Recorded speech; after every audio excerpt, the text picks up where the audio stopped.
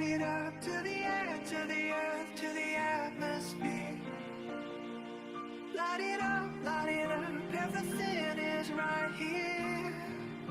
'Cause I have waited forever, forever, forever, forever for this. 'Cause I have waited forever, forever, forever, forever for this. So many coins that I throw into the I have waited forever, forever, forever, forever for this, for this.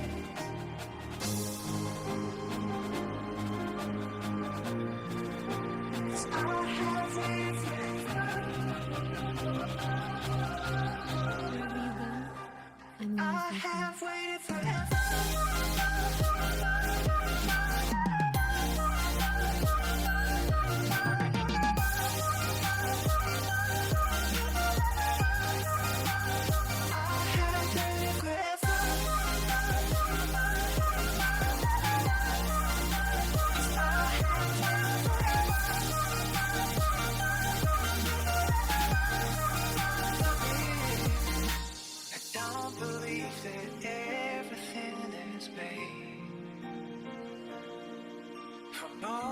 Just like this one, 'cause this one's not the same. So light it up to the air, to the earth, to the atmosphere. Light it up, everything is right here. 'Cause I have waited forever, forever, forever, forever for this. 'Cause I have waited forever, forever, forever, forever for this. So many coins that I throw into this. I have waited forever, forever, forever for this. I have waited forever.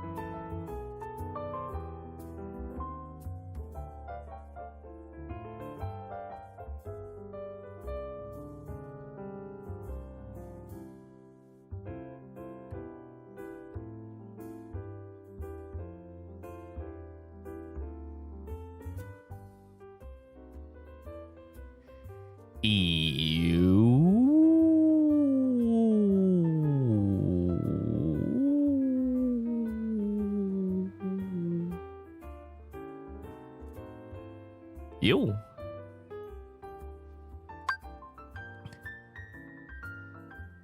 Hello, everybody. Welcome back. Hello, Al. Hello, Rick. Hello, Draco. Hello, Isaiah. Hello, Ryan. Hello, Next. Hello, Andor. Hello, Telecaster. Hi, Toasty. Hello, Knife. Hello, GC. Smelly Slug. Hi, Soapman. Hi, Matt. Hello, Slayer. Hello. Hello, Roman. Hello, Echo. Hello, Shocky. First to arrive. Oh, yeah, hello. Kevin, Stare. Hi, Brush. Hi, Hydrain. Hello, Echo. Hello, Excella. Hello, Aqua. Yeah, Warrior. Hello. Thank you for the 22 months. Look at these people. They arrive and the first thing they do is stare. I don't even on the camera yet.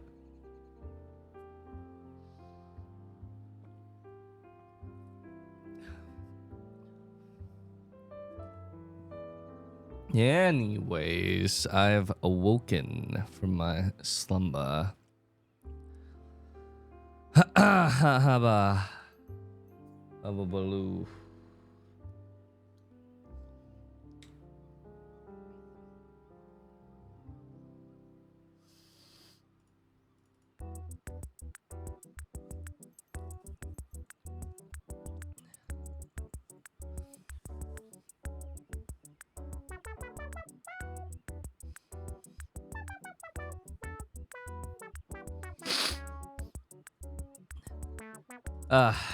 So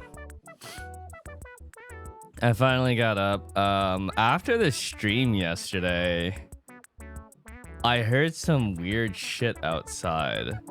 And it turns out there was a giga, like, windstorm outside. And everything was a mess. And all the trash bins got knocked over in the entire neighborhood. A bunch of the trash bins actually got dragged across the block. We had a bunch of trash bins that weren't even ours in front of our house. Trash was scattered everywhere and in the bushes that I had to clean up. Soul says, thank you with the 22 months.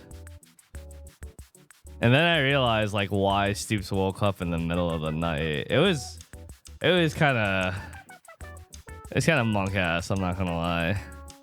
I had some trouble sleeping after that too. A storm without a wind? More like a storm without rain. It was just giga windy. Like super ultra windy. Definitely the windiest it's ever been since we've been here. It was windy enough that the gym mats... I have those like... I set up like an outdoor gym. I've shown you guys it on camera before. With like the interlocking mats to make like a rubberized surface to work out on. Those mats got uplifted off the ground, which is really hard to do with just pure wind. So it was really fucking windy.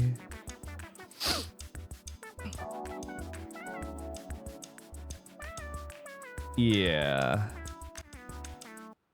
But I ended up just sleeping the whole day.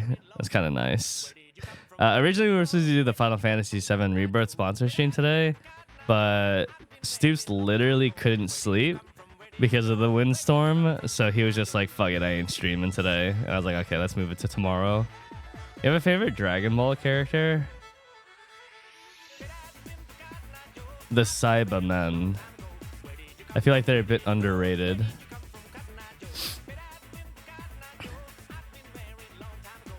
What's your FF7 Rebirth score? I haven't like written a proper review of it yet, but I think I'd give it like a solid 8. There were some parts that I liked and some parts that I didn't like, some parts that didn't age well from the original game, but they had to include it anyways because it was iconic and stuff like that. Overall, though, I thought it was really good, and it did a really good job of tying loose ends in a segment of a video game that's just one part of an overall video game. While still leaving it open-ended enough that like characters can recur in the final part.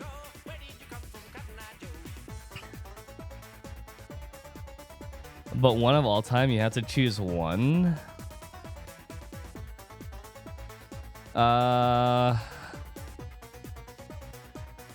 Yours is Yamcha? What a terrible choice. No, kidding.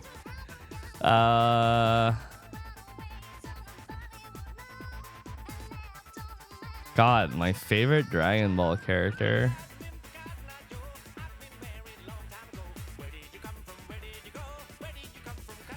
I thought just generally speaking, Cell was a great villain. Cell was a really, really good villain. I liked his portrayal a lot.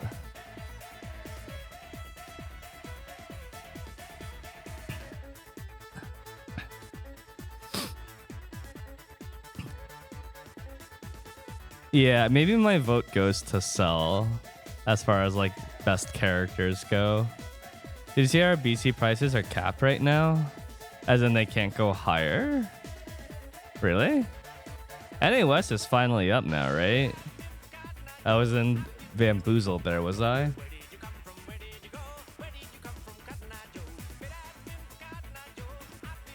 Nice. So yeah, the Final Fantasy sponsor stream moved to tomorrow. This weekend, I'll make my characters for... I'll make my characters for Dragon's Dogma 2. And maybe I might try out some demos. I might try out the Vindictus Defying Fates demo, which I saw briefly, by the way, and it doesn't look like it's actually an MMO. I think it looks more like a Souls-like, more than an MMO. And maybe I'll try out the Stellar Blade demo as well. I think it has a demo, so I might try that out. The plan for the Dragon's Dogma 2 playthrough is to make a party of characters that look like me, Stoops, Lustboy, and a humanoid Earl. That's the plan for Dragon's Dogma 2. Did you ever play Horizon Zero Dawn? No, but I heard that it's a very long game, so I didn't delve into it just because I wasn't prepared to jump into a long playthrough of something that I wasn't super excited for. And then Behemoth, the next Lost Ark raid, comes out on the 27th. ATK is taking care of the party members for that. I don't actually know who I'm playing with, but as you guys would probably presume, I'm gonna prog it on Breaker. What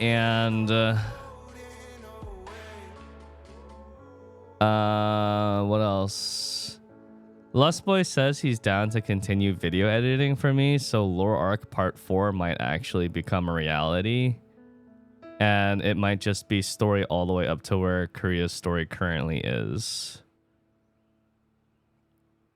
For real, for real, for real.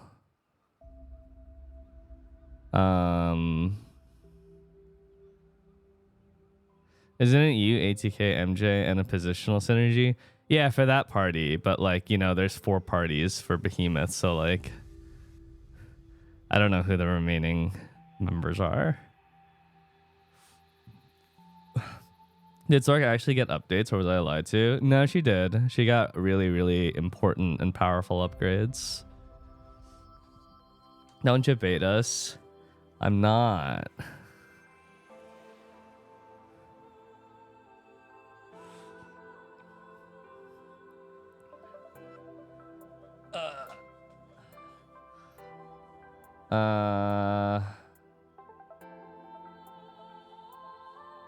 Couple videos I want to look at before we start today. Just random YouTube stuff that I found that I thought looked kind of cool.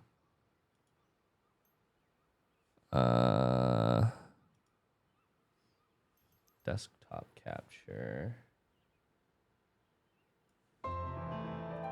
I thought this looked cool. We were talking about Minecraft not long ago, and I was like, I found this video and I thought this looks fucking crazy.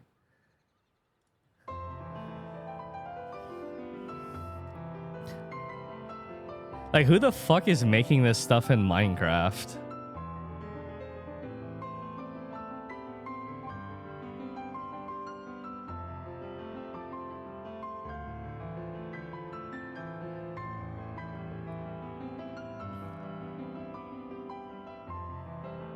Doesn't this shit look crazy for Minecraft? So yeah, it's actually Minecraft. Is that not insane? It's a really short video.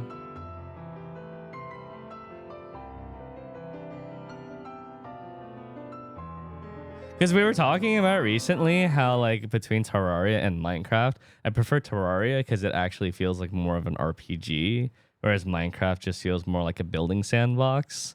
But I did talk about how like when it comes to building, I think the third dimension adds a lot, and so I prefer building in Minecraft. And then I saw this and I was like, what the fuck? This is ridiculous. Like this water structure of the Torii is so fucking cool. That looks amazing.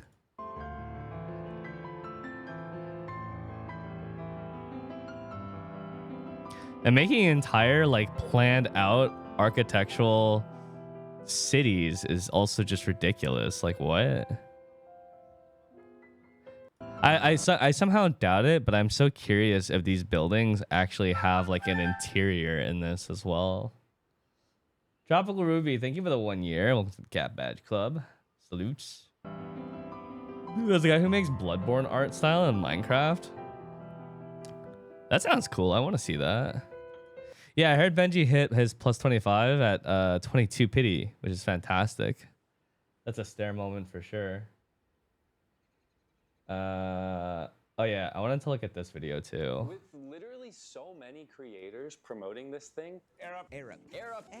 I've seen an ad for this thing so many times, and it looked like one of those too good to be true. Basically, it's water and it has like a filter for flavor at the top. And you'd be able, so this guy bought it and he's like, this shit's a scam. Air up, air up, air up. But so many big I had to get YouTubers to the bottom of were this. sponsored by this. Oh, that's good. I tried Air Up. So you don't have to. Because this YouTube water bottle promotion might just be more of a YouTube scam. What? Oh my god, bro. This is gonna be bad. It's like dirt. This is a problem. I was scammed. It's kind of pleasant. What? And we'll be getting into that right after we buy one. Now you're probably thinking, The what fuck? is the We'll be problem that he fucking edited Arab's logo on the cat's asshole. What we'll the be getting into that right after we buy one. Now you're probably thinking, what is the Air Up? And who are you? And why are you so handsome? Well, howdy hey, I'm Hippio, and I try things so you don't have to. Now, as far as what the Air Up is, let me just have these creators explain it. Air Up is a hydration system that uses scent-based taste. Scent-based hydration system. Scent-based taste. This would not work well for me at all because my sense of smell is awful. It adds flavor to the water through the power of scent, and this thing is fire. Now, typically I try keyboards and tech, but in this video, I'm gonna be wasting my money on an Air Up, all of the Oh my god, that's expensive. keyboards and What? tech. But in this video, I'm gonna be wasting my money on Iced tea. Okay, I mean, that's fine. The $10 thing, depending on how many uses you get out of it.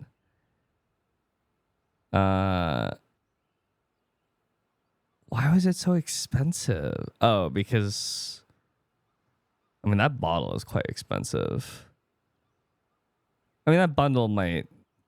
It just depends on how many of them you get. The bottle is surprisingly expensive though. $57. Jesus. an Air Up, all of the scent pods to see why are your favorite YouTubers promoting it? Whoa, that is crazy. Wait, oh my god! Is it just for the money or is it genuinely a good product? I think it's because of the money. I'm putting it to the test and I'm figuring out why every time I take a sip from this, I gag. Why did I do that bit?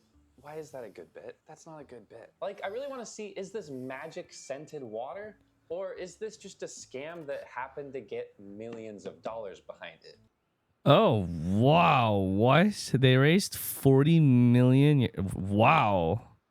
That's some insane funding behind them. Hey, Melvin. Because I don't know about you, I'm leaning towards the second one. I'm leaning way over there. I have scoliosis just like my water bottle. Now, in order to put air ups and these YouTubers' claims to the test, let's head over to their website and see how much these water bottles cost, as they're probably pretty cheap, right?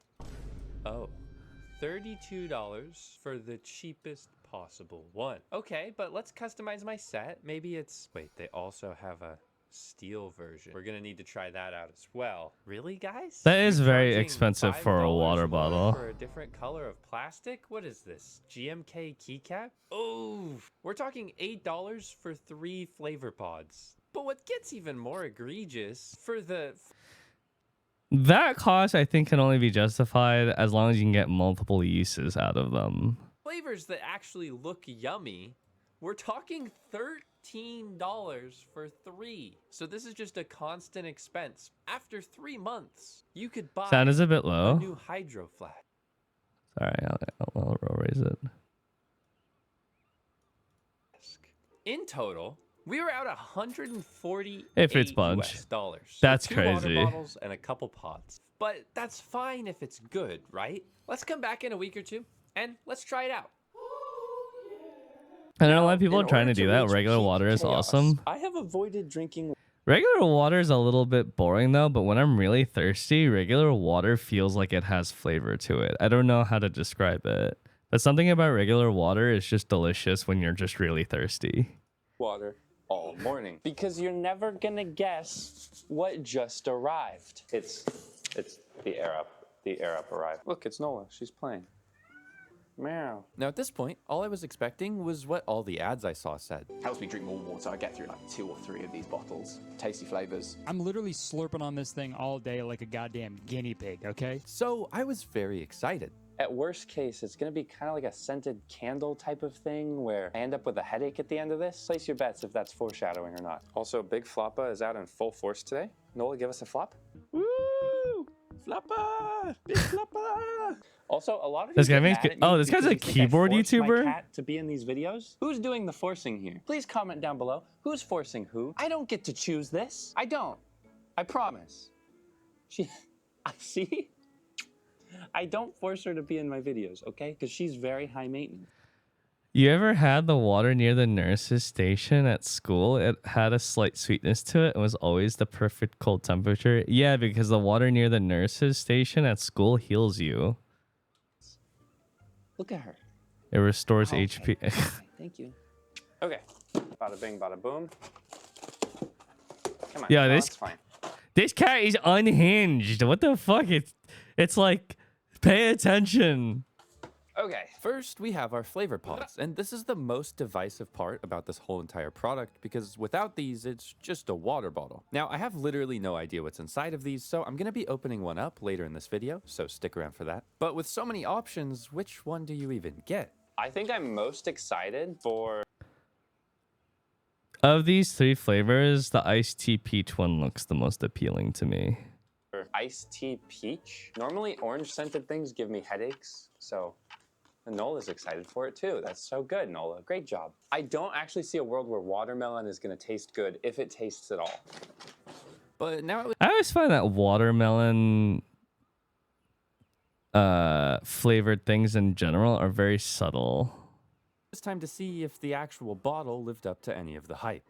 This is the basic air up, but Now, I'm no water bottle expert, but neither were any of the YouTubers that took the Air Up sponsorships. However, I drink water, I have a water bottle, so I'm gonna be a little bit experienced here looking at this thing. the basic product overview, guides that I promise you I'll totally read. Oh, this is it. There you go. It feels like a sturdier plastic than I'm expecting. Now you're probably wondering, Hippio, why are you putting so much focus on the experience of unboxing the water bottle and the water bottle's actual quality?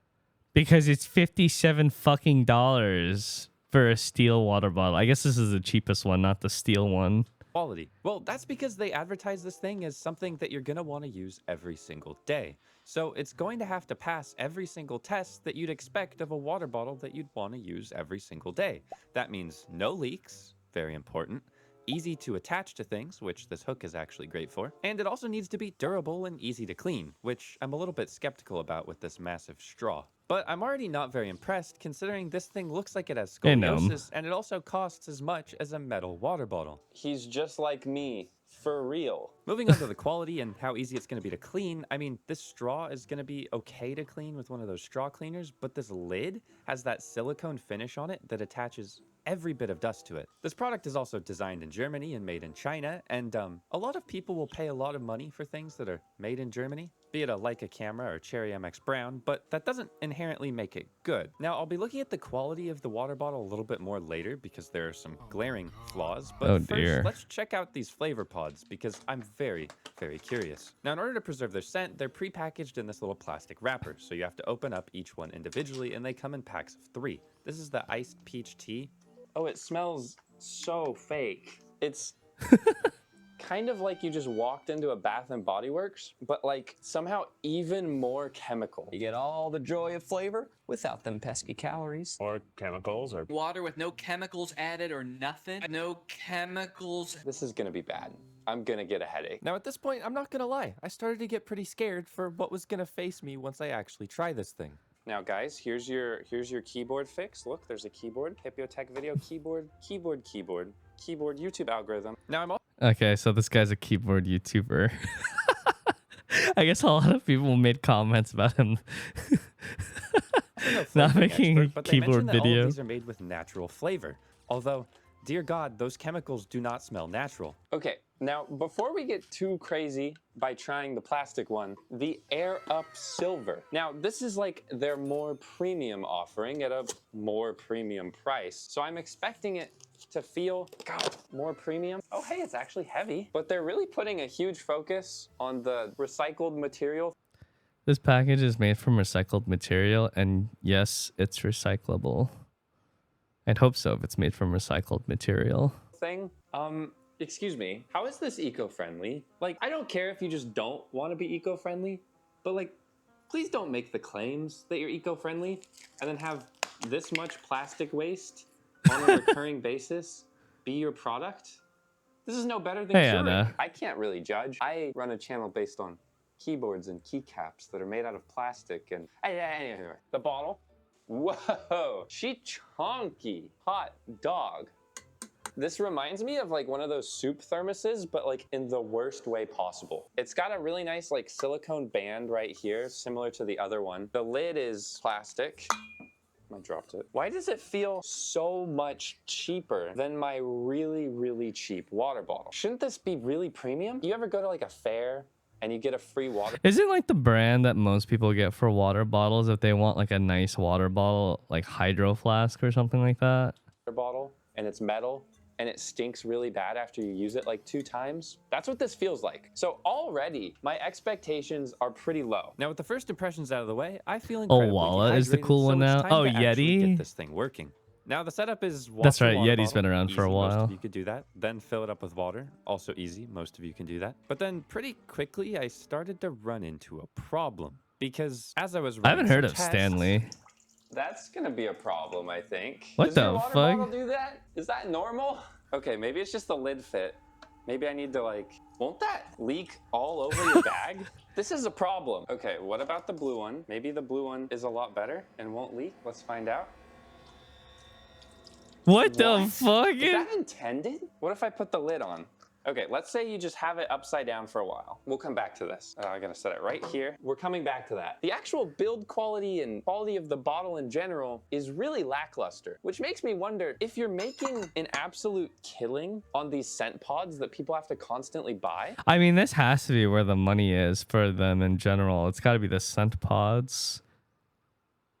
Because, like, after you bought the scent pods, the 9-pack of it that on their site was as much as the premium water bottle. Why would you skimp so hard on the build quality of your water bottle? Is there actually a consensus for which water bottle is best? I don't think so, but I think there's like pretty reliable water bottle choices, like the ones that people just mentioned above in chat. I don't get it. Why? Maybe it's because these scent pods are just incredible and are gonna give me insane flavors and they're gonna blow my mind. This is me trying Air Up for the first time. I was genuinely shocked that it worked. It felt like a magic trick. Keep in mind, I still haven't drank water yet today. I feel like this is putting YouTubers on blast. Can you tell how dry my lips are? POV, water. It's bad. Now I know what you're thinking. Oh, Hippo, you just put the lid on wrong. You need to do it correctly. But no, I tried literally everything. I looked at their guide. I think their quality control is just so bad that there's a gap in the back of their water bottle. We've come back. Wait, yeah, you could literally see where the water was leaking out from. So bad that there's a gap in the back of their water bottle. We've come back Such to as Tahoe. this. It's been about 5 minutes. Is this lid full of water? So it didn't leak out. However, yes, this lid is full of water. Who in their right mind wants their water bottle to do that? This is not a water bottle. That's already almost a death knell for this thing. Now, a water bottle has one job, and that's to hold water. So when the water bottle doesn't hold water, you've instantly failed the water bottle mission. But even worse, the lid doesn't sit straight. Leaking everywhere. Oh no, that's a lot. So with my water bottle that doesn't hold water, it was time to see, will it hold flavor? Now, I asked... The question is, who puts their water bottle upside down all the time? Oh, some people throw their water bottle like in a backpack or something, and while it's in the backpack, it might jostle upside down. You guys about the quality of your bottles. Some said they leaked, some said it was fine, some said the flavor was great, and some said there was no flavor. So I have no idea. Okay, we've got both water bottles here, and I'm gonna be trying them for the very first time. Now, of course, I need to try it without any of the scent pods. Water. If I slurp it, it goes... All right, this one does the same thing. Both of them deliver water. Congratulations, you're a water bottle. This is not a water bottle. Now, I've got a million different scent pods here. The iced tea peach noted that this one smells absolutely terrible. Incredibly, incredibly fake. So let's start with this one. Now, they're very specific about how to use these things. So if you just put the scent pod on, then you're gonna get a bad result. Did I do that wrong? I don't taste anything. Let me go grab the manual. Maybe I did something wrong. Okay, I might be stupid. And this is why you read the manual, because apparently you have to like, oh, I popped it up. Now, theoretically, this is where I'm gonna get flavor. Maybe that's why they call it air up, Hippo. Up, up. Oh. At this point, the chemicals hit the back of my throat and... Oh no. Oh. I was overwhelmed by the flavor. Oh my God. This tastes like vomit. Oh my God. Not peaches, not iced tea. That's terrible. There's flavor. There is flavor. It tastes of something, but it's vomit. This is genuinely one of the worst things I've ever tasted. Tasty flavors. Oh, that's good. Now, maybe I was just being too dramatic, and I need... I don't really know what to comment here. I don't really want to defend this, but at the same time, you know, I drink Celsius, and almost all the flavors I find to be kind of gross, except for literally just the one that I drink. I literally find only one of their flavors to be appealing. So maybe there's one of these pods that is decent. Needed to try a different flavor. Raspberry lemon is probably gonna be pretty good. Kind of smells of Swedish fish that were in a bathroom that you just cleaned with Lysol. Let's try the... Which flavor? Fuji apple pear. Quite literally the only one that I like. I've tried a bunch of their flavors. That'll air up for this one. Lemon raspberry going in. The flavor really catches you off guard here. Ugh.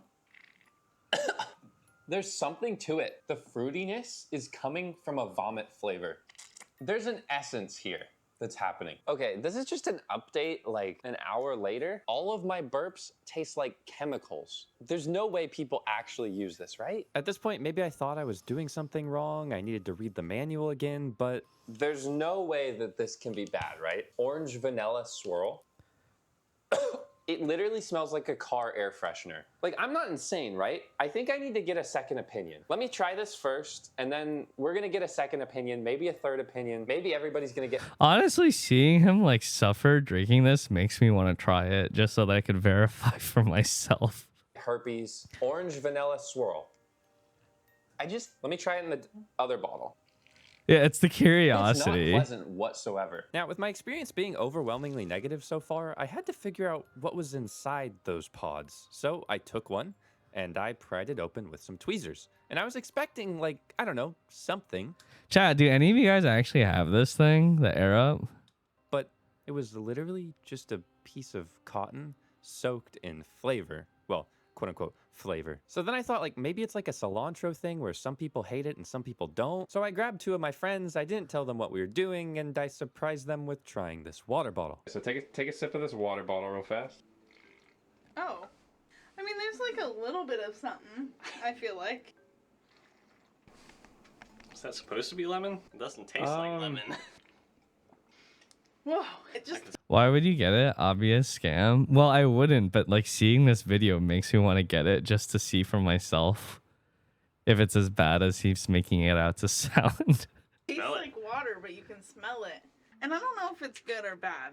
I mean, Bad. It's not good. it kind of tastes plasticky. Yeah, that's a good way to put it. Yeah? So that was cherry that you just tried. Whoever told you that is incorrect. That's that was wrong. not cherry. Okay, now here's a different one. Okay. Oh, oh. It's like dirt. Well, this is a weird frame for me to pause on. Well, I mean, if you get a sponsor for something, generally speaking, you're not going to trash the sponsor that you've got unless you're a brand risk. Like when I had to show you guys the Pop Rocks from I don't even remember who it was for, and I called it crack, and I took off the label on it, and it was just blue powder in a bag, and it just looked like crack. Yeah, the crack rocks. Unless you're that, generally you're not going to try and disparage the product that you're showcasing. I have one, but also iced tea is the worst flavor. Others are way better. See, that makes me kind of sad because I generally like iced tea things. How dare you slander me in Benji's chat? Yeah, but you kind of did it to yourself, Tofu. Tofu has a problem with me. This is the new drama, basically, in Lost Ark. Tofu has a problem with me because I said that if there was a zombie invasion and all the streamers were boarded up in a building, Tofu is the most likely person to have a schizo moment and tear down the barricade and let the zombies in because he's afraid that one of the people in the building will betray us and then get us all killed. Tofu would definitely, and I will stand by this statement, be the person who would get us killed in a zombie invasion. The #1 candidate.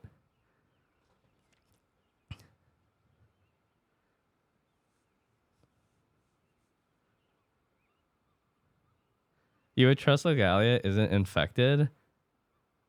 I'm not sure I would trust Legalia isn't infected.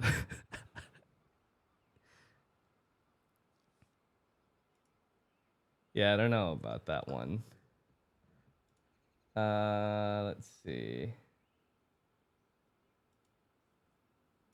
Ugh. It's like Oh god, that is a chemical. it's like de parfum dirt. Dirt de parfum. Wait, I would need to figure out what this is. Okay, I'm almost gagging. So they weren't impressed with the flavors at all, and some of them grossed them out. But what would they think of the quality of the water bottles? Maybe it's gonna redeem everything. Like upside. Oh, jeez. Oh god. That's literally not a water bottle. This is not a water bottle. I was scammed. I like how he keeps cutting back to that. Now, their reaction was overwhelmingly negative, so I thought, okay, I'll get one last point of view to confirm everything, and then we're good, science is done. But then something changed. I had the scent pods sitting out in open air for a few days, and then had another friend try them, which actually changed everything. Hi. Josie, I need you to take a sip from this water bottle. Interesting. Is it good? It's not bad. Wait, really? Yeah. What the hell? Is that the trick? Just let the thing sit out for a few days first? Kind of pleasant. What? I mean, it's like really strong, and it kind of smells like perfume, but it's not horrible. Wait, she actually kind of likes it? Okay, I need her to try different flavors, because maybe this is a fluke. Maybe it's a fluke. No, What it's fun, kind Mizzy? of fun. I don't think I would want the smell in my face all day. I'm like really confused. Hold on, let me try it. That's terrible. Wait, you genuinely think that's good? I don't think it's bad. Are you kidding? No, I'm not kidding. You serious? Now, it definitely tasted less potent and less chemically today, so I wonder if maybe the scent gets better after it becomes less. Maybe it's not that it gets better. Maybe it comes on too strong when it's like straight out the package. Flavor. Maybe it's got to which kinda diffuse a defeats little the bit. purpose. So then I opened up a brand new pod for Josie to try to see if maybe that's the conclusion here. All right, try that. Oh, that's bad. That's Yeah? a lot. Yeah, I don't like that. Is that the same flavor? That's the same flavor as the one you just said was good. No, that's that one. That one is a bad experience.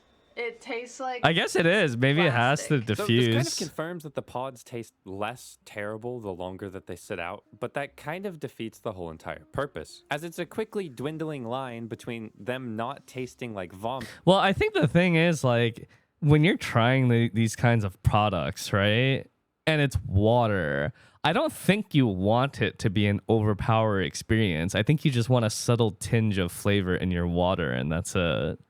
I don't think I want the thing to be an overpowering, like, thing. And them tasting like nothing. And so far, Josie said they taste pleasant, but not that she would actually use them. Because to me, They're still terrible, but Josie kind of liked them, which I'm confused about. So maybe somebody out there could actually like these. But I don't know, they're terrible. I hate it. One last experiment, though, and this is the one that everyone is hating. Oops. Okay, that one was kind of bad. so with my newfound knowledge, I just had to know why. What are they doing? It's all marketing. The fact that their margins are so genuinely insane that they can just pay creators like 10 grand to shill this garbage is criminal, frankly. But what are they? Okay, that one. Candles, but it's legal, so. Hippie. I mean, yes. These YouTubers at these sizes, like 900,000 subscribers, 1 million subscribers plus, are definitely making 5 digits from a sponsor like this for sure. Biotech headache report throughout the day. Quite a bad headache. I think if you're the type of person that gets headaches from scented candles, stay very far away. But I saved the best for last. That is the most fake watermelon I've ever smelled in my life. Okay. And you know, guys, I was really excited for this. I was like, all of my favorite YouTubers are promoting this. This has to work. And it has. I think because conceptually, right, the idea of it is not a bad idea. I think the first time I heard of this product, I was like, oh, this isn't a bad idea. It's water, but, you know, you smell flavor at the same time. And smell, the olfactory senses are actually pretty potent when it comes to taste. I was like, okay, the concept is good, but I guess the product itself is questionable. And so is the main thing, the flavor seems to be a bit oddly designed, maybe a bit too much. Has to be good, right? That's. Oh, it's literally just a hit of chemicals right back at your throat immediately. It feels like it's punching your uvula. I feel like I just died. Guys, I expected something. I expected something to be positive here. So far, no. Air down, down. I just can't imagine that anyone genuinely really likes this.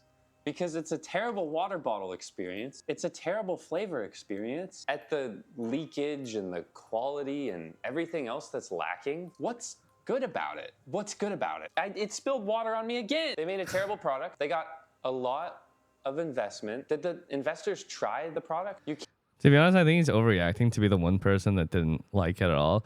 I think the complaints that he's raising are very legitimate. I do think it's a bit played up for sure, but it does seem fairly legitimate, like the criticisms that he has about it, even if I haven't tried it myself. Can't tell me the investors tried this and said, yep. Especially when you look at the price. The price is pretty insane if it's a very mediocre experience of drinking water, something that you could go into your kitchen, turn on the faucet, and just pour in a cup. Ship it, it's great. I'm literally spilling water all over myself, just shaking this thing around. All right, next video. There's one right here. Plus, you know I love the tuba. It's one of my favorite instruments. Listen to this.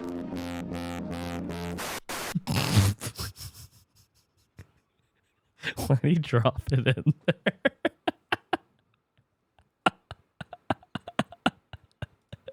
One right here. Plus, you know I love the tuba. It's one of my favorite instruments. Listen to this.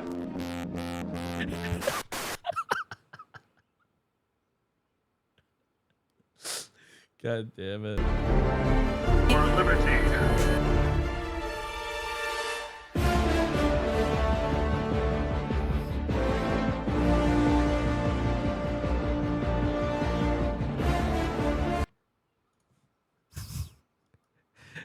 I want to, dude, when I was in high school, I swear to God, during summer vacation, everybody would always talk about how they went like skydiving or something and how cool it was. I've never gone skydiving. Stoops told me he's tried skydiving once with Savix and it was a very mediocre experience. Let me see. I still think it's something that I would want to try at least once in life. I feel like after the first seconds, you're like, okay, I'm falling cool. Well, apparently even the experience of like going up into the air is very uncomfortable, like literally uncomfortable. And the actual experience of falling is very quick. What else is there?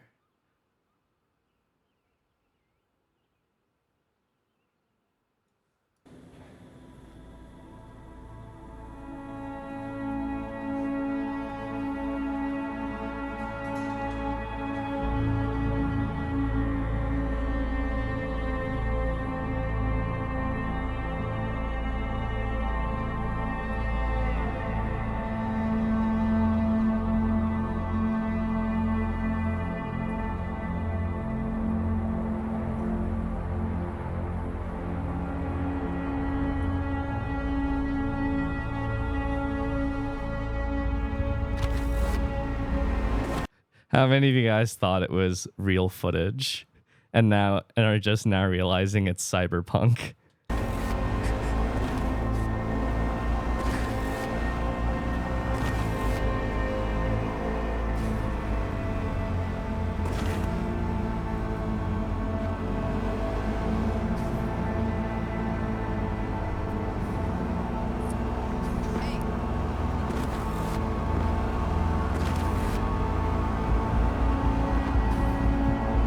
I mean, that is fucking crazy. This looks like a real life replica of a game thing. These don't look like video game, like a video game at all.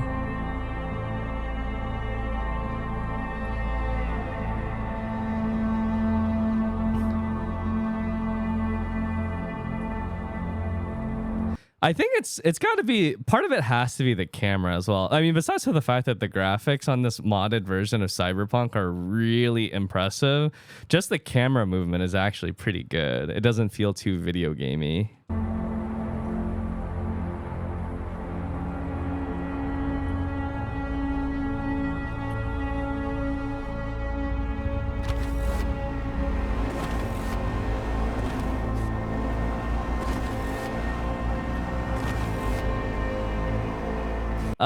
Sorry if your answer, but I'm confused. What will the FF7 sponsorship be about?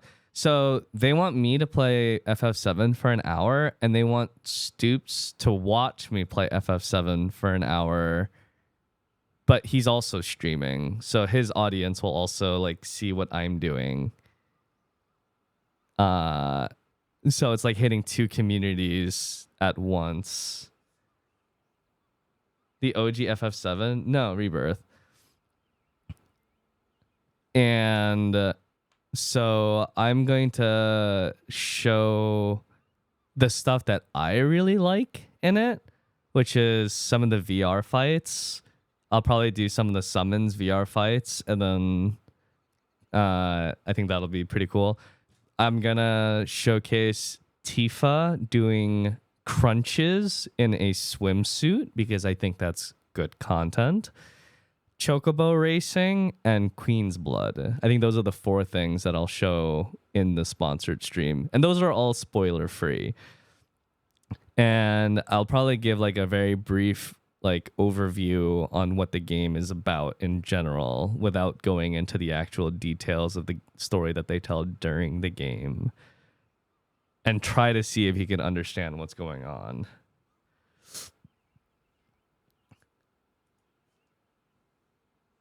When is that? Tomorrow at 7 p.m.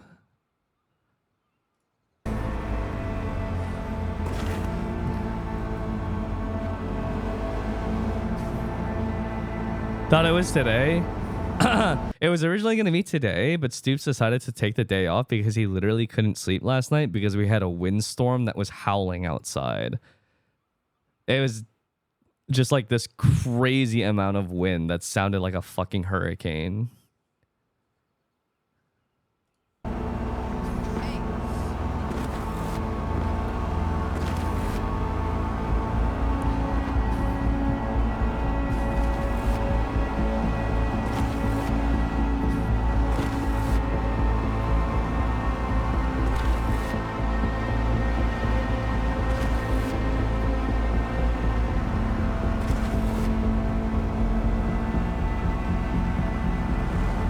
Dude, I should have played Cyberpunk like this. These graphics are wild. Wow, is this RLJKJK? Maggie, if you think of it as 7 months.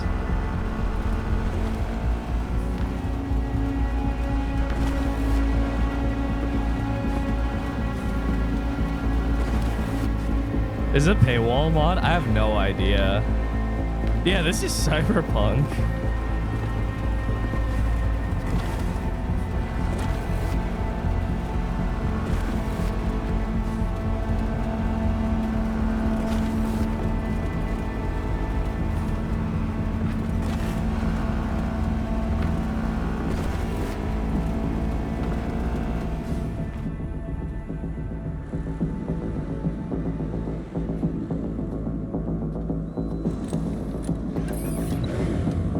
Fuck, this is making me want to continue my Cyberpunk playthrough.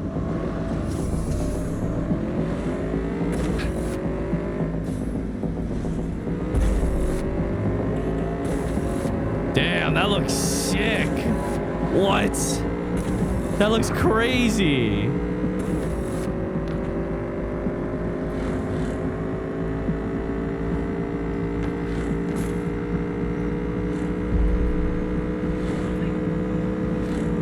And like besides for that, Cyberpunk is like legitimately a good game too. I've played too many vapid games these days where the graphics are great, but the game itself is mid. But Cyberpunk's like a good game. If you get a good game, you get good graphics. That's kind of a sell. But yeah, you would need a pretty powerful PC to run these graphics. But even when I played it, the graphics that I was running looked fucking gorgeous. With path tracing and everything, even my playthrough looked insane. But this is like ridiculous.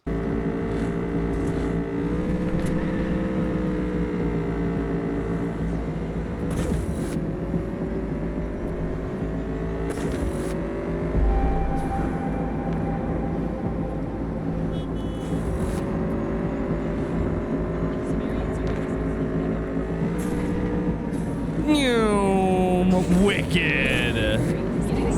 Oh, Jesus, jump scare. Not wicked. All units on site, continue searching areas. Suspect was last seen driving a vehicle, transmitting further details. Yeah, that looks crazy at night. What?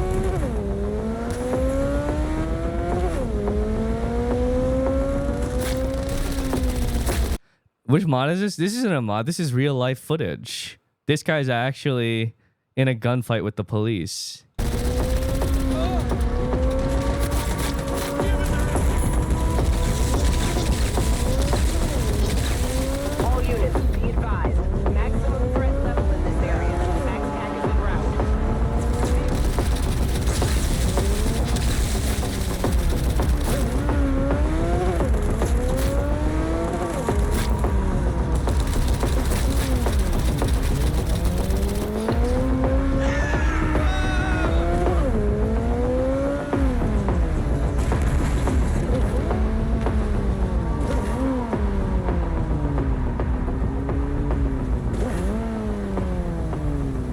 that skyline.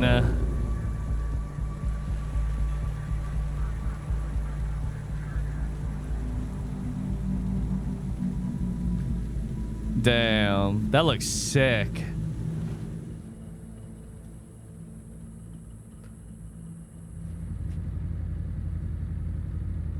These models are just so outrageously detailed. It's just really crazy to look at.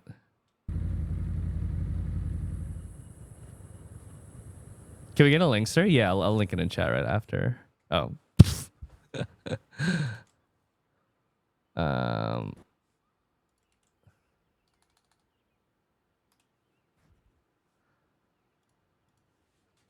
Let's see.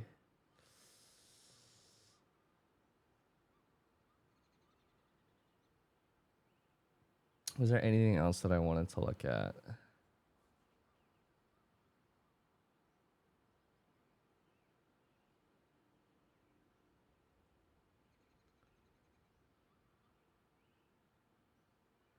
Have you seen the Star Citizen jet flying videos? No, I haven't followed Star Citizen in forever. Did you see the narrative trailer for Dragon's Dogma 2?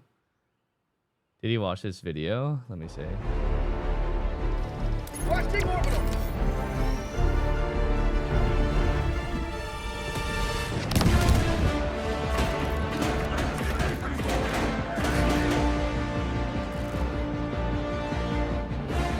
It was perfect, but no, you just had to blow it up. If you'd done your job, known your place, we'd all be fine right now.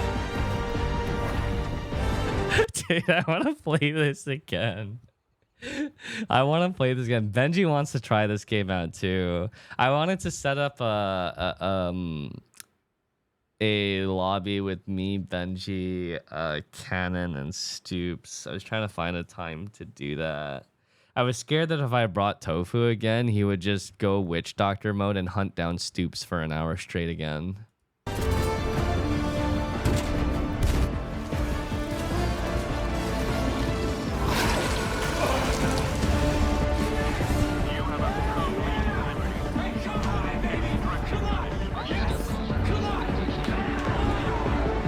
Are you gonna take that lying down? I mean, Tofu literally cannot deny anything. I set up one Helldiver session, and he literally spent 1 hour hunting down Stoops as if he was wanted and had a bounty on his head.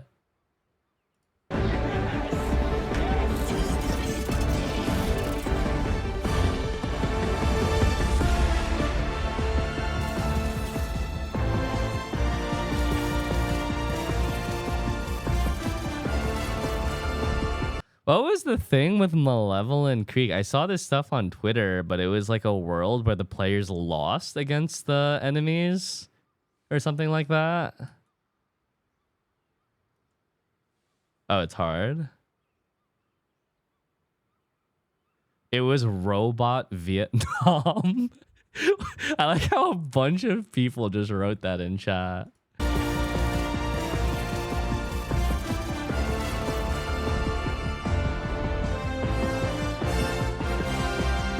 Good morning, Energy.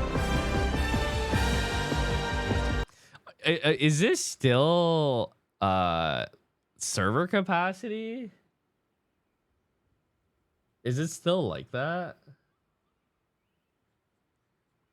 That's not an issue anymore? Okay, that's good at least.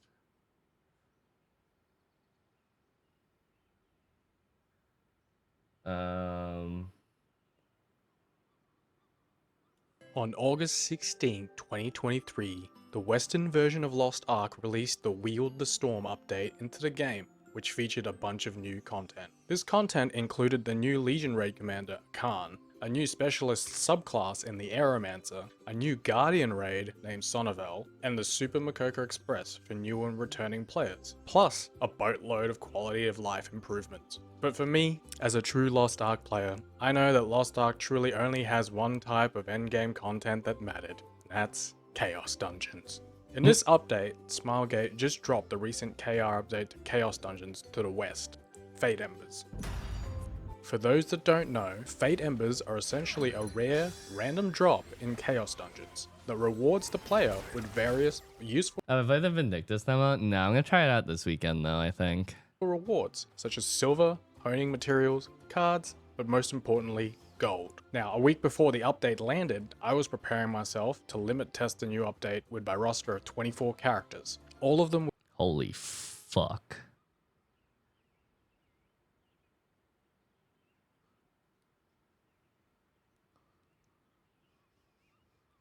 Sorry, just looking at his names. City Deleter, Gretzky God, Super Jailge Bait, Bonkage Stonkage, Bonk Bonk Bam, Bam Bam Bonk. Wait. With an item level of 1490 or above. The goal was simple. We do the Chaos Dungeon, we record the drops, and then we just see how profitable it can be. What I'm about to show you is around 6 months of farming on more than 24 characters, and boy did I find some stuff out. That's a pretty good sample size, I'm not gonna lie, if he's actually doing it every week on that many characters. The first week of the update, I went pretty hard in the paint. All my characters were fully rested in preparation for the update, and the first day rewarded us with 17 embers. I distinctly remember this first week. 17 embers. That's a lot of embers. Because I was 5 Albahastic cards away from finishing my Master of Spears card set, and I managed to get more than 5 epic selectors in this week. The gold income was also insanely high, and I made more this first week from Chaos Dungeons than what I would normally get from doing all my raids. I knew the first week would be an outlier though, because I never usually have more than 2 bars of rest bonus on my Chaos Dungeons on any of my characters. I mean, that's fucking wild considering how many characters he's got. I farmed Chaos Dungeons almost every day of the week for the next month to see how much the results would change, and not surprisingly, I was receiving roughly half the number of awards compared to the first week. Right, considering the rest was gone at that point. Makes sense. Interestingly though, the gold drop rate was still decent enough that I could afford to skip a decent number of lower tier raids on my gold earn, like Clown, each week without feeling the hit. I was making 40k to 60k gold a week reliably from Chaos Dungeons, which I invested heavily into honing and engraving books. The Fate Ember update let me gear up 4 of my 1490 alts to 5x3 within a space of 2 weeks. The week of September 20th was my birthday week, and I had a job interview lined up on Monday, so I decided to give the dailies one last full degen session for a while before I had to rely more on rested bonus going forward. Another month of farming goes by and I'm doing less Chaos Dungeons, but the amount of Fate Embers I'm receiving doesn't seem to have changed significantly. Also, the quality of Fate Ember loot from rested Chaos Dungeons just generally feels better than unrested. It was still comfortable making 50k gold or more a week from Chaos Dungeons despite having to run less. However, I realized that my current method of recording data wasn't telling me enough information. I had to revamp it to be able to make the most of this system. I redesigned a layout of my tables in Excel, and instead of sorting the drops based on the item level it was dropped from, I improved the system so I can record That's a nice the looking specific spreadsheet. character was dropped from, as well as the day the drop happened, and whether the Chaos Dungeon was rested or unrested. This change would hopefully help me better pinpoint trends that the previous setup may have missed. After another month of farming, I encountered something Is it interesting. worth play Lost Since Ark the on only Gatekeeper and bus selling people? I mean, brother man, if you're already going in with that expectation, you're just setting yourself up to wanting to be disappointed. Update released, I usually do all my roster's Chaos Dungeons on reset day, Thursday, and on the Sunday night after I get home from the weekend with my partner. So I decided to check those days to see if any patterns may have shown up. Some interesting results presented themselves in the first 2 weeks of November. In the first week, the drop rate of gold was significantly higher than the other drops on Wednesday and Sunday. Also, silver made up half of the Fate Ember drops on Thursday. In the second week, I noticed something similar happened to Wednesday and Sunday drops as the first week. But instead, That's what I googled about Lost Ark when I want to start LA because I'm tired after 11 years of WoW. I mean, it's certainly a different experience than WoW. But things like gatekeeping and whatnot, that's a legitimate complaint. You just have to find and navigate your way around the game and find the right people. CPS you recommend for a new player? Literally whatever looks the coolest to you. instead of gold being the primary item dropped, it was honing material chests. I wasn't sure if it was a coincidence or if I was onto something at the time, so I continued farming away as usual. I also created a Soul Eater and a Slayer for my roster this week. On the week of November 22nd, a similar pattern Sorry, what? This guy's got 24 characters and he's making more? Goddamn! occurred, but instead of honing materials or gold, this week's flavor was silver. I now have 3 weeks where one type of item dropped significantly more than the others on set days, which led me to theorize that the items dropped by a Fate Ember on any... What is this?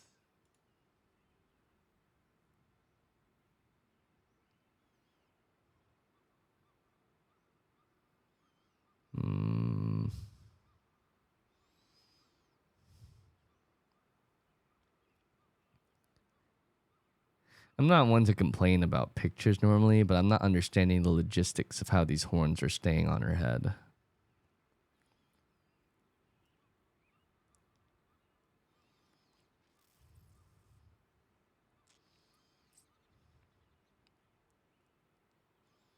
They're nailed in glue.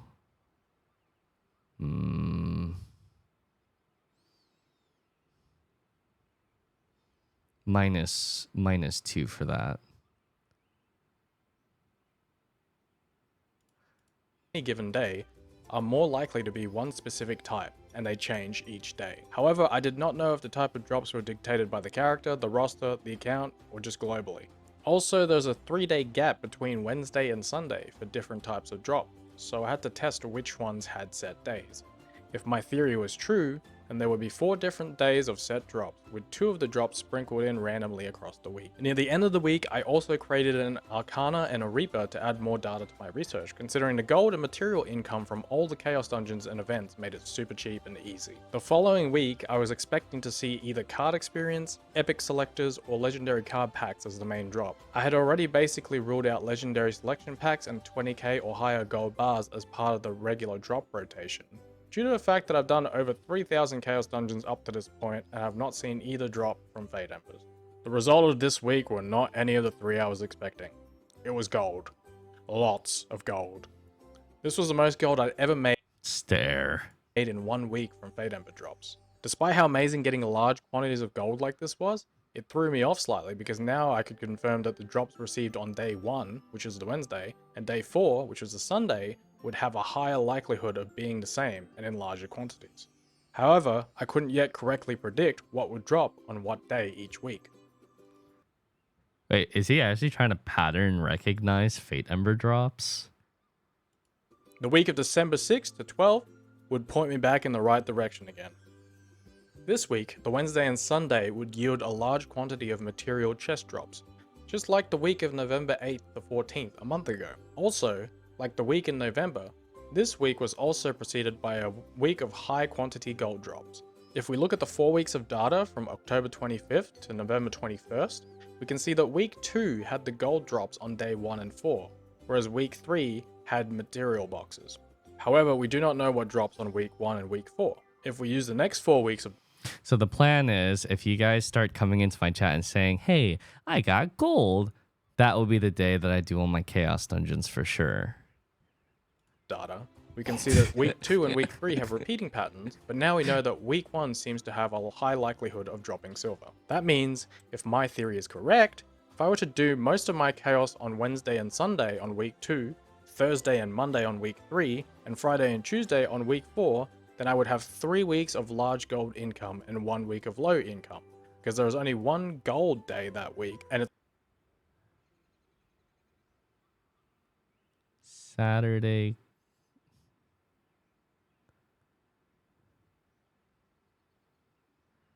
This seems like a bit of a stretch to me.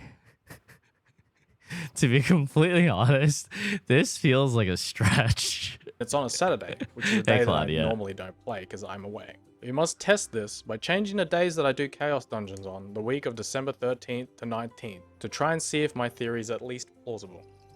According to the rough guide I made...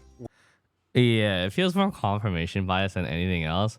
Just because as a developer, why would I put in the extra effort to boost rates of specific rewards on specific days? Especially varying from week to week. This just seems unnecessary. Yeah. Week 4 should theoretically drop more gold on Friday. You'll never know, my friend. No, I do know. It's a waste of development resources. And were you to propose this to your team, they would think that you're a loony. And Tuesday. And I'm just saying from a dev perspective, if you were to propose this to your team, be like, hey, instead of just making a table with a % chance of drops, let's boost the rates of certain things on certain days and change it up on a week by week basis. I'm just saying from a dev perspective, your team would call you a loony.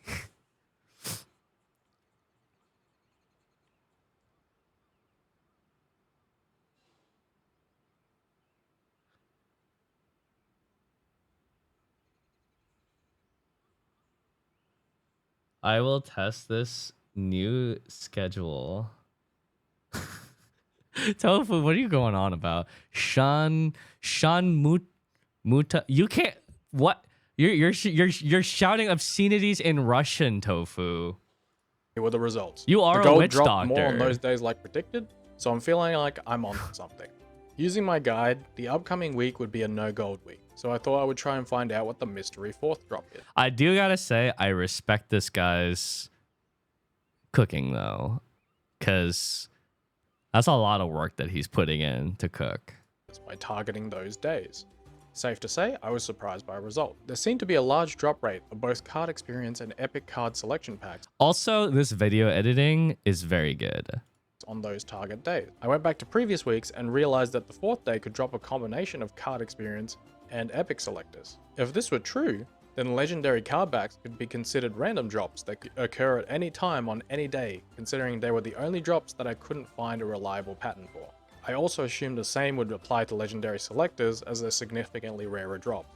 After my discovery, I updated my guide to factor in the newly identified 4th Ember drop, and proceeded to cut down my Chaos Dungeons to only target the gold earning days. The next 2 weeks went according to plan, and both generated over 100,000 gold each week. I'd basically cracked the code in my mind at this point. The following week, however, on the 10th of January, disaster struck. The New Year update for Lost Ark arrived, and little did I know, but my Fate Ember world was about to be turned upside down. The servers went up, and I did my chaos one by one like I normally do. And at the time, I wasn't stressed because this was a no gold week. So I figured I might as well farm some card experience this week for my card sets. I even got a handful of gold coins and bars during Unrested Chaos. After finishing all my characters for the night, I went to bed and woke up the next day with no internet at all for the next 4 days. This wasn't too worrying for me at the time because I would just go do chores and spend the weekend with my partner, but I didn't realize it was a bad omen for what was coming. The internet came back Monday morning, so I diligently went back. Where the fuck does he live where the internet goes down for 4 days? Remind me never to subscribe to that ISP. For farming and noticed a substantial drop in the amount of Fate Embers I was receiving. I merely thought it was due to less playtime because of no internet for a majority of the week, but then the next week came along. I started streaming 2 days a week more frequently and decided to push my Chaos Dungeons later in the week because I was doing way more raids on stream earlier in the week. I didn't target specific days for drops due to time constraints, but it was clear that I was still receiving less Fate Embers than usual, and warning signs started going off in my head. This would be the first week since the update dropped in August that I would not receive a 10,000 gold bar from a Fate Ember. Keep in mind, at this point in the game, all 28 of my characters were at least item level 1540 or above, with 2 1600, 2 1580, and 3 1560 characters. Something was off. The following week would be not only the second week that I do not receive a 10,000 gold bar, but also the second consecutive week. My gold income from the last few months had halted to a trickle. The week of January 31st to February 6th would be the week that I would confirm what I didn't want to be true. They had nerfed the drops from Fate Embers. This week was, according to my research, supposed to give me a substantial amount of gold based on the days I were doing, but it made almost the same amount of gold as the previous week since the January update hit. The February Extreme Volton update landed the following week, and I decided to give the test one more degen session to see if I could find anything. I don't know, guys. I seem to drop a whole lot of fate embers. It seems normal to me. The short answer was no. I did almost double the amount of Chaos Dungeons that week compared to the last 4 weeks and barely generated double the amount of gold from the week before. February 14th to the 20th would be the final week of this experiment. Purely because I was moving out and I didn't know how long things would take to I'm kidding, chat. Come on. get everything set up again. I was hoping this final week would prove fruitful, but alas, it wasn't meant to be. The gold generated was like the weeks before with no clear pattern yet to be found. So what did I learn? Well, firstly, this information is based on my experience on my account only, and I cannot confirm that the results are 100% accurate for everyone. But This always reminds me of the great MMO tinfoil hat theory of the seeded accounts. It's a theory that's prevalent in every single MMO community where when you make your account or character, it generates with a random seed and all RNG is based off of that seed. So you're lucky in certain things and unlucky in certain things. Yeah, gacha players believe in the RNG seed as well. There's a lot of people who believe in seeded accounts. based on the feedback from my friends, the general vibe that I'm getting is that they're getting more gold drops more frequently while I'm receiving less. Which leads me to believe that the Higher item level characters have better rewards. This is true also because of the loot table. A lot of people don't seem to know this, but if your character is able to enter Chaos Dungeon 1610 or higher, if it receives gold from a Fate Ember, it could never be less than 10,000. The 1,000, 1,500, and 3,000 gold amounts are completely removed from the loot table. the gold drop rate for characters at 1540 and below may have had their drop rates nerfed, while the 1600s and above have been increased. Also, I never received more than 2 embers on the same Chaos Dungeon run on any character after conducting more than 6,000 Chaos Dungeons since the update, which means either the maximum drop count is capped at 2, or it's near statistical impossibility. You got 1.5k from 1610 yesterday. I don't believe you unless you share a video of it. The average drop rate of Fate Embers before the January New Year update was 5.59 Chaos Dungeon. However, after the update, it increased to 6.82, with an overall average of 5.86. So that means that roughly every 6 Chaos Dungeons, you'll receive a Fate Ember. Unrested Chaos Dungeons had a higher average drop rate of 6.87 before the January update, and 8.49 after the update, with an overall average of 7.13. This is compared to rested dungeons with a rate of 3.55 before the January update and 5.24 after the update, and an overall rate of 3.89. This essentially suggests that rested chaos is roughly twice as likely to drop an ember compared to unrested chaos. That makes sense. I completed 6,164 chaos dungeons during this investigation, averaging 228 a week, with 4,250. Wow. Help this man. Wow. What the fuck? That is crazy. That is insane. 58 being unrested, and 1,900. Do you think he has like chaos I mean, this guy like actually likes his chaos dungeons. So he must have chaos dungeon specific builds on all of his characters, right? You would hope, for sure. 106 being rested, and collected 1,087 Fate Embers in total. The amount of silver I earned on average per week just from Fate Ember drops alone was roughly 7.8 million. And the amount of card experience I earned on average per week was around 260,000. The amount of gold on average I was making per week before the January update was almost exactly 80,000 gold. However, after the January update, I was only making roughly 23,000 gold on average per week. If I were to do this experiment again, I would track all drops individually instead of categorizing silver and card experience as one drop. Also, I didn't track material drops or just raw silver from Chaos Dungeons because I was lazy, and didn't even consider it until I was more than a few months into my investigation. I didn't receive a legendary selection card pack or any gold bar above 20,000 gold during my investigation, despite having a few 1600 and 1580 characters. So if I were to do the experiment again, I'd like to push more characters and see if higher item levels affect the drop rates. I had also set up my... We need a DPS meter, but for Fate Embers. We need a Fate Ember meter and then a website that logs it all. Spreadsheet to track the item levels of each drop to see the distribution of Fate Ember rewards across different eye levels. So here's the information you guys are probably very curious about. Drop rates. Below is a list of the drop rates of all the items based on what I received. They are divided into 3 categories: unrested, rested, and total drop rate. Silver, card experience, small and medium material chests seem to have a slightly higher drop rate in unrested Chaos Dungeons, while legendary card packs, large material chests, and gold seem to be more likely to drop in rested Chaos Dungeons. And the drop rates for legendary selection and gold bars above 20,000 are not factored in because I did not receive any during my investigation.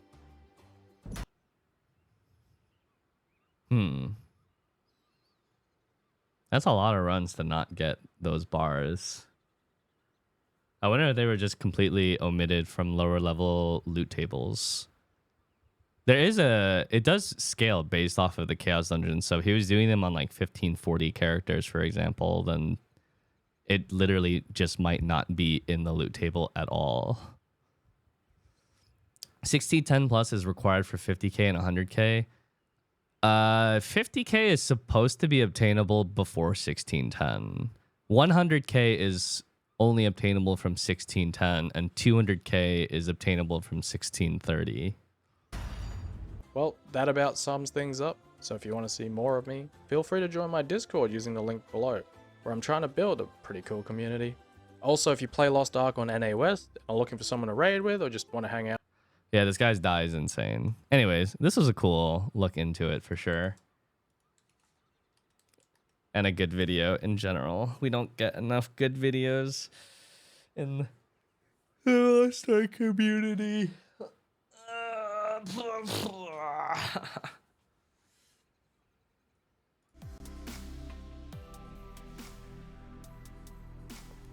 That die is still ugly.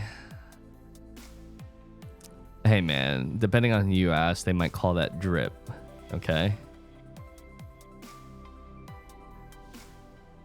I don't know where the trend came from, but some people could look like they fell into a dumpster and like roll out, and people will call it drip.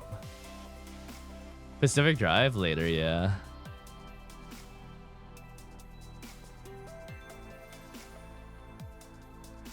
A drip gers. The dumpster trip.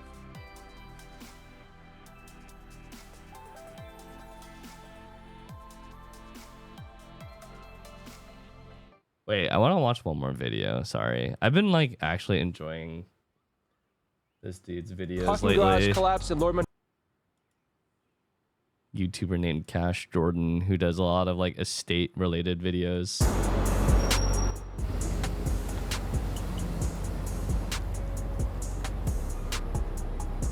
You know, it might not be safe to get too close to this place because the city has revealed that 1 out of every 5 of its garages could collapse. That's fucking terrifying. What? 1 in 5 parking garages are dilapidated enough to collapse? Including maybe this one. Another parking garage in Hell's Kitchen has to be ordered to partially vacate. Engineers found severely deteriorated and rusted steel beams. I mean, parking garages are old as sin, dude. Like, these have been around for decades. But experts say that's far better than what could have happened. Source my ass. Yeah, but it's very alarming if the city, state, and local... If the city state itself is saying that, that's alarming. That's not like something that you would want to share if you're like a local state politician or something. And that the parking garage collapsed in Lower Manhattan months ago. Oh my god, what the fuck happened there? Say that's far better than what could have happened, and that the Jesus.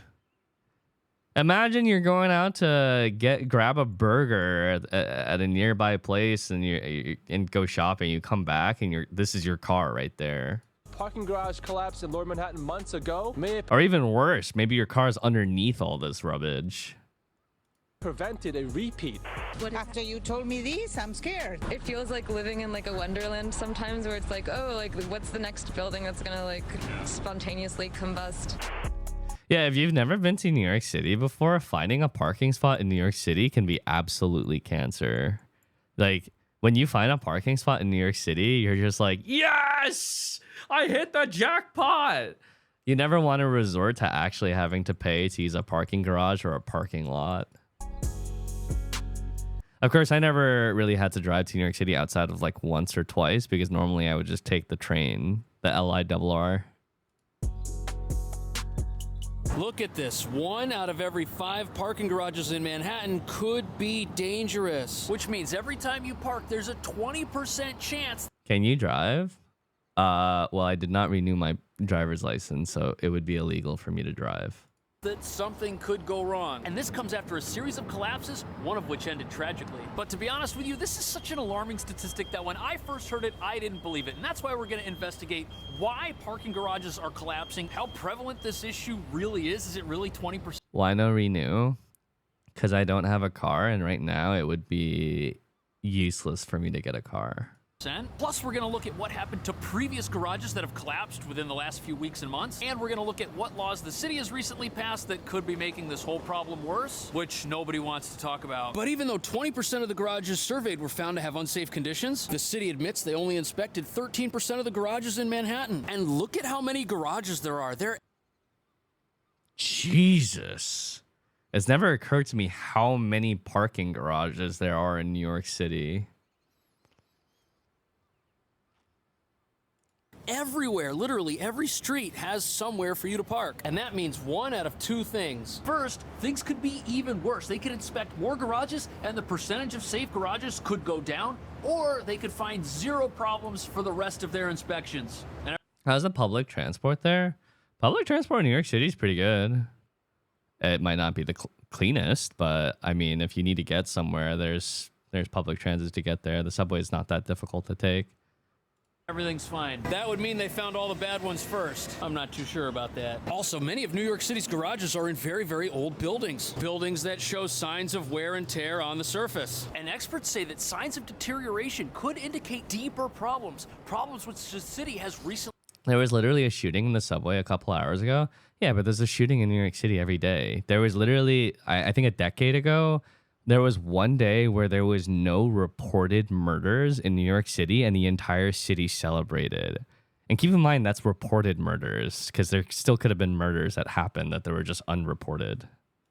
Been ignoring, which led to several collapses, one of which was very tragic over the last year. And now the city's kicking things into high gear. They don't want to take any more chances. And that's why they've made this handy little map that you can look at. All the red dots are garages with a potentially unsafe condition. The gray ones haven't been inspected yet. In fact, the garage we're standing near has an unsafe filing status, but cars are still using it, which might mean this isn't really a big deal and the city is crying wolf when there's no wolf. After all, this place is open for business, and even though it looks old and beat on the outside, the inside looks fine. There's Teslas parked in there. They have a supercharger. So let's go check out another one.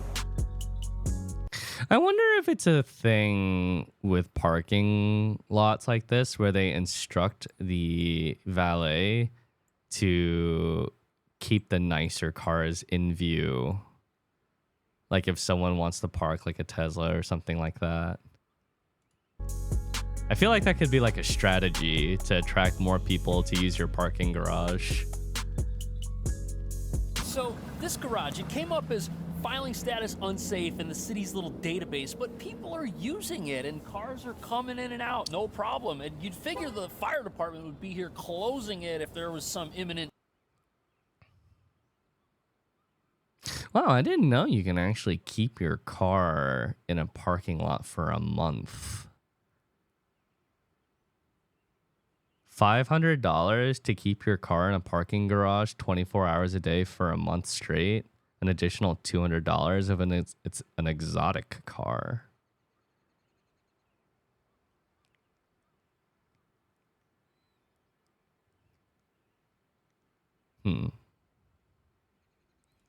disaster about to happen. That being said, it does look a little rough, but that might not actually mean anything. Or maybe it could mean something if the building owners don't take it. Yeah, I wonder what the city's criteria for a dilapidated building is. Action. But in New York, this is pretty much how every building looks. But luckily, the city's told us what their criteria for deeming something unsafe is. Okay, well, I mean, that is what I just asked, so let's hear it. And one thing they pointed out is cracks in the walls, but more specifically, cracks in the floors or in the ceiling. And if the inside of the garage has things like handrails that are supposed to help people comfortably and safely move about, if a safety feature like this inside the building is damaged or missing, the garage might be deemed unsafe, even if it's not about to fall down. It's interesting. So if it's lacking certain features like handrails, that would be considered it? I mean, I've been in parking garages before where it's like I've seen like cracks in the wall and stuff like that, but I never really thought too much about it. What qualifies as an exotic car probably has to do with the manufacturer. But some garages have fallen down recently, and down the street from here, the city just shut one of them before disaster happened.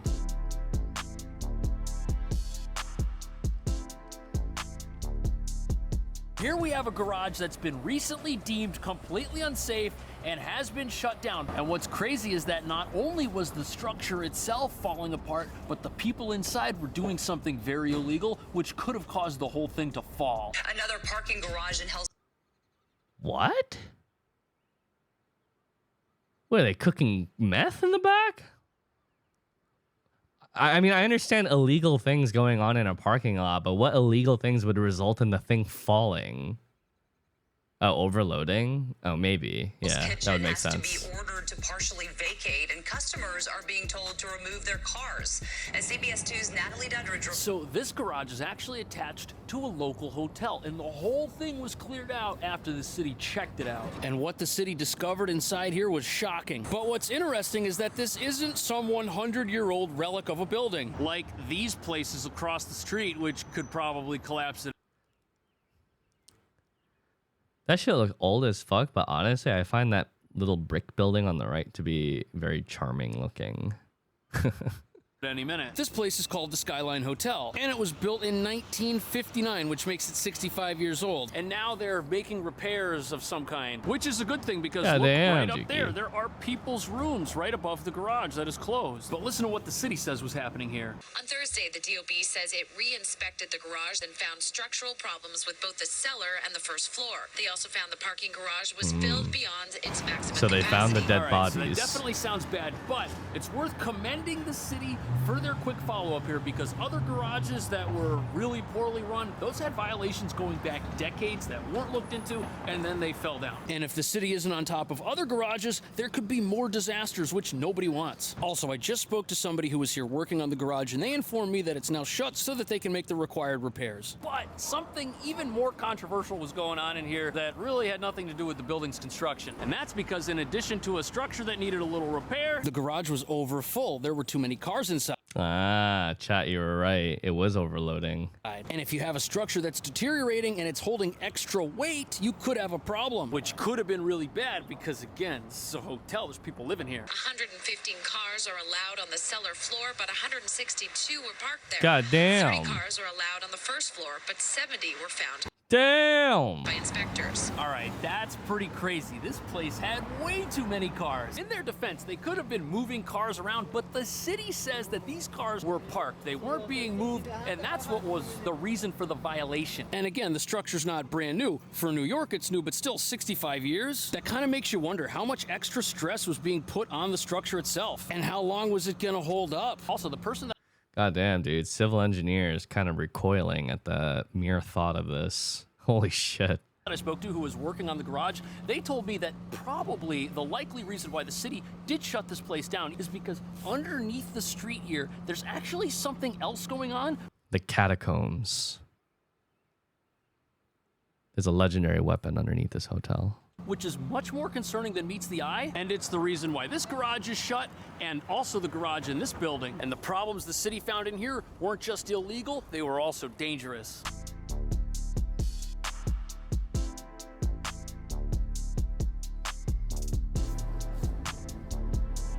of smoke on the street. But anyways, here's a garage which was closed 2 months ago when the city discovered something absolutely frightening about it. This garage was so dangerous that there were actually holes in the floor and you could see underneath the building, which becomes even more frightening once you realize there's a massive tower of apartments Oh my God, what? right here. Look at how tall that is. That's a lot of weight to be pressing down on an unstable foundation. And things could have been really bad if an engineer who wasn't working on the property inspecting it hadn't called 911. And before we get into what this engineer found and how bad things were, I spoke to a local resident and they told me that this building's construction had some problems which may have contributed to the issues inside that garage. Wait, that's fucking horrifying. I'm sure basically everyone who lives in that building had no clue. That almost caused the entire thing to collapse. Inspectors right now taking closer looks at the huge Jesus Christ. You can see clear right through to the bottom. holes in a parking garage in There was there's rail tracks underneath there. Manhattan. Above the garage, apartments. Below, Amtrak train tracks. And there is some news pending this latest inspection. This could have been so bad. This place was probably weeks or even days away from total disaster. And if this tower were to have plummeted into the hole left by this parking garage, other structures could have been weakened. For example, this building across the street could have had foundation problems. Literally, this entire street corner was at risk if something were to have happened here. Checking it out. Yeah. Oh, okay. I was checking it out too. Oh, are you thinking of buying it? No, I don't have the money. I can't even buy Are you thinking of buying it? Yes, I'm gonna buy the whole goddamn block. a chicken sandwich. So I just spoke to the officers in this car and they came by and checked the door to make sure that no one was inside. And the reason it was important to shut this immediately is because underneath the ground, you've got Amtrak trains running beneath this building. It's such a dangerous situation. And what ended up happening was after this building was inspected and holes were spotted in the floor of it, people from Amtrak went into their tunnel and they looked up and what they saw was even worse. City engineers also found deteriorated beams and structural issues at the roof of the tunnel below the Hudson View Garage on 51st Street between 10th and 11th Avenues. How insane is that? When they looked up and they saw all the rotting infrastructure, things were actually much worse. And if you think about how messed up this place was and how it was just totally... God, just thinking about the whole ordeal is kind of frightening. Like, a lot of this infrastructure is set up, you know, so long ago. And New York City is such a big city with a crazy amount of, you know, architectural infrastructure both above and below ground. The actual operation of maintaining all of that and making sure that stuff is up to snuff dozens of years after its construction is such a ridiculously complicated task. I'm glad I'll never in my lifetime have to deal with anything of that sort. being neglected. How do we know that the One big earthquake, the city is 07. New York doesn't get earthquakes. It's not on a tectonic fault. people at this garage weren't doing what their neighbors were doing down the street and overpacking the facility? They could have been doing that, putting even more strain on a building that was already about to fall down. The implications of what could have happened are just so massive, and what you're actually seeing now is footage of this exact same garage before these boards were... Many years ago, when I was still in high school, New York got an earthquake once, and it was one of the only earthquakes New York ever experienced where they could actually feel it. And I remember in that day, everybody vacated their homes and the buildings, and there was just a statewide panic. It was a magnitude 3.0 earthquake. Things were barely shaking and nothing fell over. Put up to kind of keep the structure clear and keep people out of it. This place is rotting away. You can tell that it was really old. You can tell that there were exposed wires. And this is on the outside of the facility. The inside was so much worse. And just to think that this whole thing could have come down on top of people in a train on their way to work. And on top of that, inside the actual garage, you had top of people. These buildings, though, they're built to counter really specific weather phenomena. Like in Japan, they have a lot of buildings that are kind of built to deal with earthquakes so that the buildings literally do not collapse and shatter underneath an earthquake. New York City has more buildings that are kind of designed to withstand strong winds or the possibility of hurricanes, because New York sometimes gets hurricanes. They're not very strong hurricanes because they're residual from hurricanes coming out from the Gulf of Mexico that work their way up the coast. And usually by the time they reach New York, they downgrade from a hurricane to a tropical storm. The winds are still quite strong, but it's nothing to the same degree that like Florida or Georgia or Louisiana or states down south near the equator get. In a train on their way to work. And on top of that, inside the actual garage, you had workers who were told to come to work because everything was fine. You had customers who were paying money to park their cars inside this very same facility. In fact, after the place was shut down, there were a whole bunch of cars inside that ended up getting trapped completely because the city put a vacate order on the actual building. And a vacate order means that it's illegal to go back inside the property. You can't go in. And there were tourists who came here because we're in the middle of Manhattan. They parked their car, they went about their day in the city, and they had to take a flight or a train back to where they lived, and it took several days to restore the train service underneath the building itself. It was that bad, and hopefully this is a wake-up call for the city. And the reason the next shutdown on our list is pretty scary is it's a bit rough because New York City being so old and so large, there's actually quite a lot of parts of it that are problematic when it comes to civil construction. When I'm thinking about New York City, I like to talk about places like Times Square, Manhattan, and because those places are such hot tourist spots and they generate so much of the city's revenue, they tend to be kept more up to date and maintained to maintain a better image for tourism. But once you veer away from those tourist hotspots, you can definitely see the age of the city a lot more. Because the here Times Square is pretty gross. Well, that's just because there's a shit ton of people, so obviously it's going to be gross at times. I wouldn't say that it's gross though, but I mean, yeah, you have so much foot traffic moving through that area. reasons why it was shut down could apply to pretty much any garage in the city right now.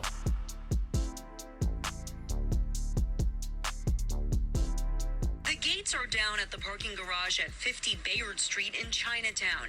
Inside, it's a ghost town because the Department of Buildings issued a partial vacate order. So we're not in Chinatown where that garage is, but the same stuff that happened there could be happening in here. And not only does it sound like we've got the same problems that led to the Amtrak garage collapsing, it also sounds like we've got similar issues to that hotel. And that's why this study showing that 20% of garages are dangerous. Reports like this make it sound like that could be true everywhere. Even after the city finishes its inspections of all the garages, because none of these buildings are brand new. From the moment that they're built, they start deteriorating. We have no idea what's going on inside, who's renovating these places, who's parking the cars, how many cars there are. It's all a big mystery. And how long are these buildings gonna hold up if they're holding way more weight than they're supposed to? And so many of these are places with folks living upstairs. See that little sign for parking? That's a massive building right there. Also, the city has been following up on garages that had prior violations. That's how they're picking which ones might be a trouble spot before trouble happens. They closed this garage, which I think is a good thing because it's a safety reason.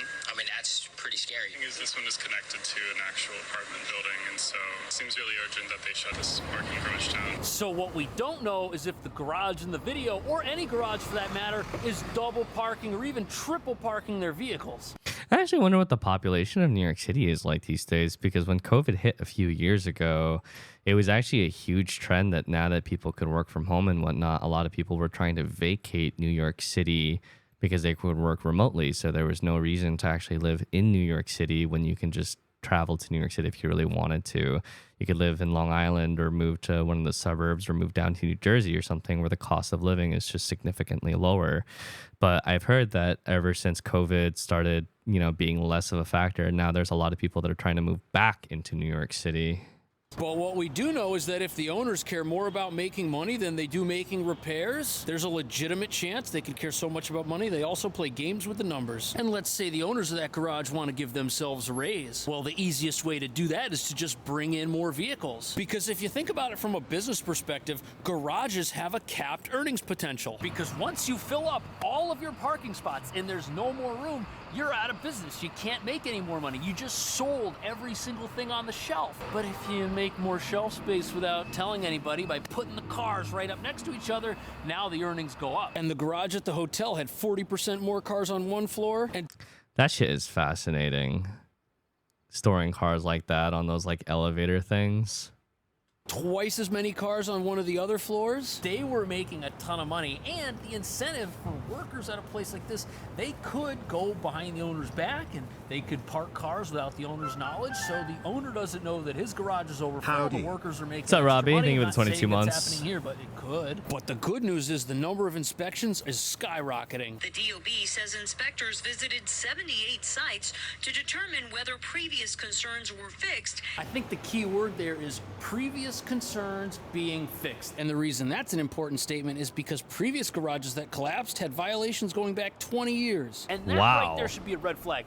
What the fuck? So some of these garages were cited having problems for over 2 decades and still were in that poor of a state, as in either they got the repairs and then it got worse again, or they never got the repairs in the first place.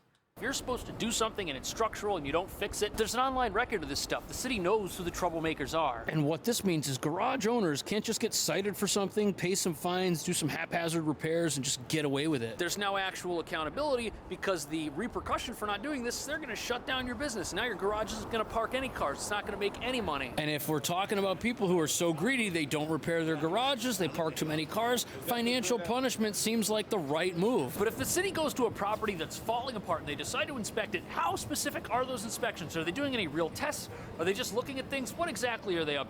Oh, they are definitely not doing any real tests. They're probably just like, that's a crack in the wall. There's no handrails. Looks like my work here is done. He explains how an inspector may deem a parking structure unsafe. Sometimes you can use as simple as a mallet, or you can maybe do some probing where they open up sections that are in question. Okay, that's pretty interesting. Remember that? Maybe do some Structure unsafe. Sometimes you can use as simple as a mallet, or you can maybe do some probing where they open up sections that are in question. Okay. Mallet.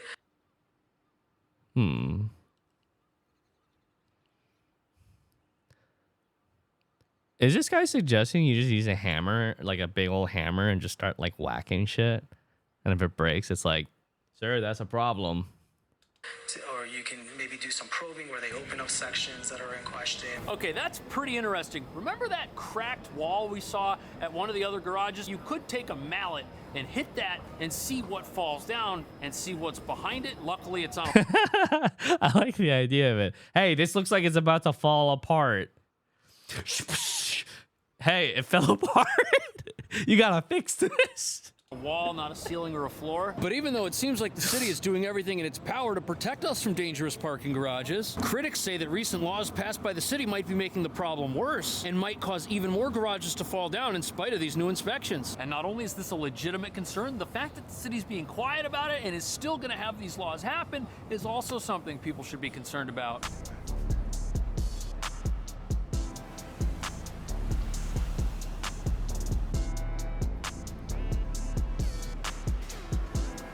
So there's actually 2 reasons why garage collapses could become more common, and one of them is the city's fault, and the other one is the fault of drivers. And since this red truck looks pretty nice, let's start with drivers. Why would they be the problem? Well, just like we Americans, the vehicles we're driving are trending on the heavier side. But not only are people choosing to buy larger vehicles because they're more popular, laws mandating federal safety standards could...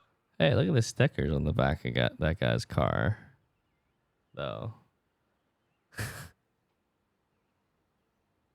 I wonder if it's a combination of like the fact that cars are larger so that they're heavier, and cars being larger means that in general they just take up more space. Because if you have enough large cars parking in spots, especially that aren't marked correctly, or the markings have basically vanished with wear and tear on the street, wouldn't that mean just in general less cars can park on that curb? could also be partly to blame because they need more safety equipment inside of them. But before we get to the laws the cities passed specifically that are going to make this problem worse, the EPA estimates that vehicles in America are now 6% heavier than they were back in 1959. And cars today are much bigger and heavier than their counterparts even 10 years ago. And what this essentially means is that if you have a garage that was built in 1959 or 1960, Isn't that because of weight instead of space? Yeah, I'm just bringing up the space thing. Obviously, cars being heavier is kind of a cause for concern because I'm not sure if, engineers accounted for that when designing the city decades ago, that just in general, cars would trend on the heavier side with time passing. I'm sure some people thought of that, but I don't know if the city was designed with that in mind. But I was just talking about the space because if less cars can park on curbs, if cars are getting larger, doesn't that mean more people have to use these parking facilities in the first place? It has a capacity limit. Right now, it's probably 6% overweight, even if they're not overpacking the garage. And not only are pickups like this heavier than they used to be, this is a gas-powered vehicle, and pretty soon the city's going to mandate only electric vehicles. And if you look at a Ford... Is that actually true? What? I didn't know that. Ford F-150 Lightning, that's 30% heavier than a comparable F-150. That car is fucking massive. Roughly weighs almost 7,000 pounds. And you're than you look at a Ford F-150 Lightning, that's 30% heavier than a comparable F-150. Roughly weighs almost 7,000 pounds. Okay, so he's also raising the same point that electric vehicles are heavier. And so if more people are driving electric vehicles, that is more duress on these roads and infrastructure. And you're telling me that a 100-year-old garage is going to be able to take weight like that when it was built for the Model T Ford? And again, think of the ramifications with an overpacked garage. The garage is 50% over capacity, and the cars are 36% heavier. This is a bad situation. But these concerns could be overblown. Look at all these vehicles on the road. These are all gas vehicles. New York is one of the hardest places to own an electric car. And that's because although there's plenty of charging infrastructure for these electric city bikes, there is zero charging infrastructure where these cars are parked. And not only is that not likely to change anytime soon, when you do happen to find a curbside charging network in New York City, it's usually full of vehicles, and they'll happen to find... To be honest, I didn't even know that they had curbside charging stations like this. I thought you had to go to a lot in order to get your electric vehicle charged up. I had no clue, like... I didn't know you could just find a curb spot like that. Find a curbside charging network in New York City, it's usually... I mean, no doubt. I would imagine that that's a very rare thing to find, and even if you do find it, someone's probably using it. Usually full of vehicles, and the one that I was able to locate was full of government vehicles, some of which had been charging for multiple days in a row and weren't being removed anytime soon. And if garages aren't willing to spend the money to make basic repairs, they're not going to spend the money to install superchargers. Hey, here we go, a Tesla. I found one. You can see that it's not plugged in because there's no charging network here. And the person happens to live in New Jersey, where they probably have a house and the ability to charge when they're sleeping. And personally, I don't see any chance of the city digging up every single road and installing chargers all over the place. And what this probably means is that garage owners don't have as much to worry about as far as vehicle weight is concerned, because these heavy vehicles might not become as plentiful as the city wants as quickly as the city wants. But can New York City officials get a handle on this epidemic of dangerous parking garages? What can they do to keep people safe who just want to park their car on their way to the Irish embassy to get a travel visa? Let me know. Thanks for watching. I'll see you in the next video. Damn, that was a fucking fascinating video, actually. That was cool. He makes really good videos. I actually like his stuff quite a bit. Yeah, that was neat. Feel like I learned something today.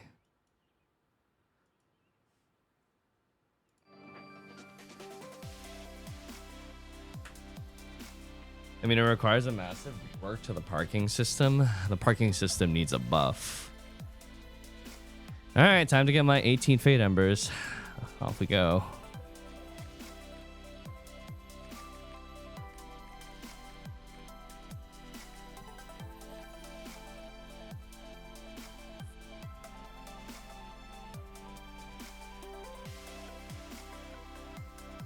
I thought that guy's video on Fate Embers was quite good. I liked the editing, and I like how much effort he put towards it. I don't know if I subscribe to the idea of boosted rates on specific days, just because, again, from a dev POV, that just makes no sense. but I hope he makes more videos like that in the future. Raphael, thank you for the 1.5 years. I think I'm going to...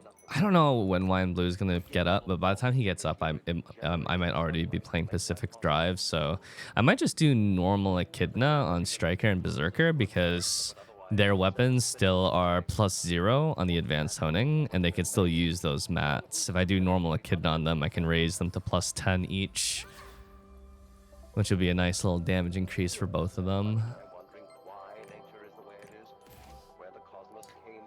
I've ran them into boosted rates in the games before, so I believe them. Oh yeah, there's games that offer boosted rates, but generally speaking, they will tell you that just because it's usually an incentive to play on like certain days.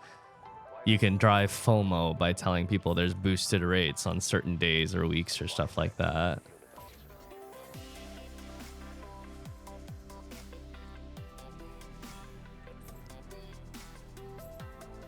What do you think AGS will give NA West players a high five?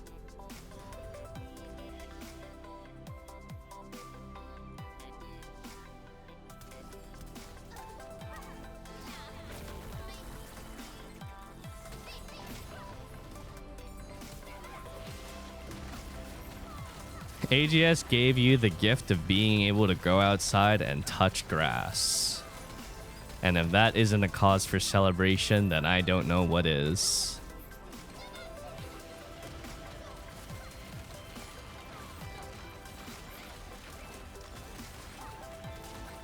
Rip to that 365-day trophy. They said that the maintenance is not supposed to interfere with that, and it won't interrupt your streak.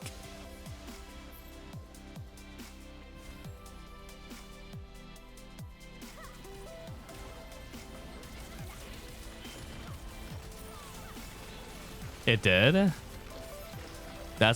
I would be livid then. I'd be upset if it did.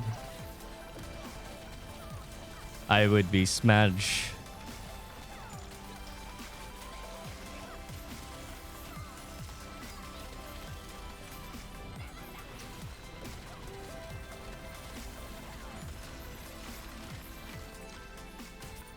Rock said they will fix. Okay. Well, they fix it, then no foul, no harm done. The balance patch for Stark implemented? Yes. Where can you see your streak in the trophy progress in your stronghold? Or that.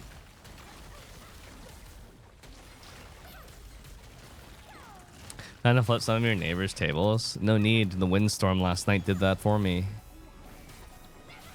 What was your rating on both FF7 Remake and Rebirth? Remake was like a 6.5 for me. Rebirth was like an 8. It improved on the first in many ways.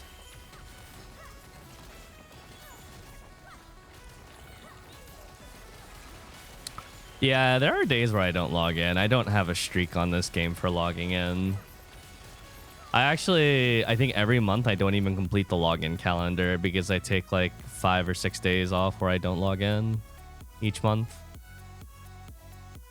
Or a little bit more.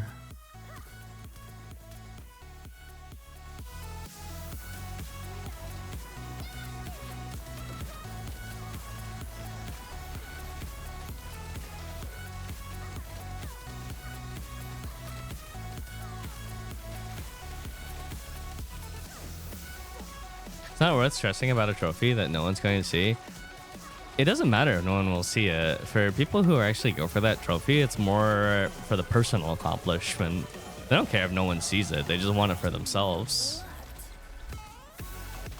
This song is Cheat Codes by Nitrofun! Song.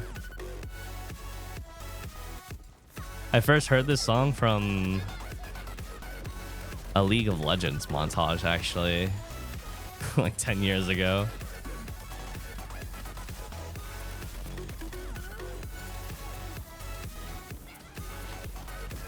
Yeah, I think it was.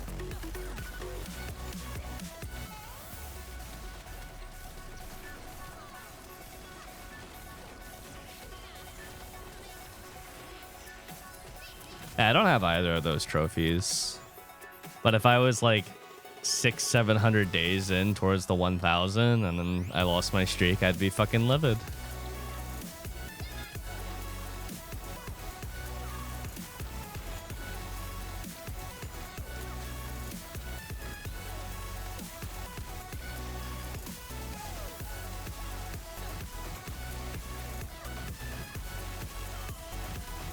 Are you 1670 on any characters yet?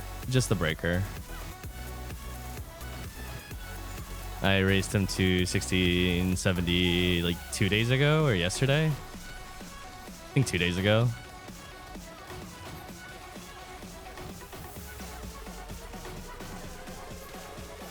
A few hours into Dragon's Quest 11 and this might be peak. I think I played Dragon's Quest 11. Pretty sure I played it. I think I didn't finish it. I think I got to the last boss and then I didn't finish it. And then I left it unfinished.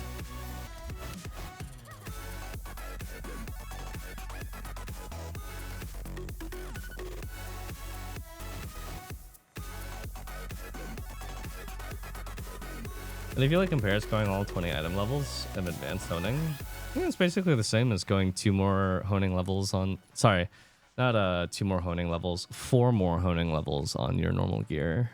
20 item levels is 4 hones, not 2.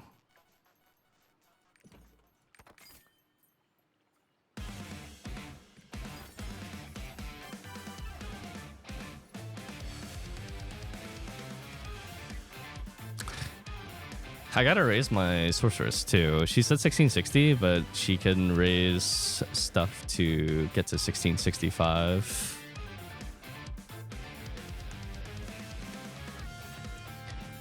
Persona music? Well, Persona is a game that I probably won't ever play. I think the music from it is fantastic. Whoops. Capitan, thank you for the 17 months. You get glow? No. Advanced honing does not give you glow. Why not play Persona? If I wasn't a streamer, I'd play Persona. But the game is too long for me to play as a streamer. And I don't really have personal attachments to it. Is doing ult tapping up to 1630 equivalent feel like a waste now with special honing? Yes.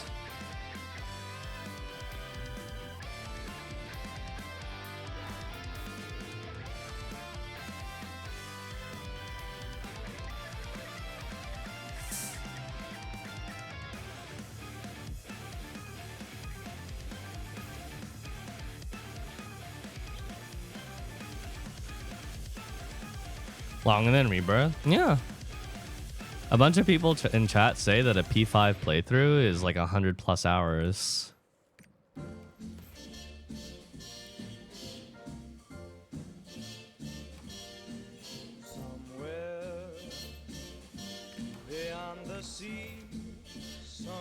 Every time I hear this song, it makes me think of BioShock. And I remember just how much I loved BioShock as a game. I even liked BioShock 2. And that was like the one that people didn't like. Sure, BioShock 2 wasn't as good as BioShock 1, and in my opinion, it was worse than Infinite as well, but...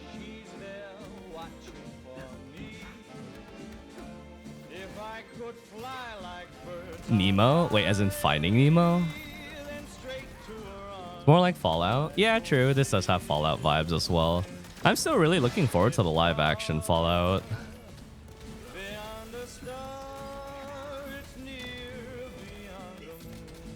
I'm hoping that that'll be quite good. Yeah, totally BioShock 1 and 2 before trying Infinite. No, however, BioShock Infinite will tie in the story of BioShock 1 and 2 and make it contiguous. It makes continuity between all the games. You gonna play Poppy Playtime Chapter 3? Yeah, I will at some point. Because I played Part 1 and Part 2, but it's not going anywhere. And right now there's other games that I'm looking to finish. As you guys know, I have a pretty bad habit of starting a game, getting kind of far into it, and then not finishing it. So I'm trying to tie up some loose ends.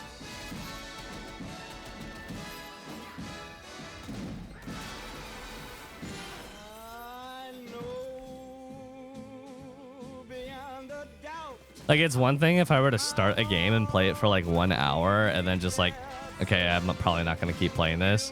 It's another thing when I do like 30, 40 hours in a game and then I don't finish it. And it's like, okay, why did you go that far in the first place if you weren't going to finish it?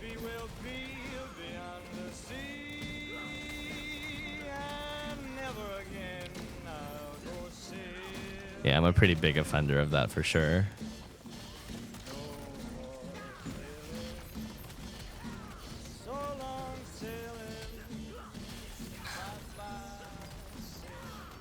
But to be fair, I have finished a ton of games on stream.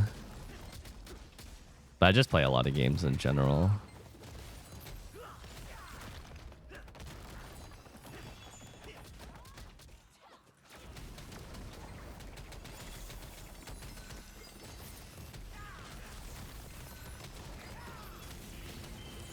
Are you gonna play any Souls-like game? I've played most of the Souls-like games on stream and beaten almost all of them that I could.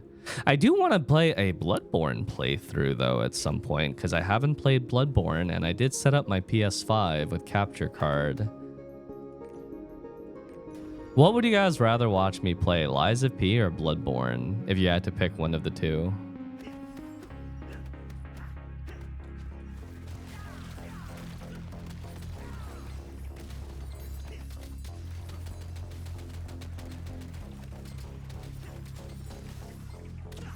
Did you complete Sekiro as well? I did. I've streamed, played, and beaten Dark Souls 2. Didn't finish Dark Souls 3, actually. It was one of those games that I put a lot of hours into, but didn't finish all the way. Sekiro and Ghost of Tsushima, even though that's, I mean, Souls-like, but not from Software.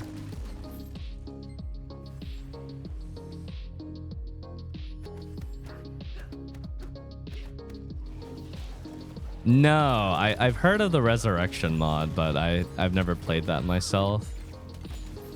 Would you ever play one of those Rage type games, like Getting Over It on stream? I think I streamed Getting Over It once, and I beat some other game called Golfing Over It. But I'm not really a huge fan of those types of games personally. They're fun I like watching other people play them though. Not too big of a fan of playing them myself.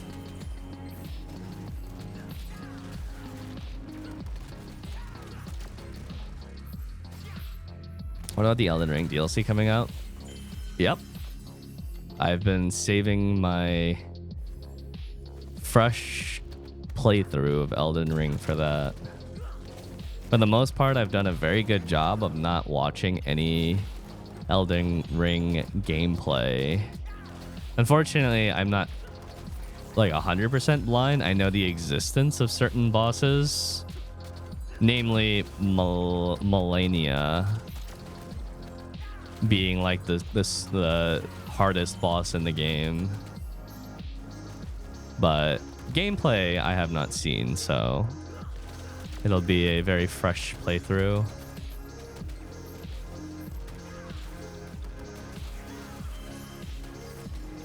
And I'm looking forward to that big time, and I'm holding off until we get closer to the DLC, and I've been holding off on playing and mostly keeping blind for a very long time now, so I'm having really high hopes and expectations for the game myself playing it.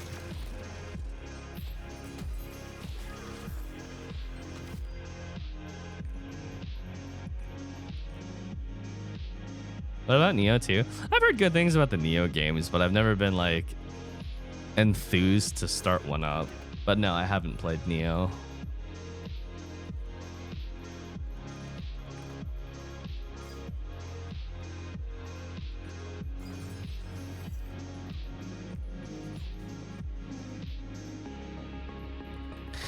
I wonder if From Software would ever consider a world where they make a Sekiro 2.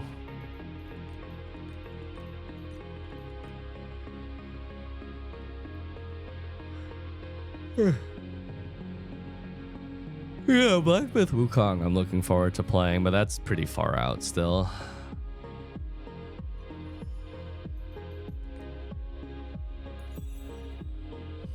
Sekiro combat was so good, yeah. Really fantastic game all around.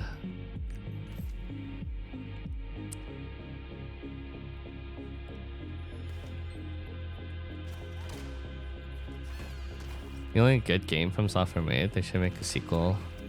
They've made a lot of solid games, but Sekiro stands out. Bloodborne also is a fan favorite of many, but is not available on PC, and so the amount of people that got to play it very finite. Is there any game that I really want to play this year? Misc notes. I have a list of games that I want to play.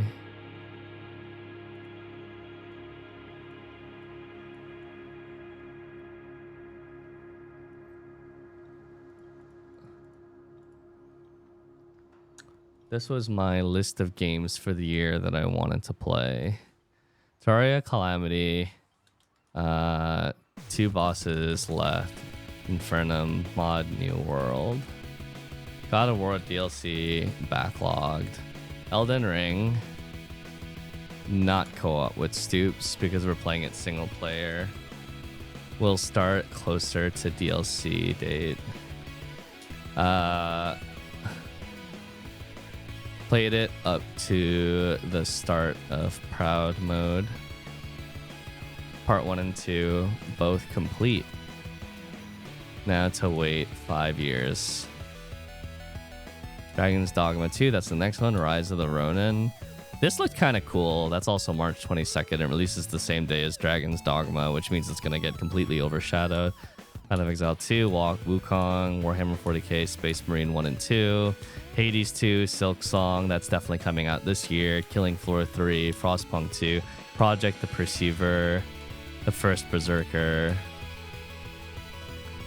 Divinity OS 2, when there's time. I haven't played Divinity Original Sin 2. A lot of people rave about it after Baldur's Gate. Senua Hellblade, I heard, is a very short game, so it makes for a great stream game because the total playtime is like 12 hours. Where's Stellar Blade? Stellar Blade. At the time of, there wasn't a date, like an official date for Stellar Blade. April something. July 25? Ah, thank you. And can you give me the official release date of Silk Song while you're at it? Lies of P, backlogged. April 26. Sanabi, Cyberpunk 2077, Remnant 2. Not finishing because Tofu went to go farm the legendary bow. Blue Protocol, Throne and Liberty, Project Overkill, FF14 Dawn Trail, Arcade 2, Chrono Odyssey.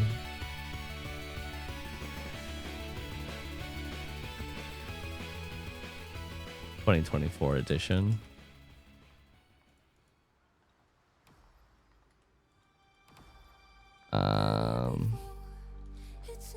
Pacific Drive in the middle of, yeah, okay. What about Factorio and Satisfactory? I didn't enjoy Factorio that much, and I figured if I was going to play Factorio, why would I play Factorio if I can just play Satisfactory, which is a bit more of an immersive game. And Satisfactory is a lot of fun, but it's still in early access. Oh yeah, RimWorld would be a good one. RimWorld. I know nothing about it, but apparently it's a great stream game.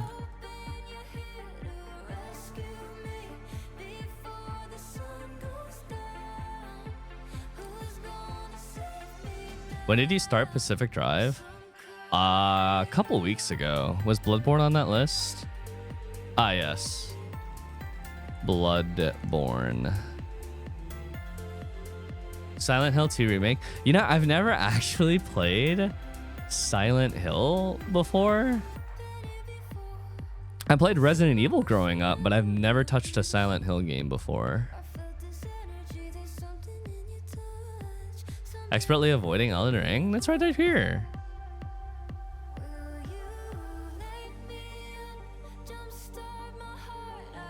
Did you ever try Ghost of Tsushima? I did. I beat it on stream. Ghost of Tsushima I enjoyed, but I did feel like it was a bit shallow and repetitive towards the end of the game. Very gorgeous game though.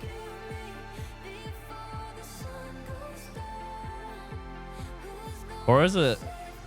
Do you guys enjoy it when do you guys enjoy watching when I play horror games? Or do you just not tune in because you don't like horror?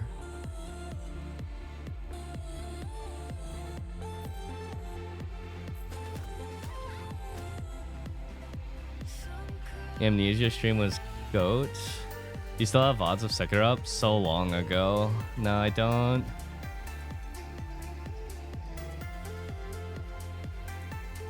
I don't like horror. I don't like horror, so I run away. If it's too monk, I'll flee because I'm soy. So most horror games that I play these days are the non-jump scare variant. The last jump scare horror game that I played was Mortuary Assistant. But most of the horror games that I play are ambience horror, which don't rely on jump scares to creep you out.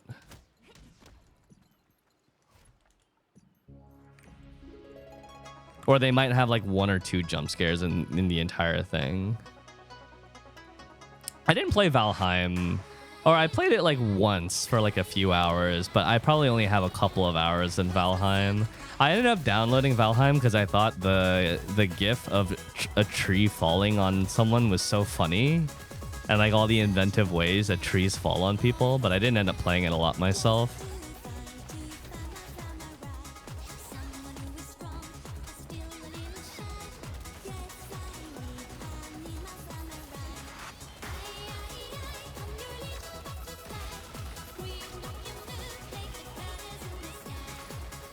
I always wish that I was really good at rhythm games. When I think of this song, I think of DDR.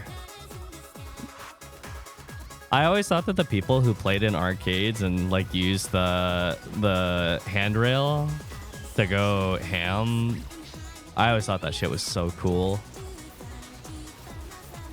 Like I really wanted to get like an actual machine when we moved to this house, but there's no place to put something like that.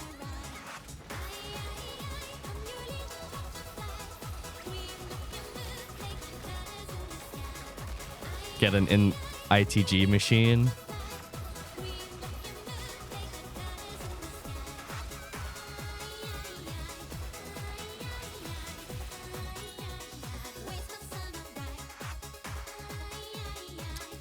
Silver. Oh, I guess it's a gold week.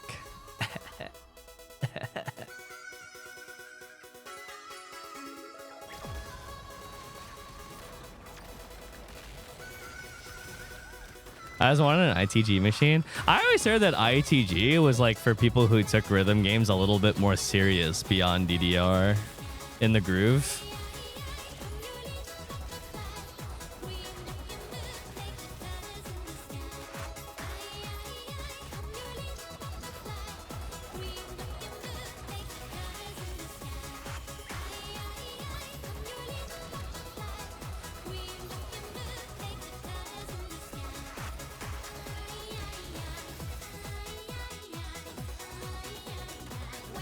Can you get 100k gold from Fate Embers? Yes, you can. Starting from the 1610 chaos dungeon, but I've never gotten a 100k one. The most I've gotten were 50ks. I've gotten a few 50ks, but I haven't gotten a 100k.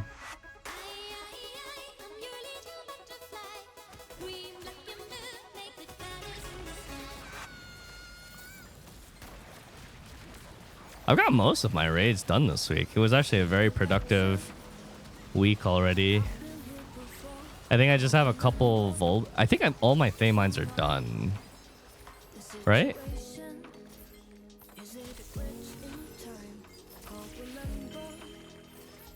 Yeah. So I just have like 2 Echidnas and like 2 Voldus runs, and then my Weeks raids are donezo. Voldus,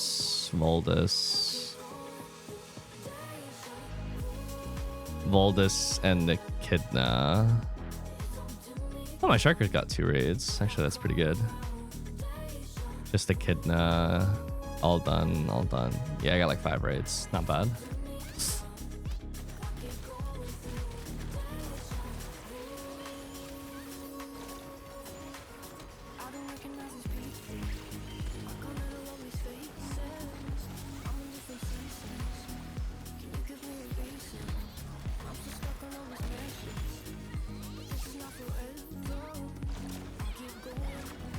Is 50k a drop from the 1580? I don't know when 50k can start appearing. I'm not sure if it's 1580 or 1600 where 50k can begin appearing.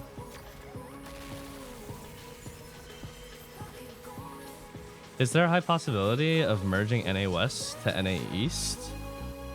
Those 2 regions are merging into one region in the summertime. It's already confirmed, Bleximus. Bleximum.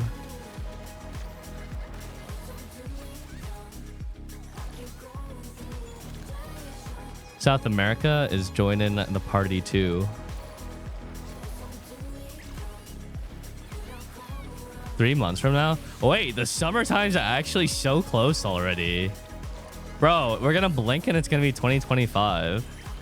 And then it'll be time for GTA 6, which I don't really care about, and Elder Scrolls 6. Fog.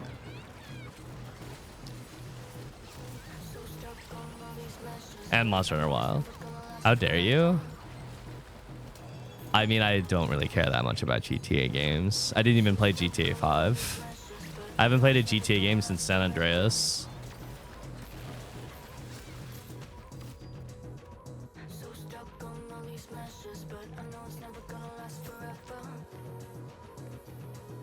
Monster Hunter Wilds. Extras, I'm going to be expecting you to carry my ass.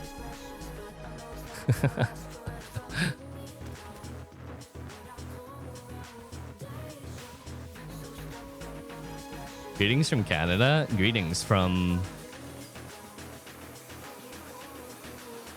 California. That doesn't sound as cool.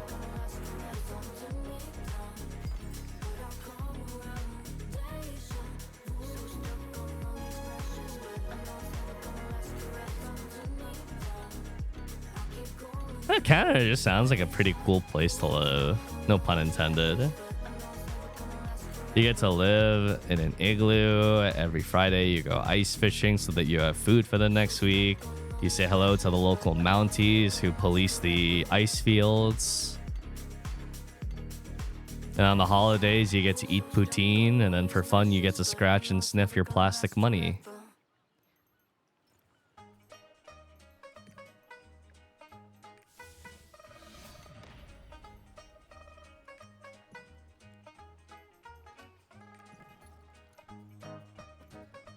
Seven, 8, 8. I don't know if Glaver's a good class to get into. I want to boost the view on martial arts next week. I'm not sure who to do so. Yeah, Glaver's a fine choice. Glavier's a fine choice. War Dancer's a fine choice. Scrapper's a fine choice. Soulfist, you should really do research before you commit to it. It's a strong class, but it has its caveats and quirks that you should know before you make it.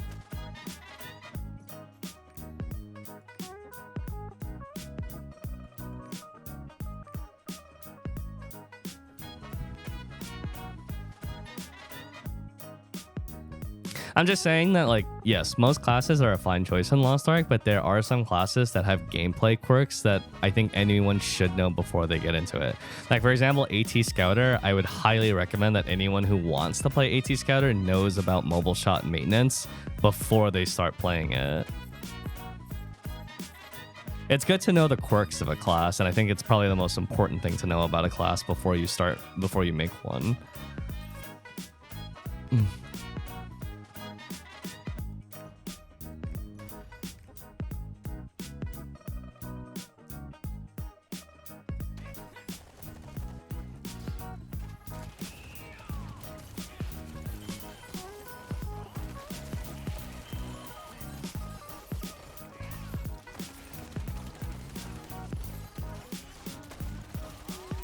There's nothing inherently difficult about using a mobility skill to maintain something, but the problem in Lost Ark is because Lost Ark uses a system that most other MMOs don't use, which is the rock, paper, scissors system of immunities, paralysis, push, and debuff immunity.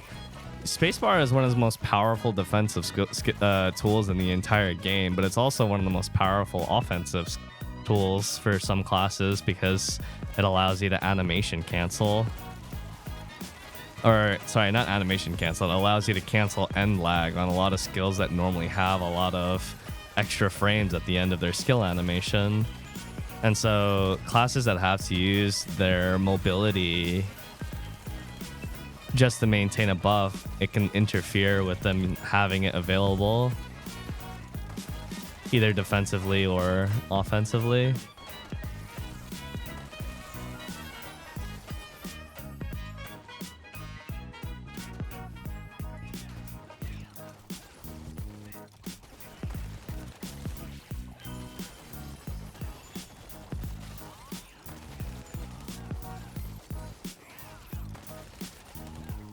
The anniversary skin and said, yep, gonna make a martial artist. That skin had very mixed responses. Some people hated it, some people loved it. I know most of you won't get this reference, but it actually reminded me a lot of the Elia trope from Wakfu and Dofus, the martial artist skin. I was like, oh, cool, that looks pretty neat.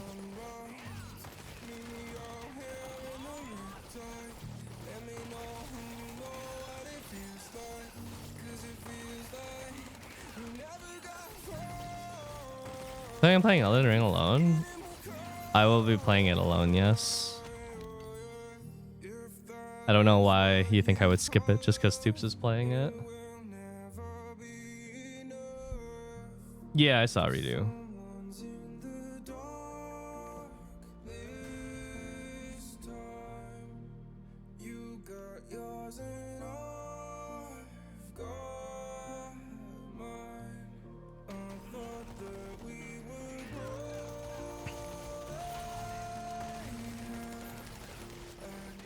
I mean, I like the Warrior Anniversary one. I know some people meme on it because of the whole bucket head kind of thing, but it's a very true fantasy look. Western players complain all the time about not getting fantasy-inspired outfits and just having suits and Coomer outfits, but then when they finally get a fantasy outfit, they shit on it.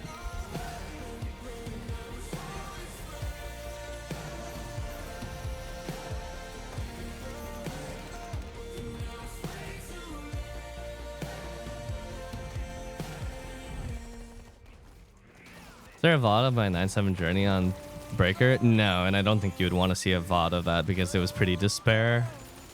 Honestly, in the grand scheme of things, it probably wasn't any less or more despair than other people's journeys, but for me, it felt despair.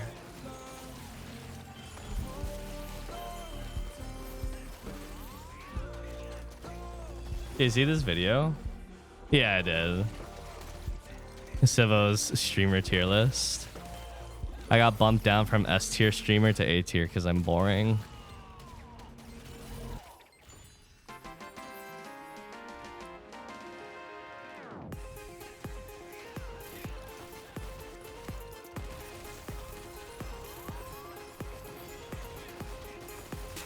Yeah, that's true. It probably should have been B for boring.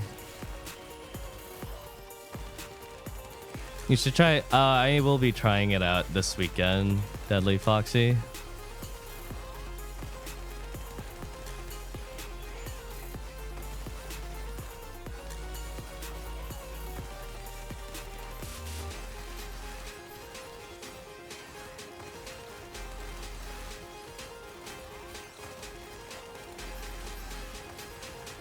I can't tell if Vindictus Defying Fates is supposed to be an MMO later on or not.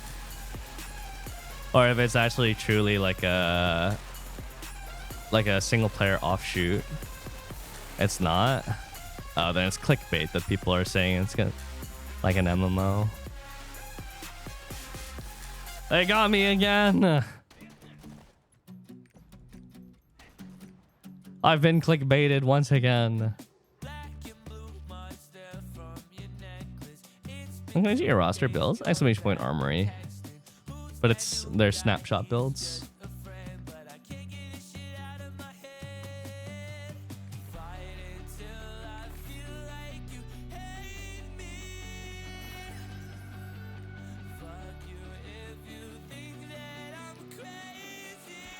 Wait, do I have the stuff for this?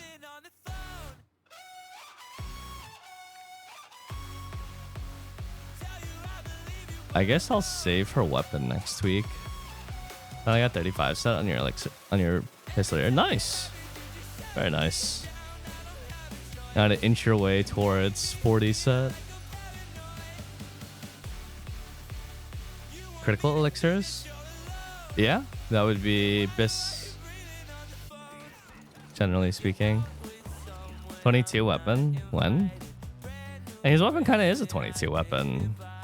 It's plus 20 with 10 advanced honing. Its weapon attack is almost identical to a 22 weapon.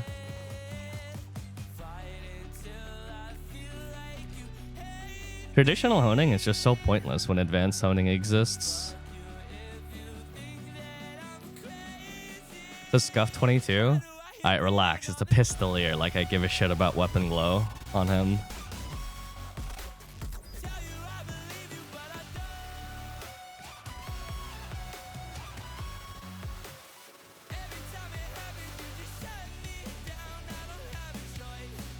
I agree with that, Extros. I would love that as a feature. After hitting any given hone, having the option to choose any existing glow that you have on that weapon. To be completely honest with you, I'm still absolutely shocked that they haven't sold weapon glows yet. I feel like that's such low-hanging fruit that would make easy money, given how much people care about weapon glows.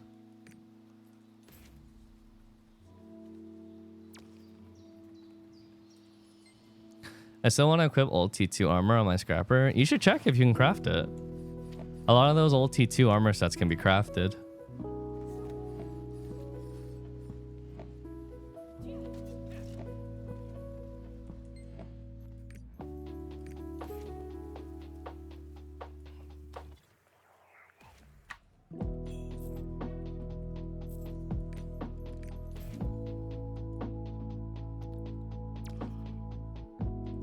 Yeah.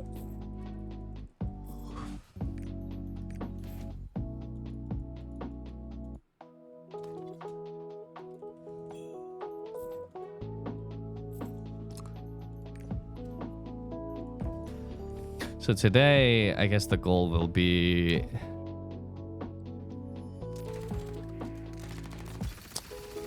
upgrade the Scouter's weapon, upgrade the Berserker's weapon, and upgrade the Striker's weapon. I think. I should have enough gold for that.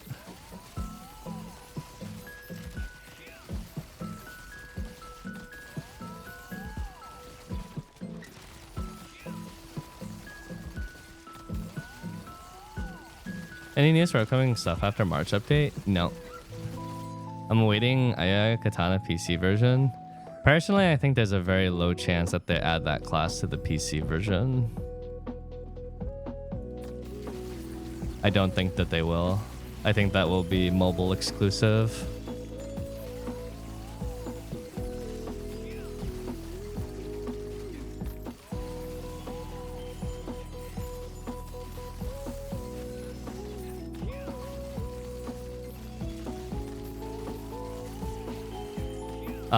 Not really a consensus on the Sork build. Regarding Sork, there's like a standard build and then there's a crackhead build that I've been cooking up, but I'm still fine-tuning and practicing the crackhead build.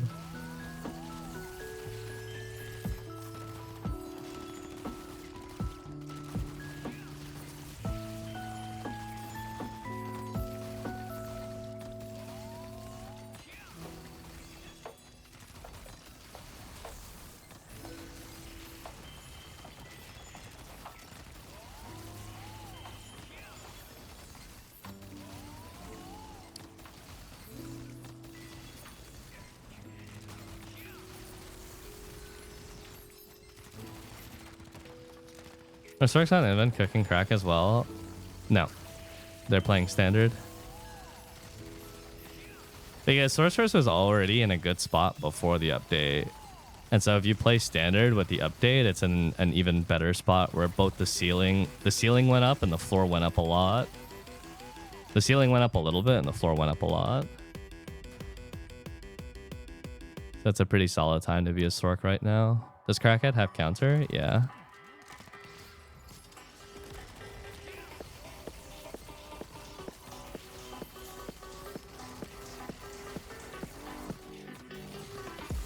Yeah, it's just switching out RG for Inferno and then playing it exactly the same way.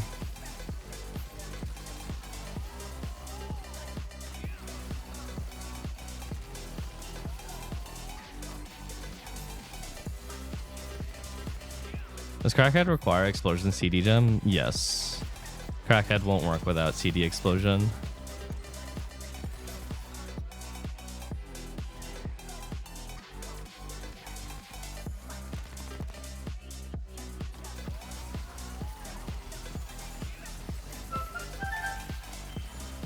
Sup, Sal? Bobby is taking with a year and a half. It does say something about character, about change Epic Elixir version. Huh? You already got an Epic Elixir change and it's already like super easy. They're not going to change Epic Elixirs further.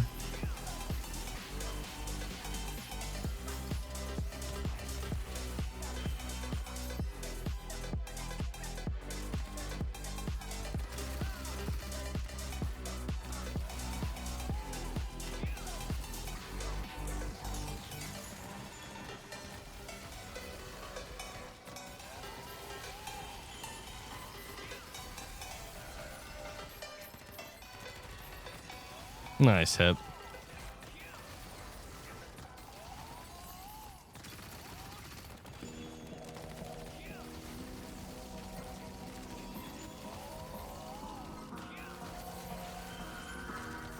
I think as time goes on, they will have to consider the time gate involved with elixirs and transcendence as we progress to later systems. Be that giving more of them for free and whatnot. Coveted. Event elixirs.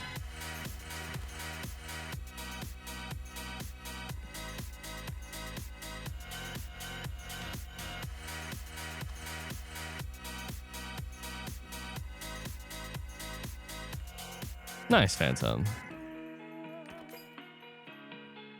Even having 35 set on a sub 1620 character is kind of massive. I don't think I ever did that on any of my characters.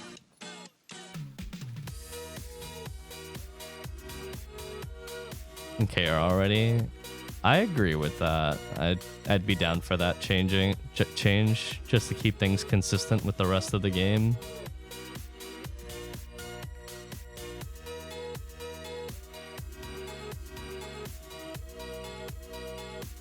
I'm one node off 40 on my 1600 Slayer. Jesus, you have 39 with purple elixirs? It's pretty insane.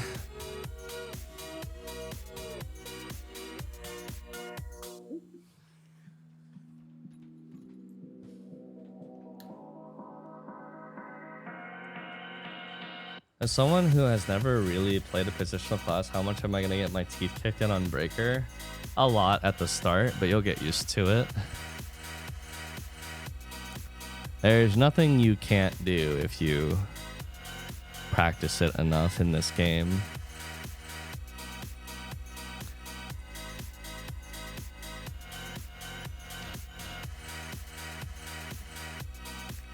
Oh wow, I never took weeklies on this character, huh?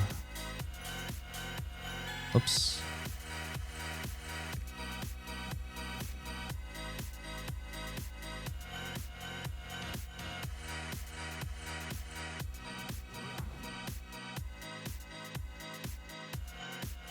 Lightsabing AT Scatter, could you say something about it, please? It's very flexible to play. Damage ceiling is not super high, but it's a very versatile class that works in all contents. But if you play the standard build with mobile shot, you should know what that is like before you play it. As that's generally the biggest turnoff for most people who play it.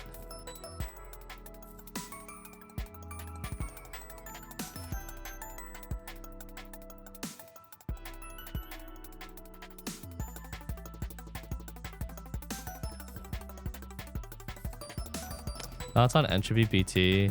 Not worth the effort, but it does do marginally more damage if you can play it successfully.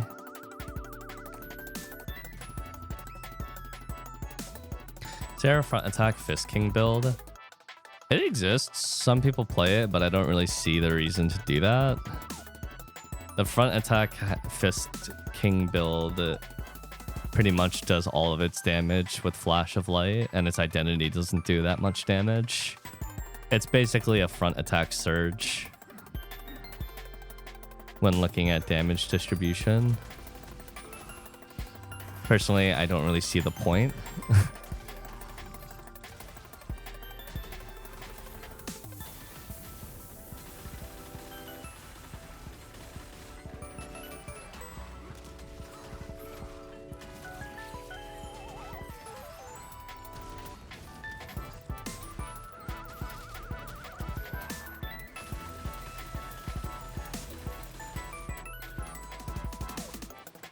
Cheaper accessories. Yeah, I mean, and that kind of thing probably would be insanely cheap to gear up. Not wrong.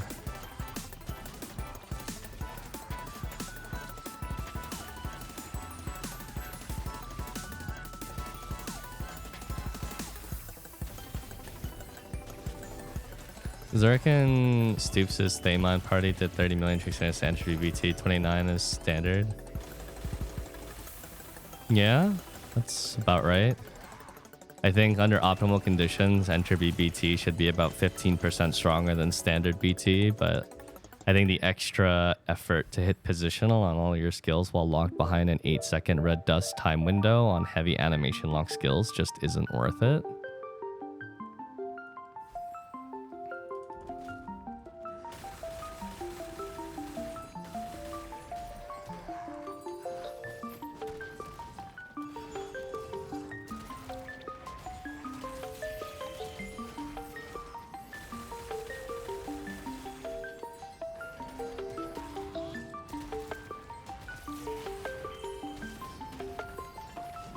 Well, Berserker in general benefits from positional synergy even if he's not playing Entropy. Even if you're playing Hallucination or Salvation, you still benefit from positional synergy. Finish Strike is positional, Hellblade is positional, Bloody Rush is positional. It's not ideal, but some of your strongest skills are positional still, and we'll get that damage bonus. Overdrive won't, Brave Slash won't, your Awakening won't, but you know, it's not a completely useless synergy.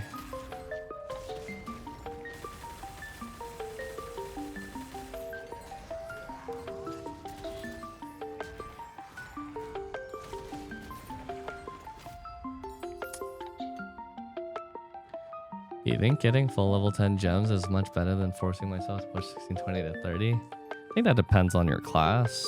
I think some classes can benefit greatly from just having a couple of level 10 gems compared to others.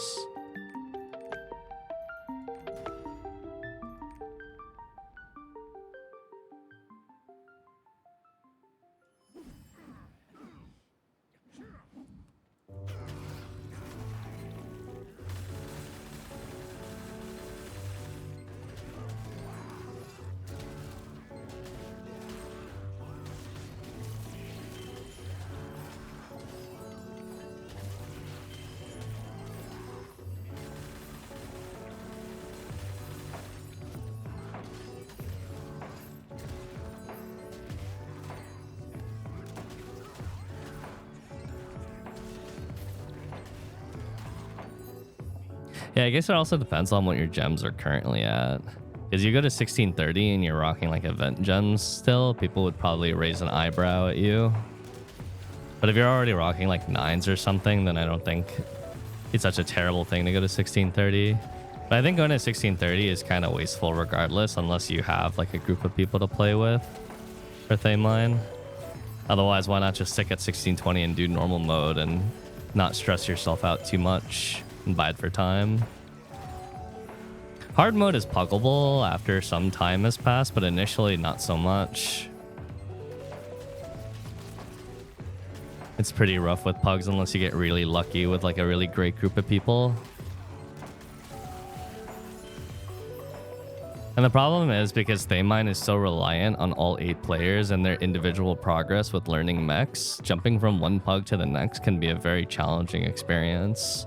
I went through this during my time in Thame Line, where since last pull, ended up dismantling, I had to go from one pug to the next, and every group just always had people that were further behind in progress and learning than everyone else. And you never really got to make meaningful progress because you would have to wait for people to make this progress. So then you would get to the end of the prog day, and then the group would disband because, it's a pug. And now the next day you find a new group, and then you get to that group. And once again, you have people that are further behind in progress. And then the cycle repeats itself.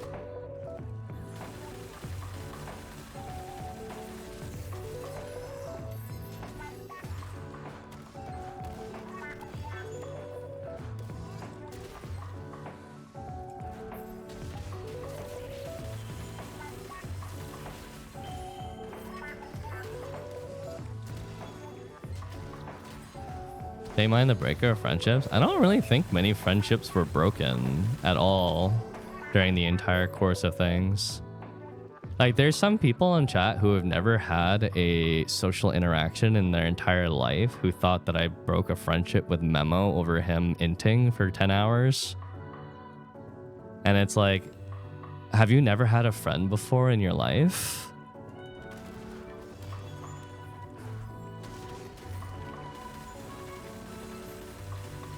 And then I proceeded to clear the first with Memo, and I still sometimes raid with Memo whenever he's around.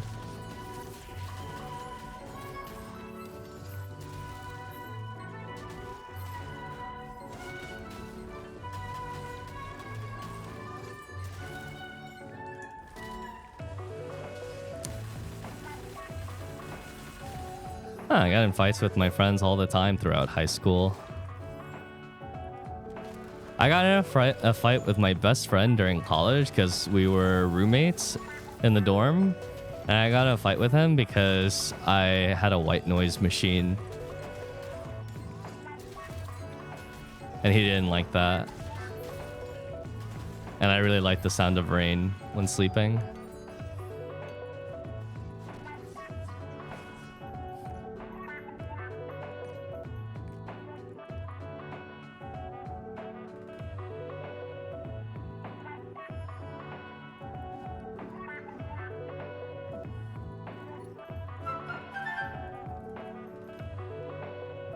You put it away, right? No, I didn't. See you. Thank you for the 5 months.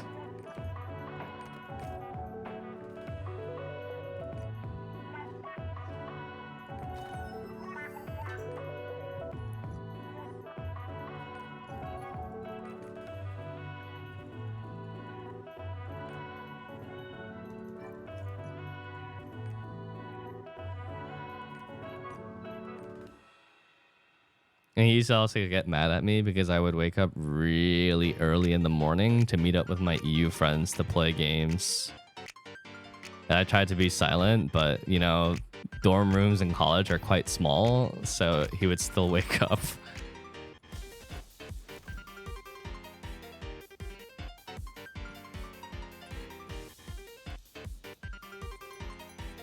Still friends with him, but I wonder what he's up to in life these days.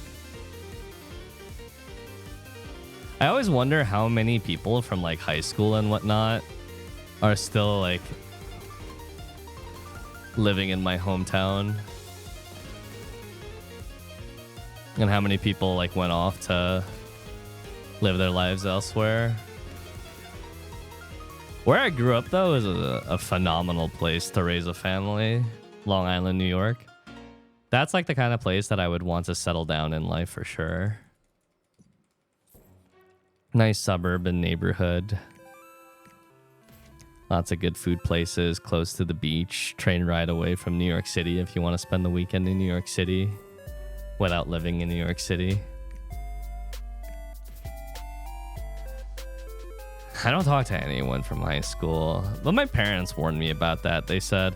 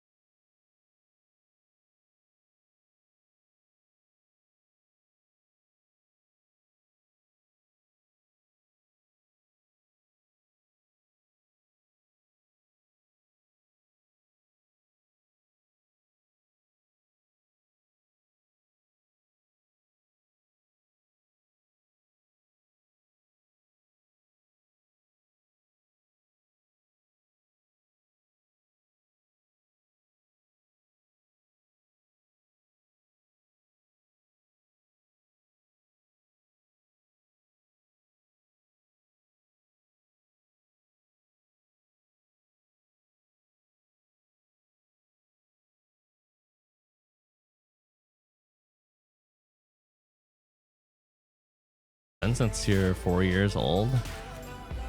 Yeah, it's pretty cool. That's why I was like kind of tempted to reactivate my Facebook account, because I know that a lot of people from my childhood still use Facebook to this day. And I feel like if I reactivate it, I can kind of like get a glimpse into what everyone's been up to. Because I missed my 10-year high school reunion. I'm not even sure if they contacted me or knew how to contact me. I don't know if people still go to those kinds of functions.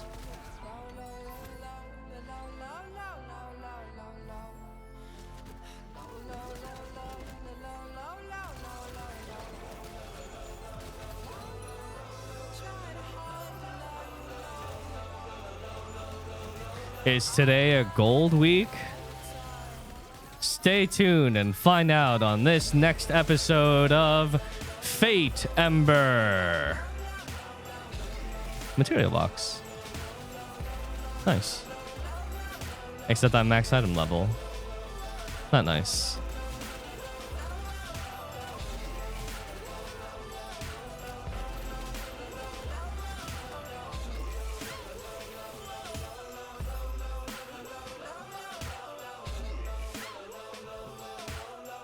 Dude, when I during my times of high school and college, Facebook was still like, it was basically mandatory to have one if you were any bit social at all during that period. After college, I stopped using it and ended up deactivating it, but especially in high school to early college, like everybody had one.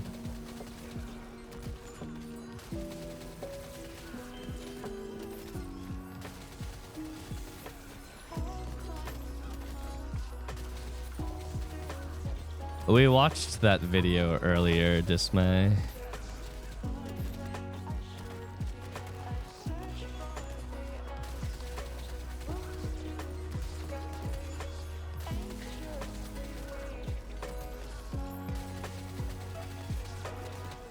You did a beeper in HS? What is a beeper?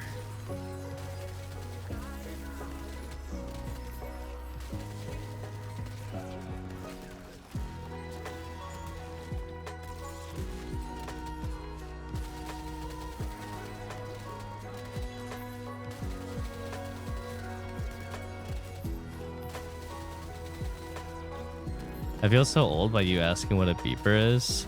You should, because I'm old. And I don't know what a beeper is. That should make you feel like a relic.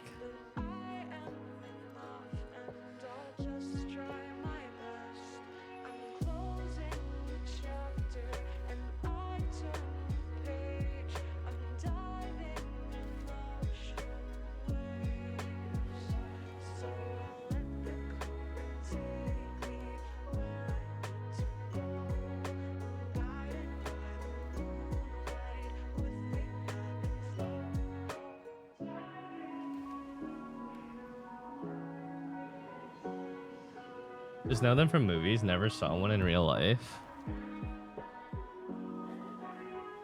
I mean, by the time I got to middle high school, most people were using cell phones at that stage.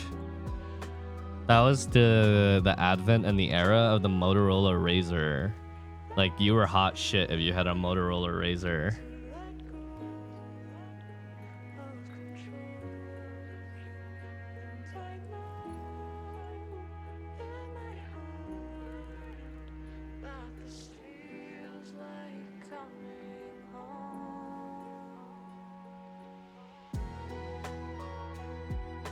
Most classes have a skill that give them crit or they get it from class engraving.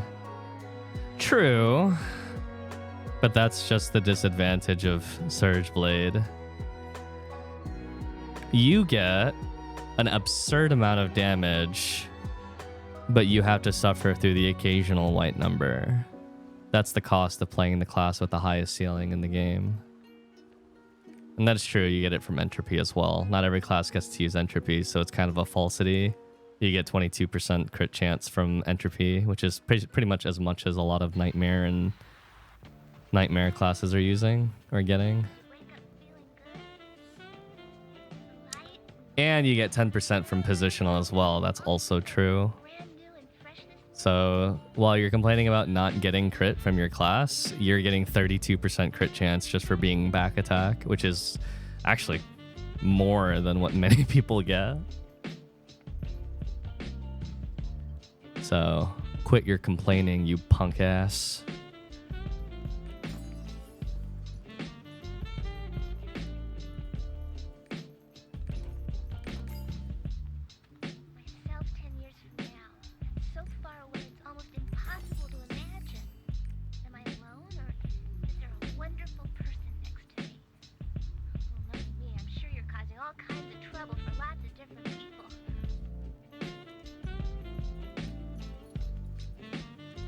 The hell is this? Why is that in my inventory?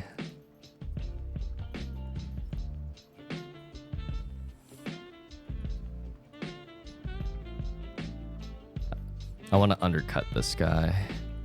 You offer it for 1, I offer it for 0. Never mind.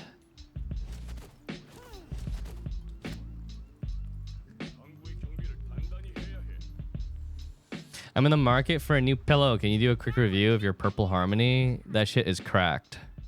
Definitely the best pillow I've owned basically ever. Very expensive, but pretty worth it if you want a good pillow. The thing about that thing is it never gets hot, and that's what I like about it.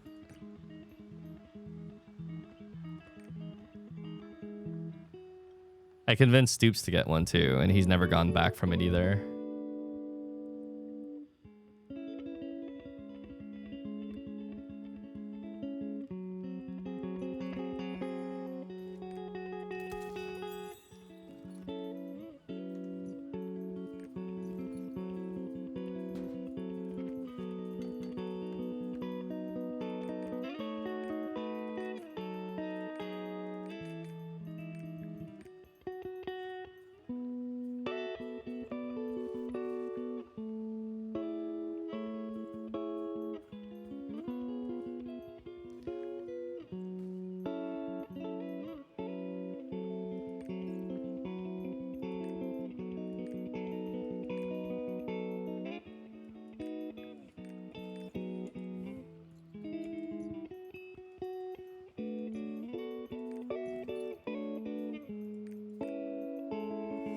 I have that pillow and the king size purple mattress, best investment I ever made. I have that mattress too. Originally, I wasn't going to get the mattress, but they fucking coaxed me into buying it. Because we have a brick and mortar store, right? And I checked the website, and the mattress that I ended up buying was $3,000. Like, it's a very expensive mattress. But the thing is, I went to the brick and mortar store, and what they said is they were getting a new model of this mattress, so they needed to clear out inventory. So they were like, okay, we have mattresses on the show floor. The mattress on the show floor is 75% off because that's the show floor one, like the one that people are testing out. So you can get that one for 75% off because we're just trying to get rid of it to make space in the store. Or we have more of those older models in the back for 50% off. And I was like, okay, I've never seen this mattress for more than like fucking at best 10 or 15% off.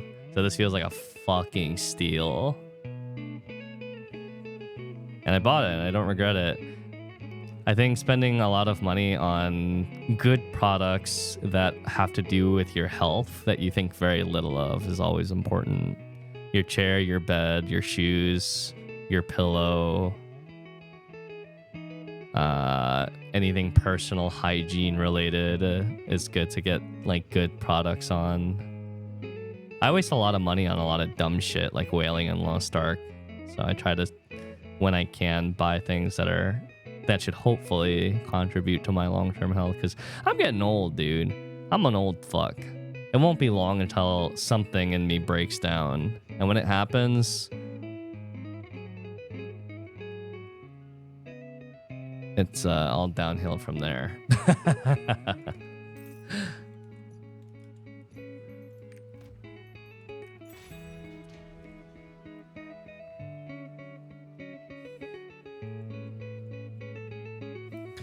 Have you thought about how long you'll be a streamer? As long as I can.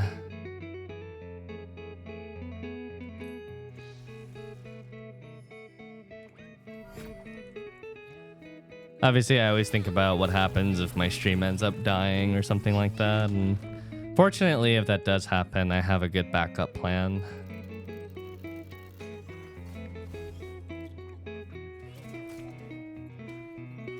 How old am I? 31.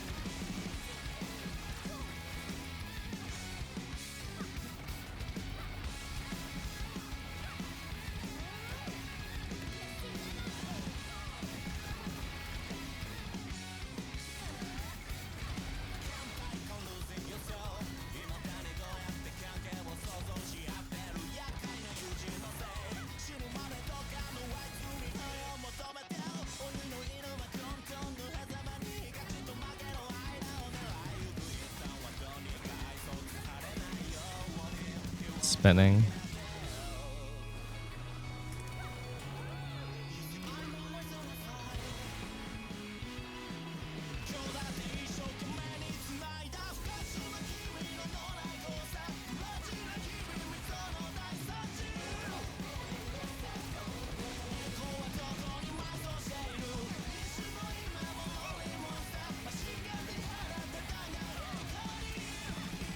$17.46. The timing is kind of not good.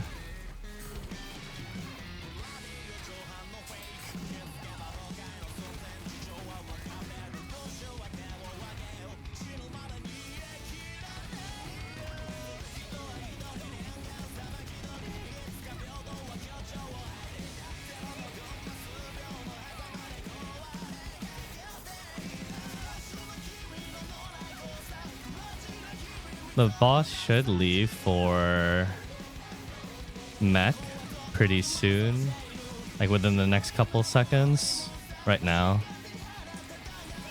And I have pretty much full meter, so the timing was good on that early activation.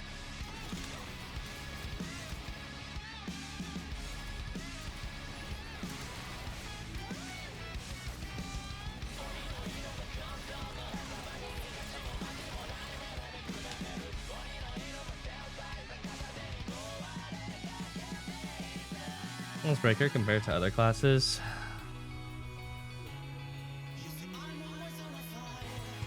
There's a whole guide video on that. You could just reference that.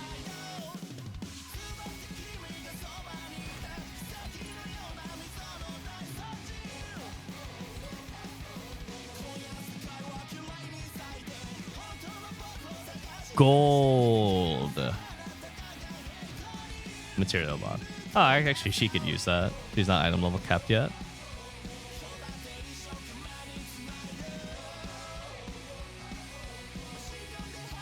Do you use a master set? Yeah. What's the backup plan? Go back to the gaming industry? Is this game fun for a new player? It has very good classes and raids, but it's extremely overwhelming as a brand new player.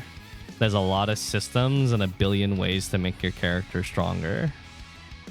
The people who are currently playing this game have the advantage that when a new system comes out, they're learning one system at a time. But if you're a new player, you have all the systems to learn at once and a million raids to learn as well. And so it can be very stressful.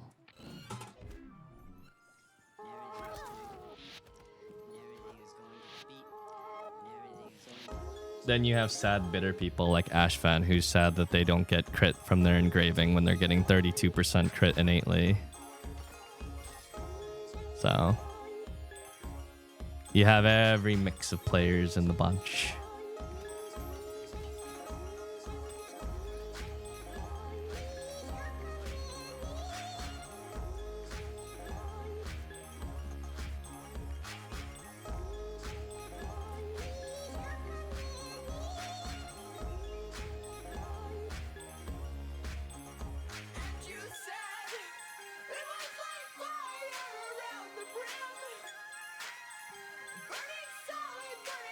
I can't remember how old this song is. This is a really fucking old song though, ain't it? I swear to God, I heard this song when I was still in high school.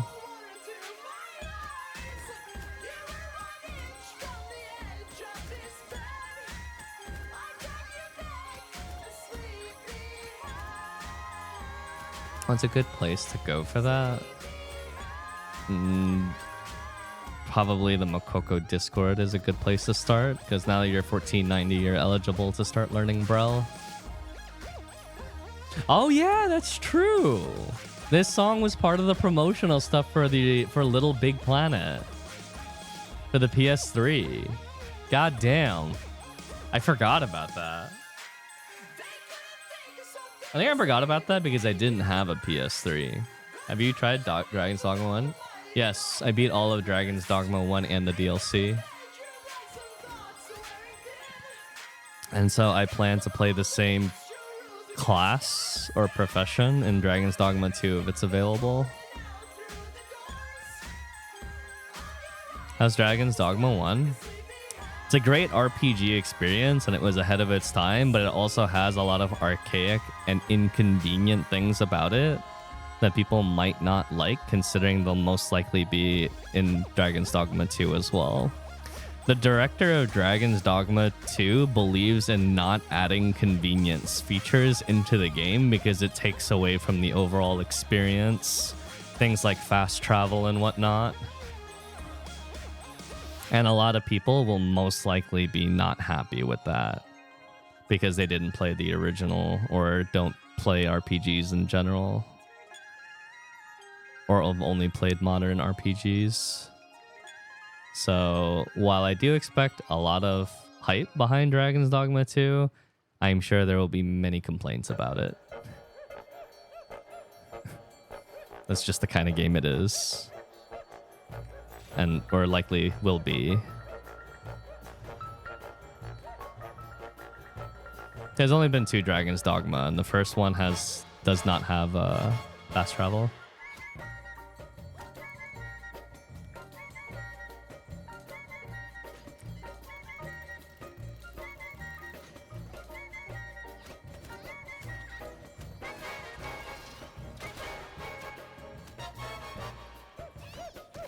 Oh shit, no support.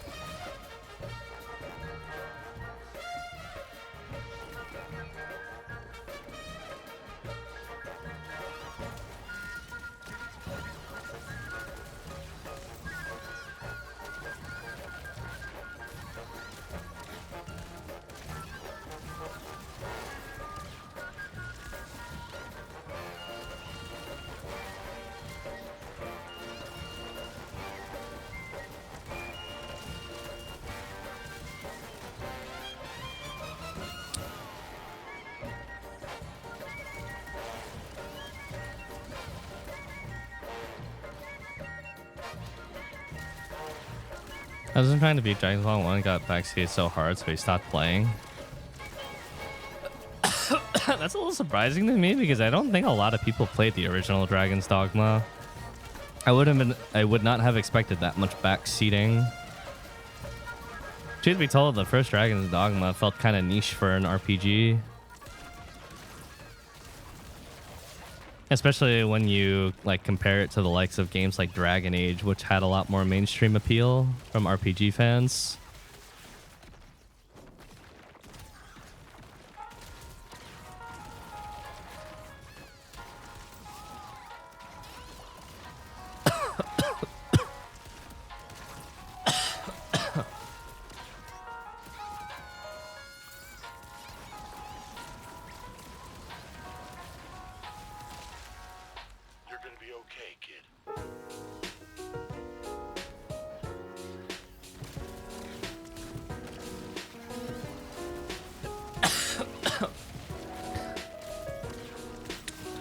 Well, part of the thing about making an Esther weapon in Lost Ark is there has to be an actual value and worth in doing it.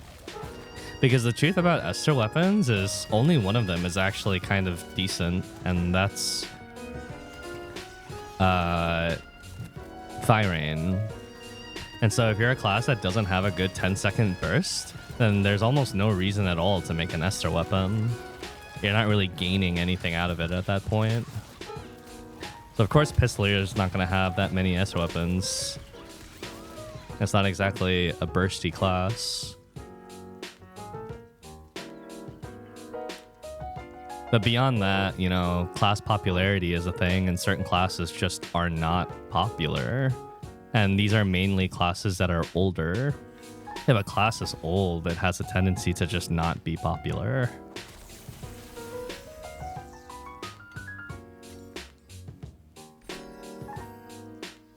It doesn't matter how good or how strong certain classes are. If they're old, they just aren't popular, and that's kind of that. There's like some small caveats to that, which is Bard, who is the only support, and the game needs supports for such a long time. And Gunlancer, who is the only class of his role. Isn't Nineveh decent too? Not really, no.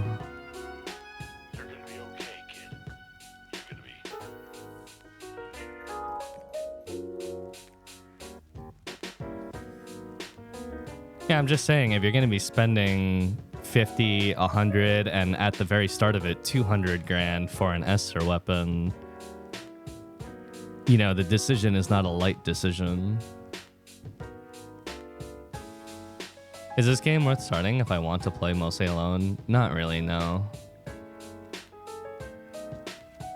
When the Esther weapon system came out initially, it was 200 grand to make one at Esther 8 without Ella.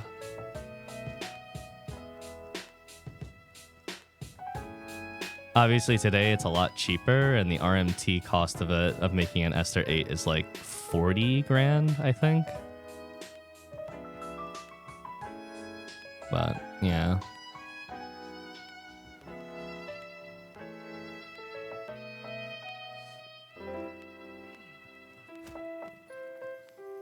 That's still insane. Yeah, and the point essentially stands. Oh, sweet. Wait. 2 more.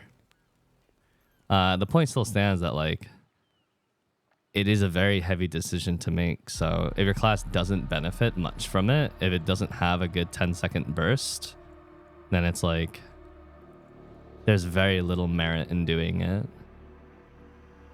Unless you're doing it for the novelty and for, like, status or something like that.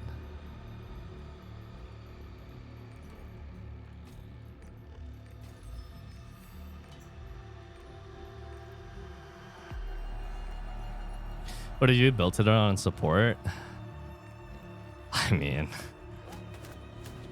you gotta really love support then. Or you must really love being a support to do that, like MJ.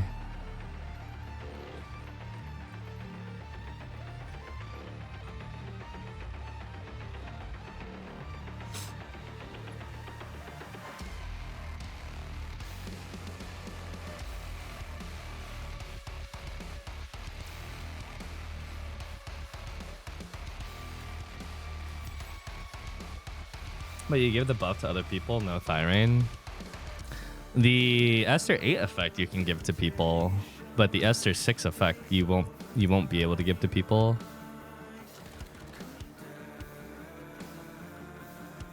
And that's where, like, all the power is.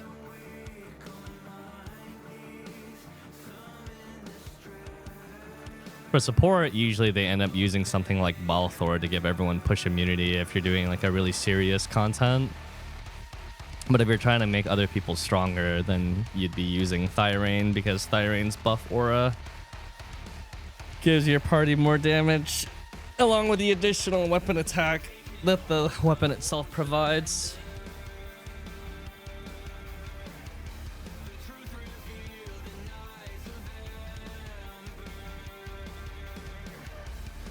You agree that you have full burst party as support, best Esther buff as Shandy buff? I don't think so. Pretty sure it's still Thyrane at that point. You trying the new Lucilius raid for GBF? No, not really that interested. Hey, Minimal Tech. How's it going today? Not too shabby. I got some good sleep. The only reason why I was annoyed earlier was because of the fucking windstorm outside. I had to go outside and clean up so much trash from our front lawn that blew out of people's trash cans that got blown over by the windstorm. A bunch of people's fucking trash cans blew over before garbage came to collect them. And so trash was scattered all over the fucking neighborhood.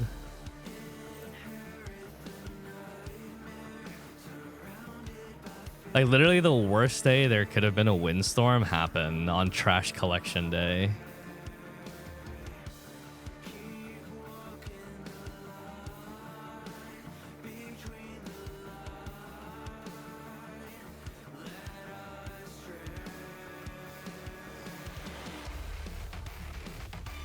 Should have put rocks in the trash bins. Oh, I had no idea it was gonna get that windy. It was kind of insane.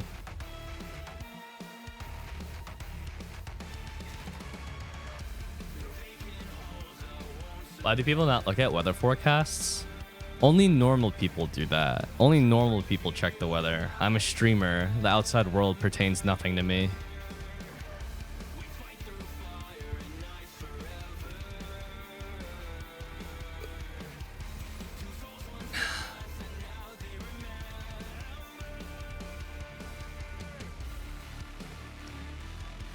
If I step outside my door, my body begins to rot.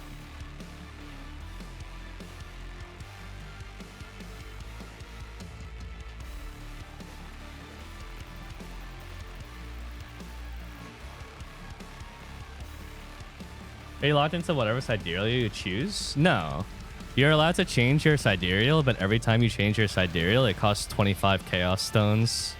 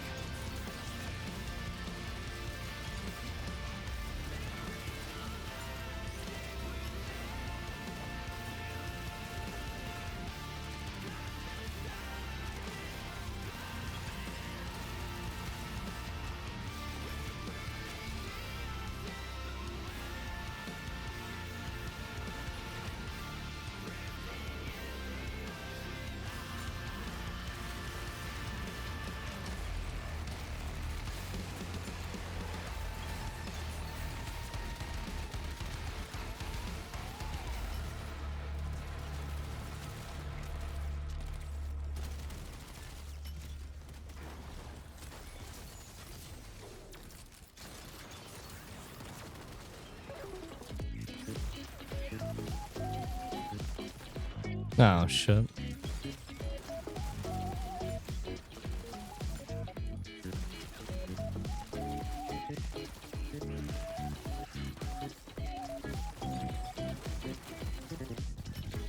Beep, beep, beep, beep, beep, beep, beep, beep.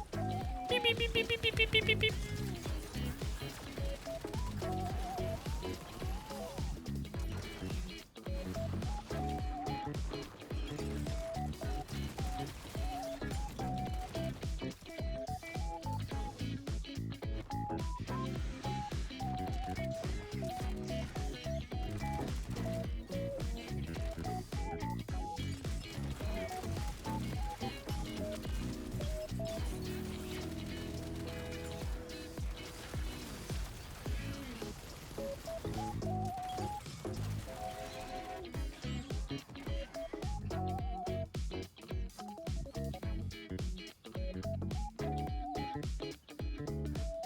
$25 gold value just to swap. 25k gold value, yeah, but I think while you can put a raw gold value on it technically, many of us end up with so many excess chaos stones that like we don't put a value on it. You know, I've got like 1,100 chaos stones in reserve, and I could probably exchange raid mats for like another 1,000 or more at this point. So they just collect dust.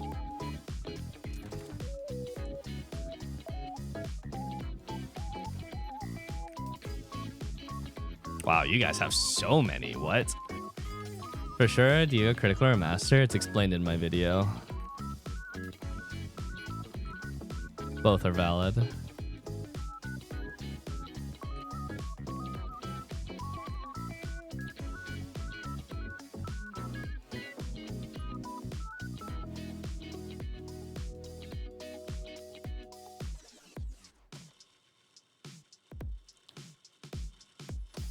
You have 8?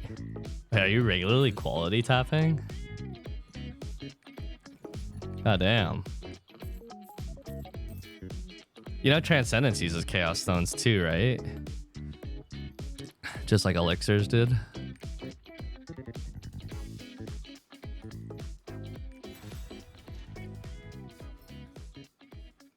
Get a reverse 9/7 Adren Mass on Predator.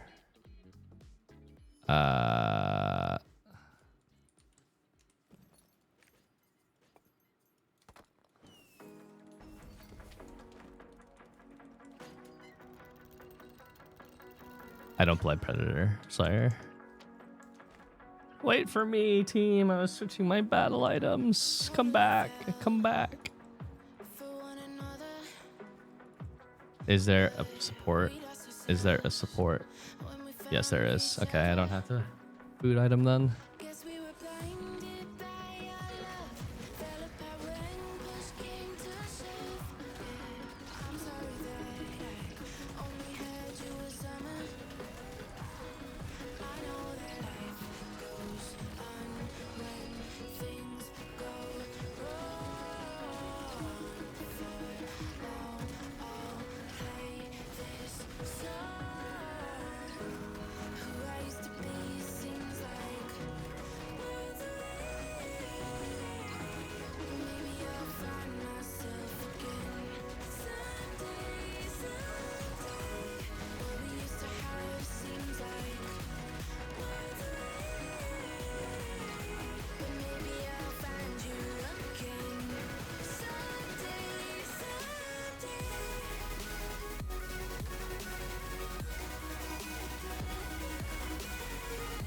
Ah, my Hellblade. I'm sad.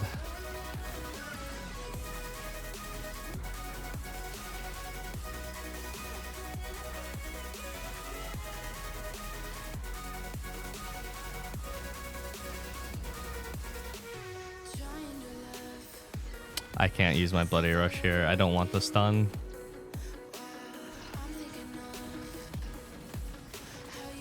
Use it or lose it.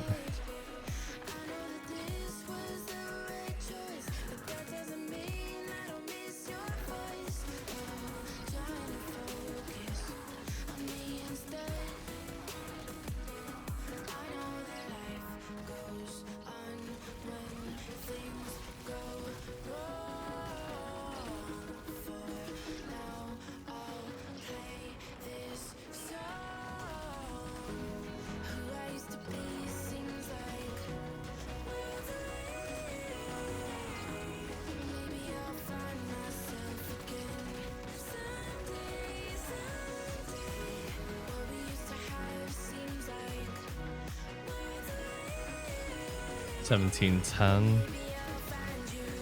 It'll leave it. Nice. I actually didn't think that counter would work. I was like, fuck, can I actually get this from this angle since I'm on the tip of the head attack? Just barely.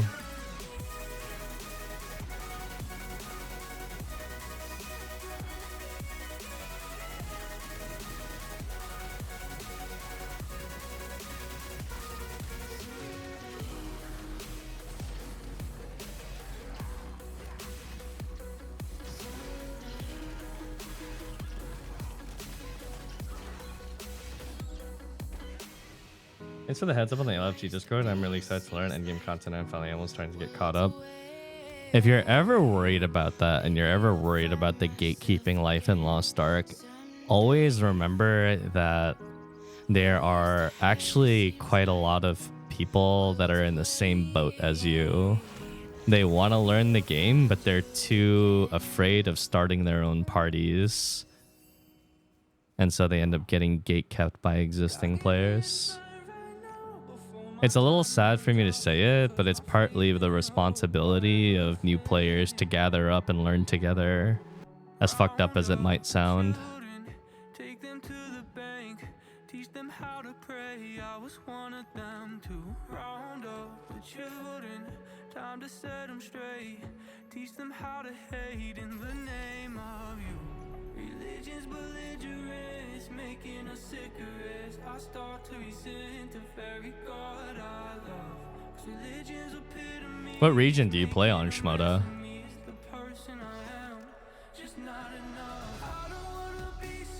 Yeah, there are mentors that teach too, but you can't always rely on that.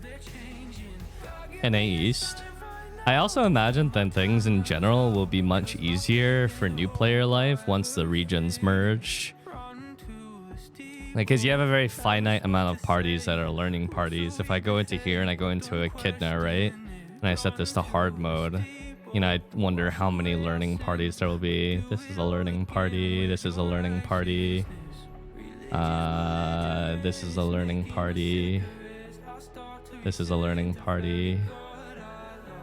We go to Thamai and then we search for the same thing. Learning party, learning party, learning party, learning party, learning party, learning party, learning party, learning party.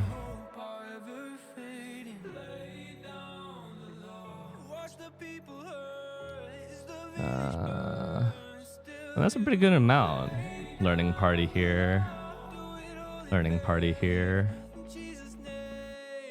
Learning party at the bottom. Korea got a lot of learning parties, chill parties, and then you just need top tier gems and cards. Well, no, people gatekeep for that as well, but we're just talking about volume. If I were to add up all of NA East, NA West, South America, and EU, it might be the same amount of players as KR. The difference is KR is all under one singular region. And that's the difference. Actually, it's probably less if you add up everybody.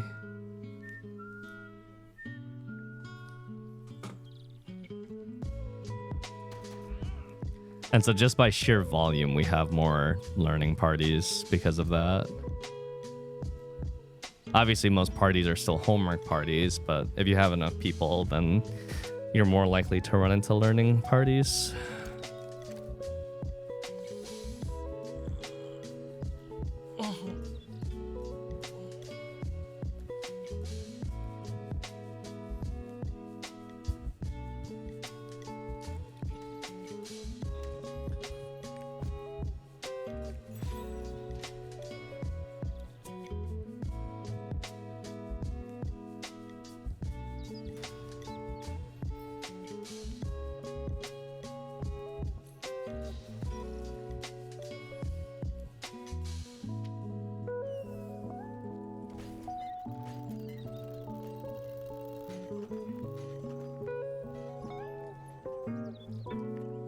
Oh shit.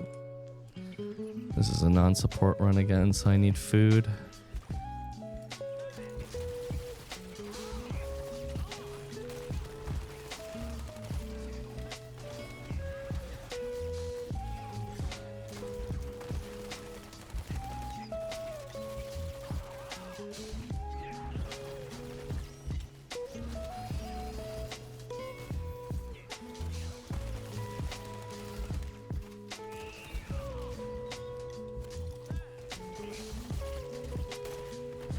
Well, this boss typically doesn't need pheromone, but this boss doesn't have a universal rule on battle items.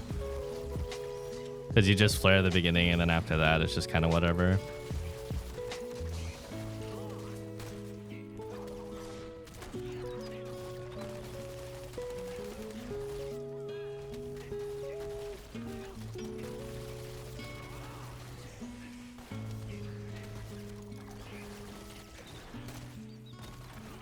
Oh shit, that actually hit me. Still a little unsure about the exact area of that.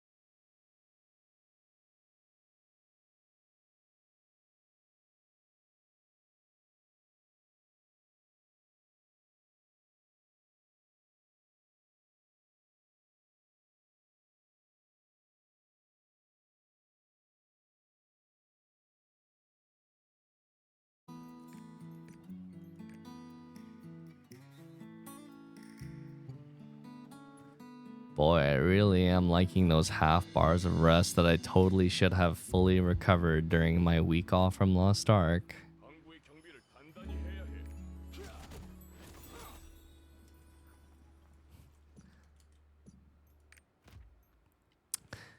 But yeah.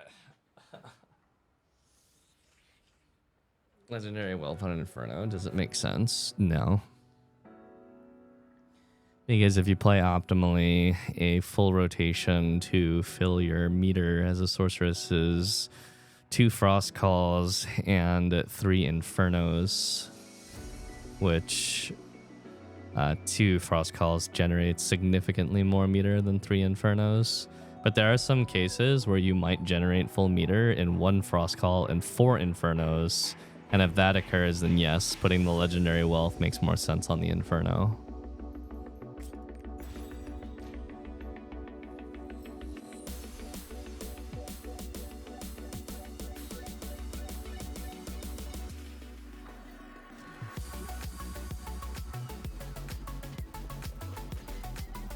It's got KLC 30. Congrats.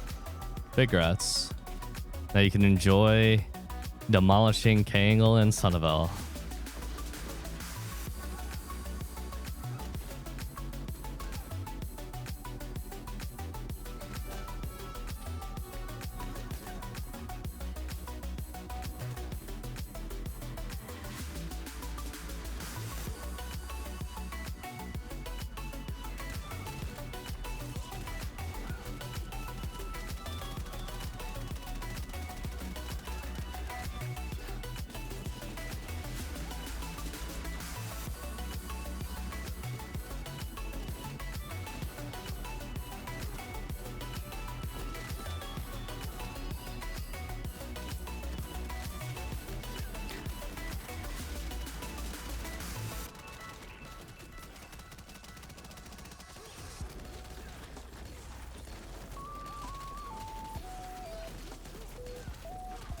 Fuck, that's not good to do. I need to stop doing that.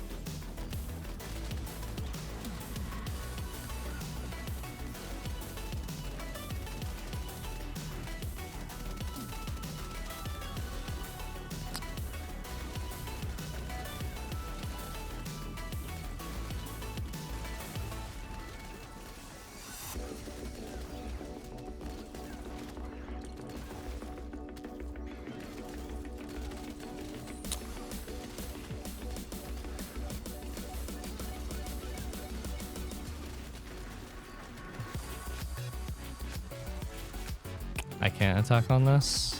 It's doing the beep beep beep beep beep. Beep beep beep beep. And maybe a natural stagger.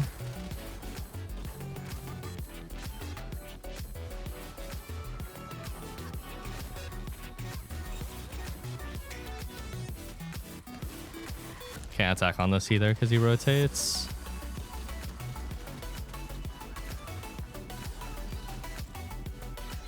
Oh, he's already dead. Fuck. I actually didn't think he would die, so I kept holding it. I thought he was going to go to mech because it was taking so long for him to do a free pattern. All those patterns leading up into the end were not really good to do Shura Finisher on, since they all had like less than 3 seconds of uptime before the boss turn, which kind of sucked.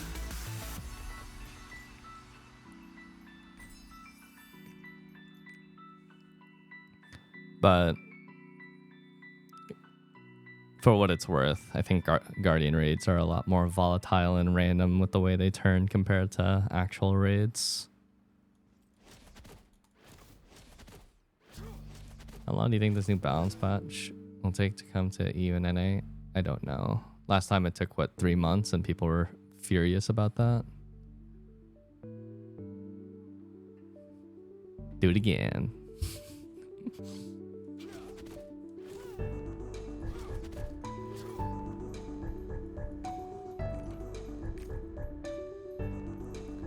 Oh, crits. Oh. Crit spec 2 lines and kind of low values.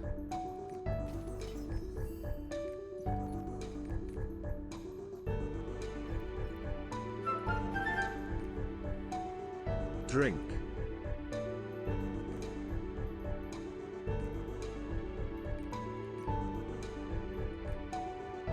Drink. Dash, thank you for the 19 months. I actually do want to grab a drink, to be honest. Today I don't feel as tired though. I feel a little bit better rested. I tried advice that Stoops gave me, which was to don't go to sleep for an hour after taking melatonin, he said. Apparently, it's common to experience drowsiness if you go to sleep immediately after taking melatonin. Waking up drowsy, that is.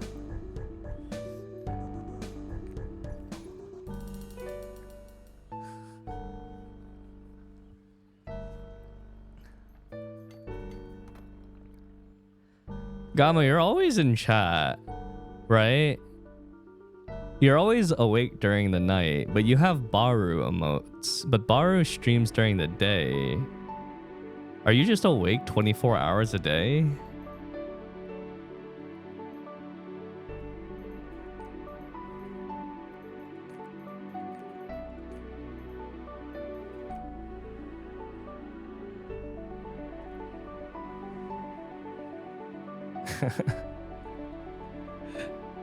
I actually know so many people that are subbed to Baru without actually watching him because they love his panda emotes.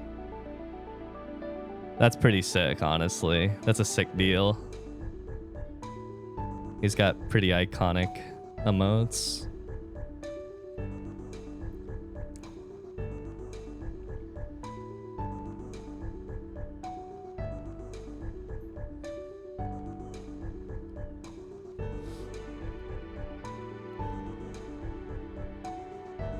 Wait, does he just have so many emotes that he needs 2 channels to hold them all? What? That's ridiculous. Cherno's an oldie, dude. That guy's been around the site forever as well. Cherno TV.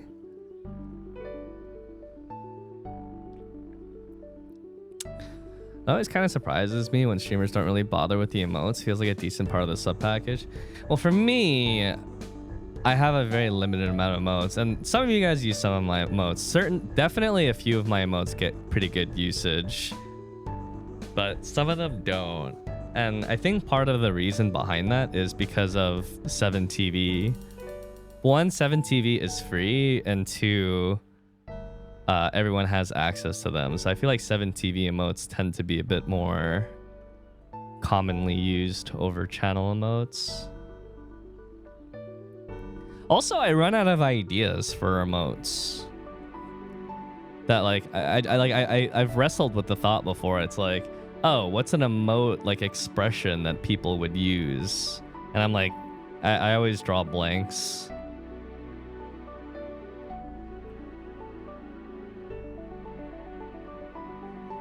Yeah, maybe I should make a caught emote. And a boring emote. Yeah, those are on point.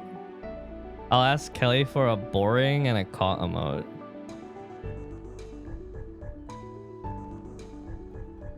Those are good. I'm gonna actually write to her right now. Kelly.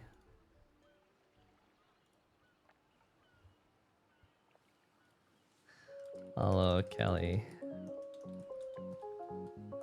Chat had a good idea for 2 new emote designs.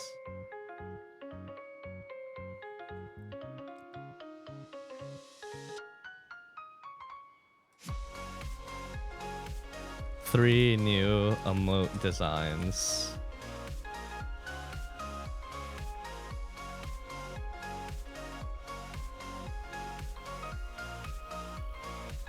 A heh would also be nice. That's not bad either. 4 new emote designs.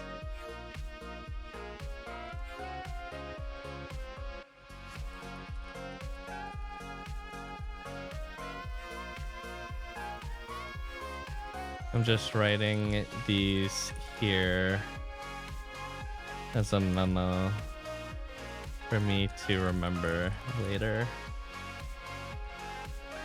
Huh? Anya Forger from Spy Family. Hot. Boring. And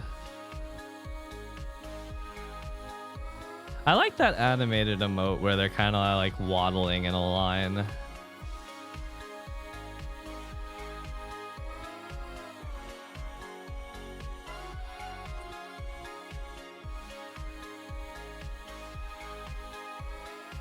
And some sort of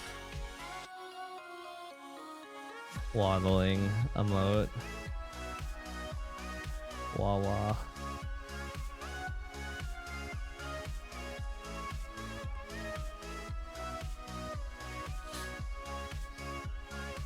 Okay, I left those as a memo.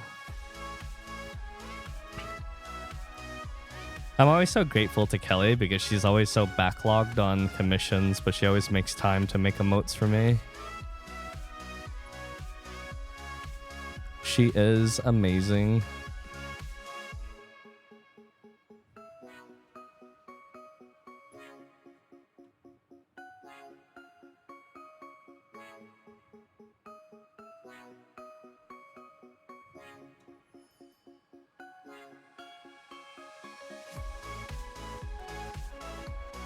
What the fuck is that emote, Toasty? Who is Ellis? I've seen you post their emotes all the time, but I actually don't know whose channel that's even from.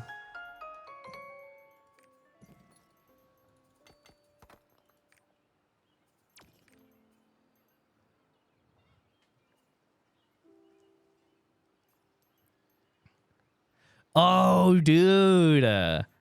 A campfire emote of my character, Stoops' character, and Lustboy's character, like the cat, like the cats. Someone posted it? The cat one. I bet you she could make one like that, and then yeah.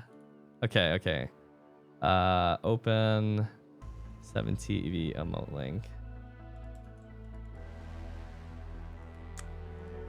And maybe one more campfire emote in this style of me, Stoops, and Lustboy's characters from the Christmas wallpaper.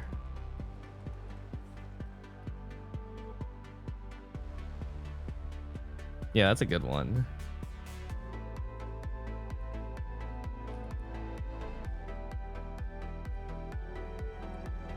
That one though, because it's a wide emote, I'll have to upload it as a 7TV emote instead of a sub emote, which I'm sure you guys don't even mind because that means it's free.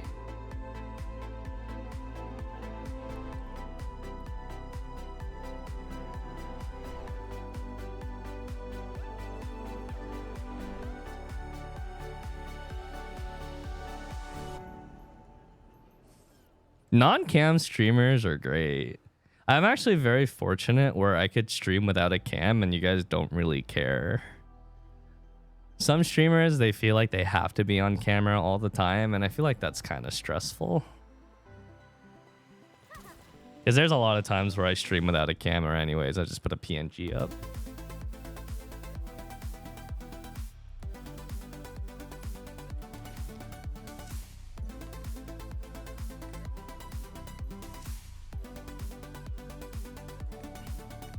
Yeah, that always is so strange to me. Is game pay to win? Yes. That's always so strange to me. Because I'm one of the many people out there that don't like the sound of their own voice. I actually don't notice it until I listen to a recording of my own voice. Once I hear a recording of my own voice, I'm like, ew, cringe. When I'm just talking, I don't mind it. I don't think about it. Who likes their own voice? There's people out there that like their own voice. Chat, raise your hand if you like the sound of your own voice. I think they're in the minority for sure, but they exist.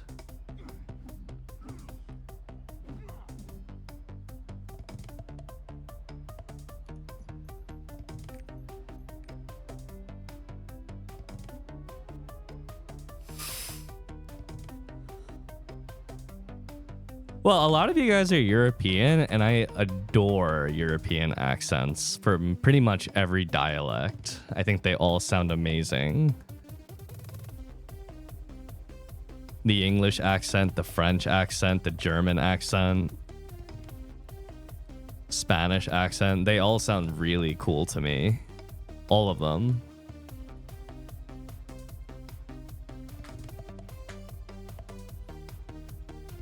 What about the American accent? There is no American accent.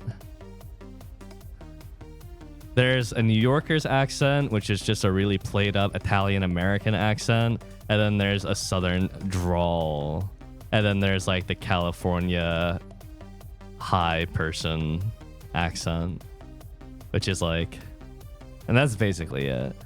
Oh yeah, there's the Bostonian accent as well. I forgot about that one.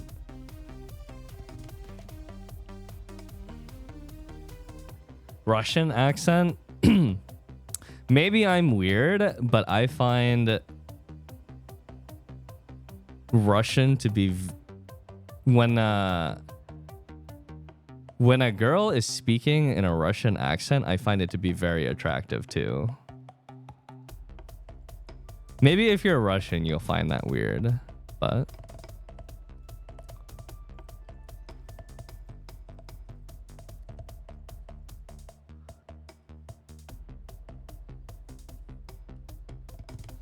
have you ever heard of the Minnesotan accent? Not the Fargo one. I didn't even know Minnesota had a region-specific dialect.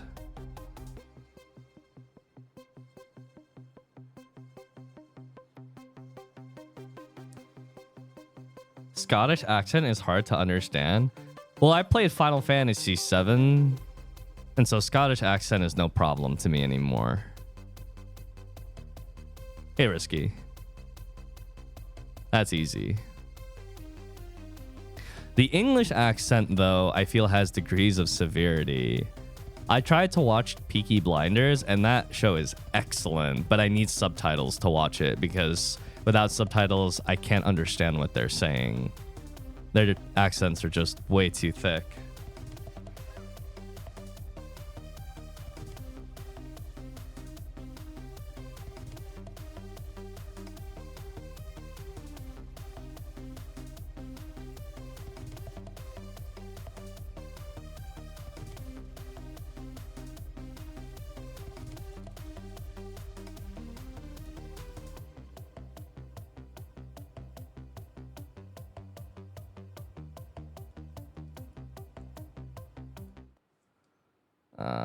I don't know if I can find a good one.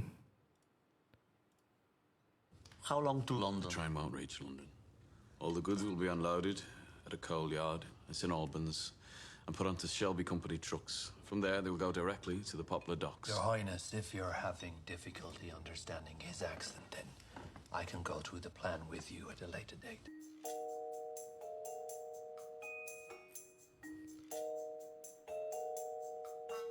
Well, first we spent some time. My name is Tommy Shelby, and I'm going to be teaching you English, dressed as a Peaky Blinder. Run the intro. Take a little walk to the edge of town and go across the track where the viaduct looms like a bird of doom as it shifts and cracks. Let's start by talking about Birmingham, where Peaky Blinders is set. Birmingham is a city in the middle of England, in the Midlands as we call it. Now because of that, it shares different pronunciation features from the north and from the south. It's a kind of blend of accents. A lot of people say it has a kind of sing-song nature to it. And today we're going The accent is so cool, though. to focus on two main characters in Peaky Blinders. We're going to look at Tommy Shelby And we're going to look at Alfie Solomon, who has a very different accent.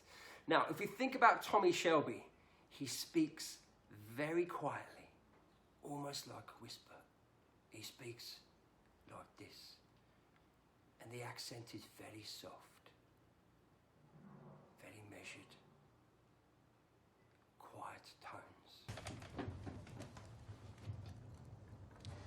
John, you caught Angel Changretta. Okay, so there's the first word, cooked. You caught Angel Chang.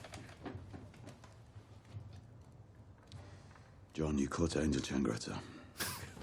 Okay, so there's the first word, cooked. Cooked. Now, this is a very distinguishing feature in England. In the southern... Sorry, I don't put the video on the screen because I feel like if I put the video on the screen, then you'll try and read the subtitles. Now, I'm trying to find specific like clips of it.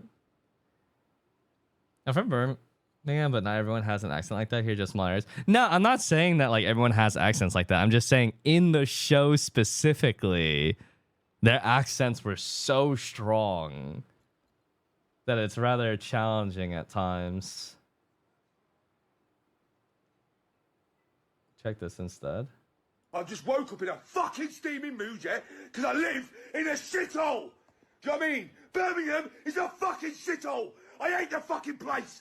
I fucking hate it! It's full of dickheads! I fucking hate it! What? I just woke up in a fucking steaming mood, yeah? Because I live in a shithole! Do you know what I mean? Birmingham is a fucking shithole! I hate the fucking place! I fucking hate it! It's full of dickheads! I fucking hate it!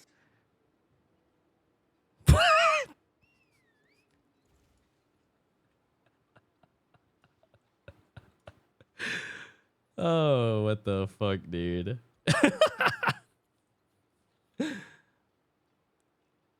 Yeah, I don't know.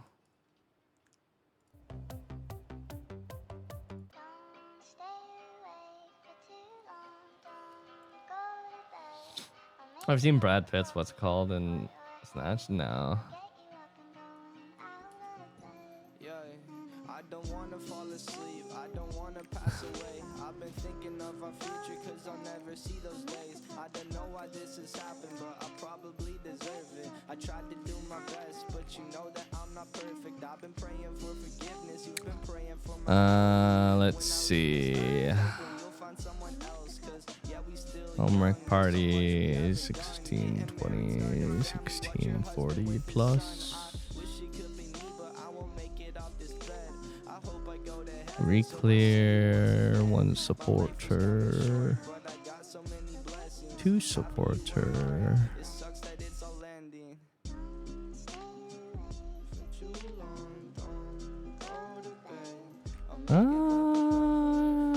Yeah, I mean, this seems fine, honestly.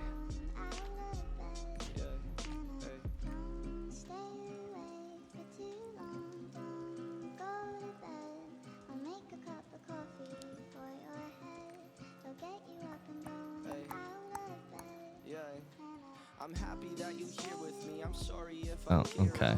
I guess we're going with that after all. So these characters are good to go for hard mode, but I kind of want to get through these quickly so I can play through Pacific Drive. So normal mode should be pretty chill in comparison. And my Striker and my Berserker can do 1 more week of normal mode before normal mode is useless to them. So it's fine to do normal mode for basically this last week. After that, my Striker and my Berserker have to go to hard mode moving forward if they want to make progress.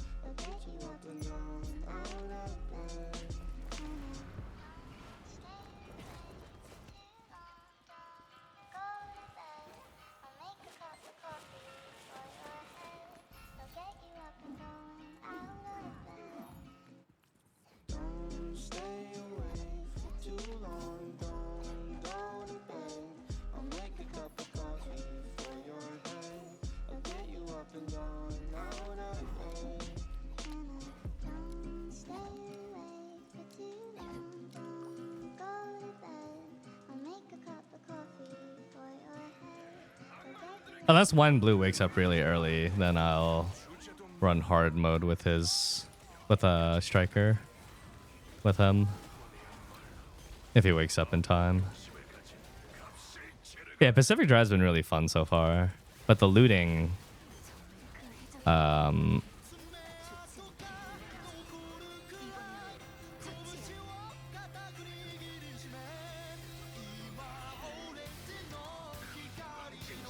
that sucks. What?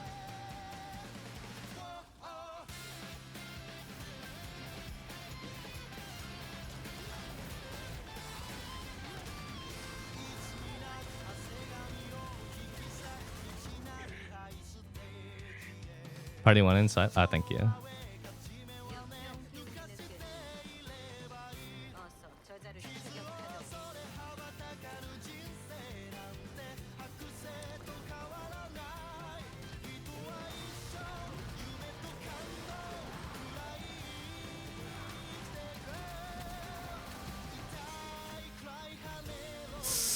I think my state's gonna fall off during the stagger check.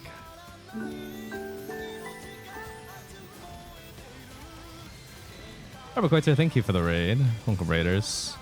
What is behind me? 3 Nessies and a candle.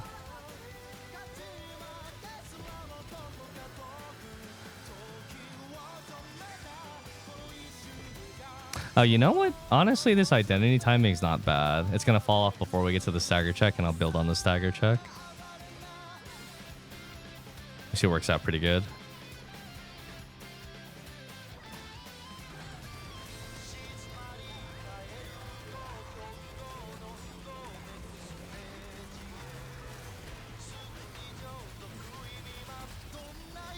I didn't mean to do that. Oh, it didn't crit.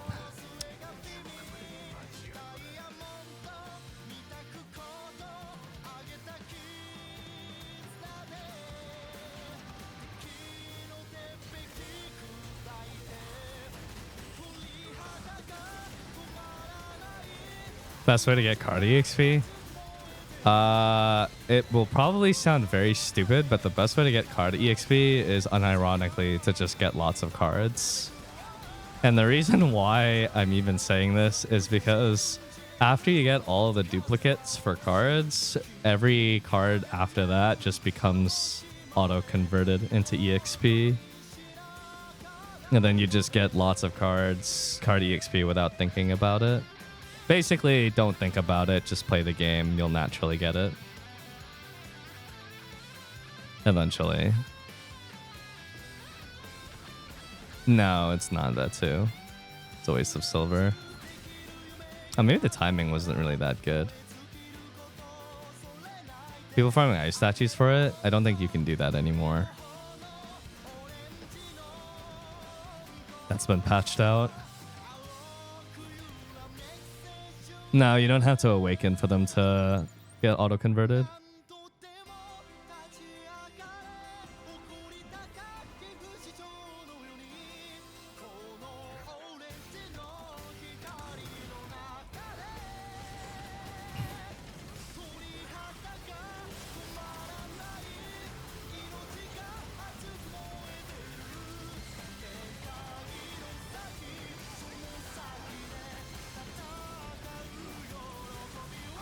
I fucked up the beginning of this run, but I guess it's okay.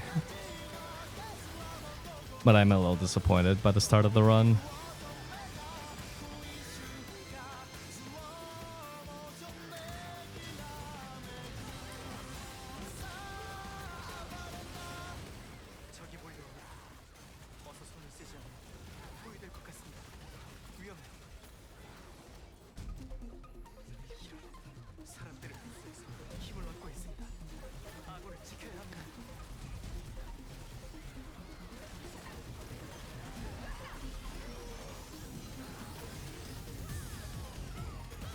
Oh, shit.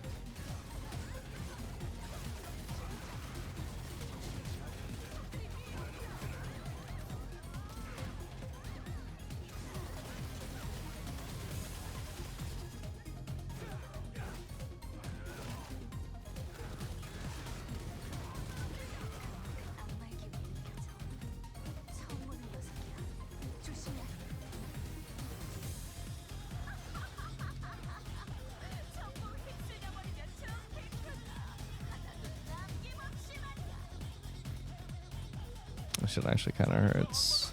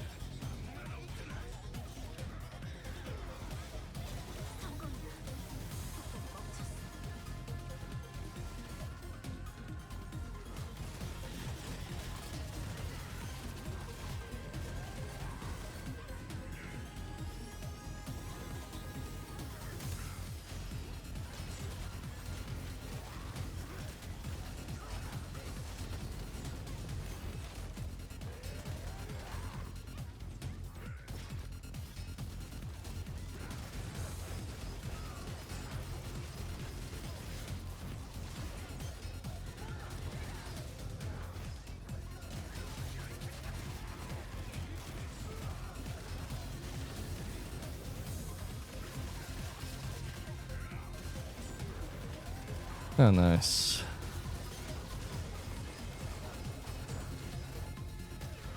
Yeah, case in point, I haven't bought card EXP or any card packages in a really long time now. Probably more than half a year. And I have 7 million card EXP at the moment.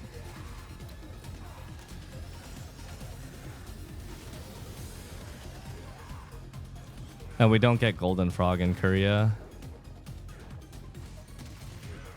It just naturally accumulates.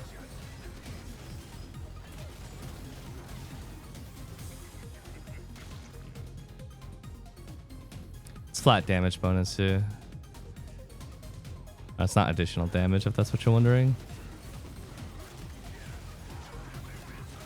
Or it's not additive with it.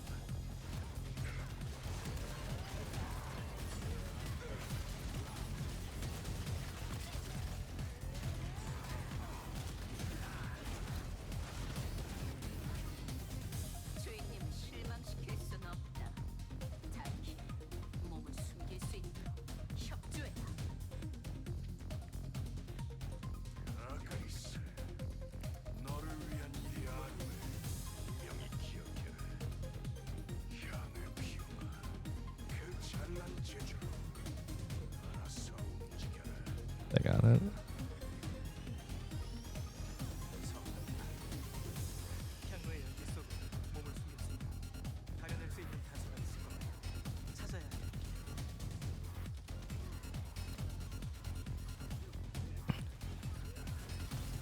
We can't hit the boss right now. It's in DR.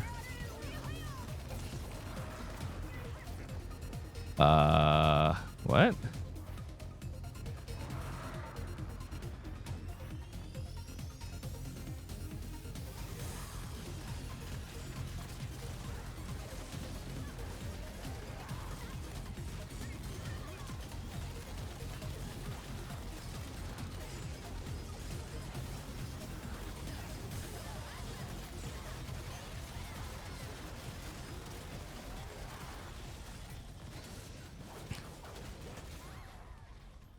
The sidereal got launched early into the shield, into the DR. Wonka. Oh, I got a redo on the run at least, which is kind of nice.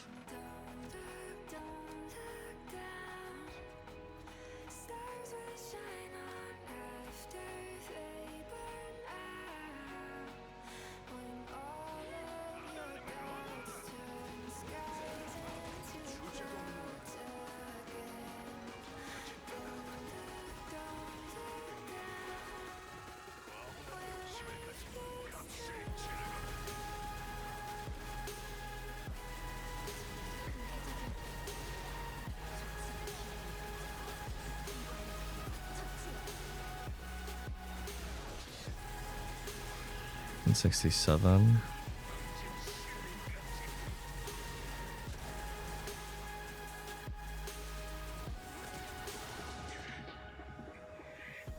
Control 1, 2, 3, and 4, Kane.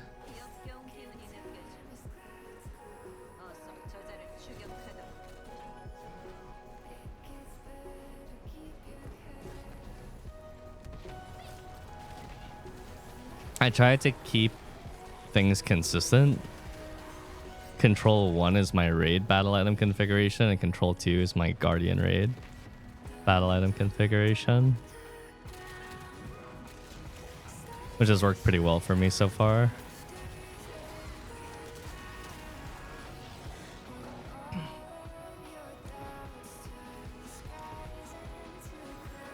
This timing's not as good.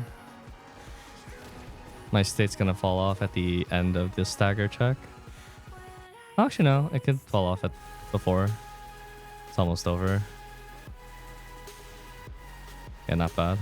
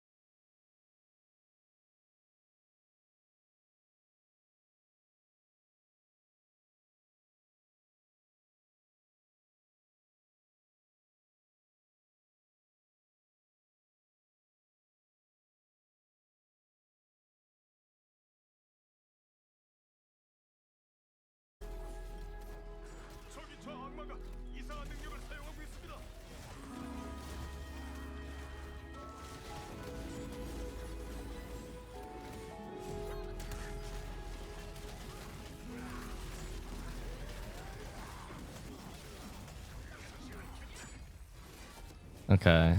That one, I will not blame them for us dying. I won't blame them because the boss fucking headhunted him across the map and prevented him from jumping across to do the stagger check on the other side.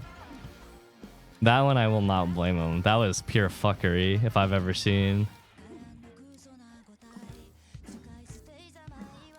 That was kind of crazy.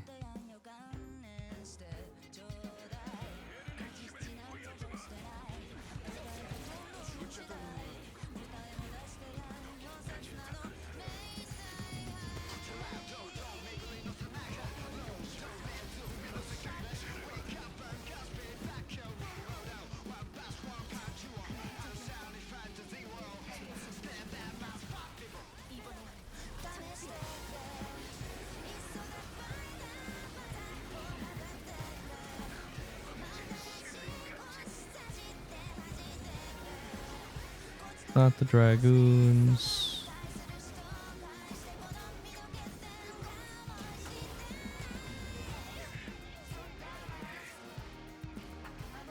You know, Super Express would be Ancient Gear. Braille Ancient Gear. In your Express, you should get at 1490 specifically. You get a box that just has the full Braille set in it right away.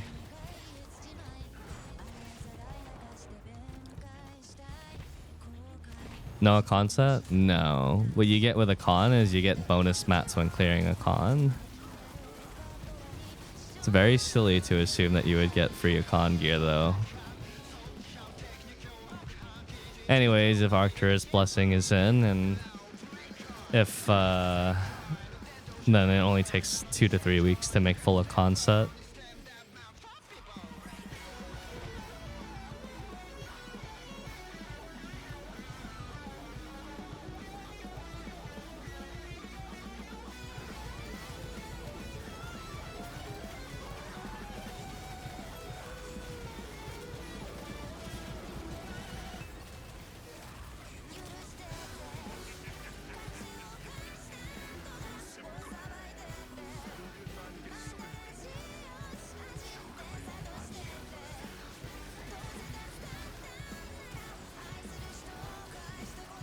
Is it though? Yes. That's why I said with Arcturus' Blessing.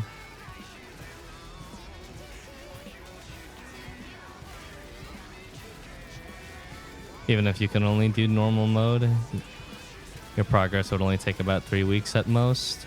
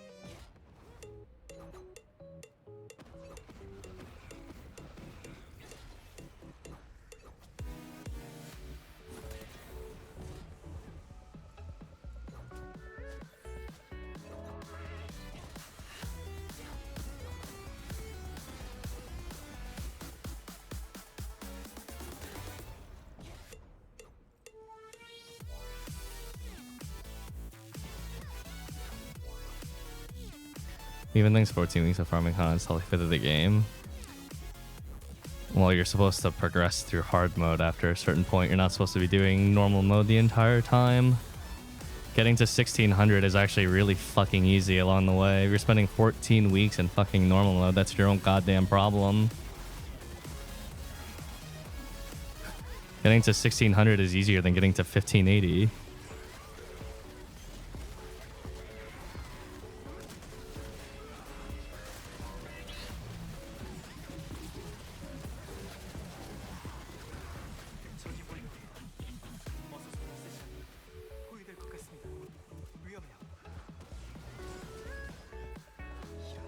Either way, though, it's about time that Arcturus' Blessing is put in the game anyways.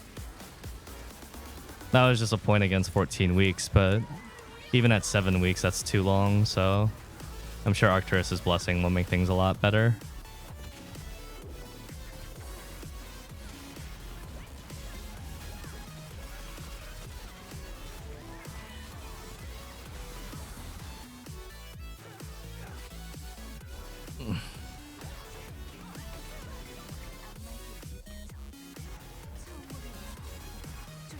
I mean, it's a pretty fair assumption to make that you would get it by now, or by the next patch.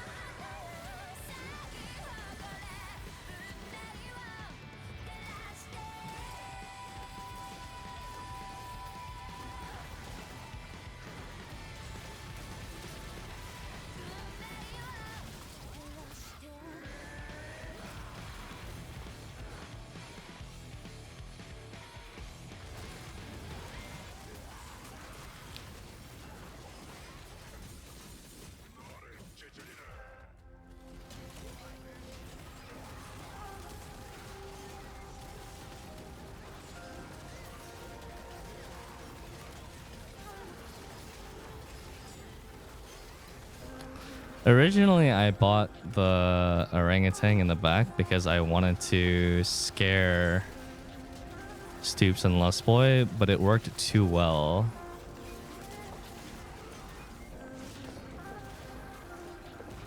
And scared the daylights out of them since I put it there in the middle of the night.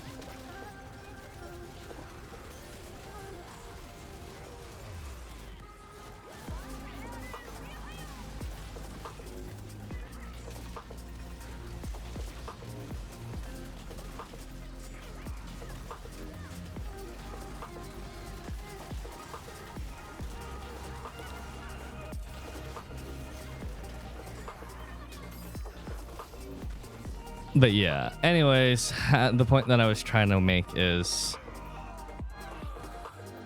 yes, it takes too long, but that's not how the progression of the game goes. You're not supposed to stay in normal mode for that amount of time. You're supposed to go to normal mode, make part of your progression along normal mode, and then eventually graduate to hard mode once you have enough gear. Because getting to 1580 is a lot more resource intensive than getting to 1600 because of the gear reset. Yes, getting parties is a very difficult thing, but that's just another subject matter. In any case, the Arcturus' blessing will help, and that's the only thing that actually matters. But if you can't find a party, it's understandable. There's a lot of gatekeeping, but you have to understand that there's so many other people that are in the same boat as you. You are not the only new person, and you should really put in a more forthright effort to play with other people that are in the same boat as you. Someone's got to take the initiative to make the party. You can't just rely on the experienced people to make homework parties to facilitate you learning the raid.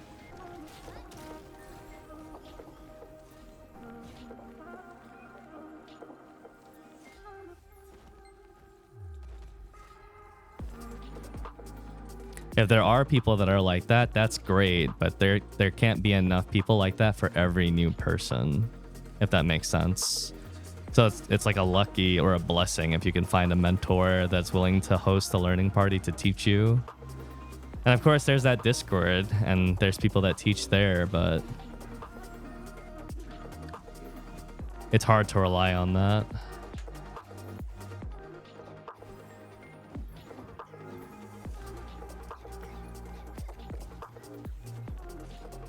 Some people's anxiety is too high to consider that, though. Yeah, but that kind of raises a different problem of Lost Ark, where there's no avenue of progression outside of raiding, which is not a healthy thing for the longevity of a casual player base. But that's a separate issue that we can talk about if you guys really want to.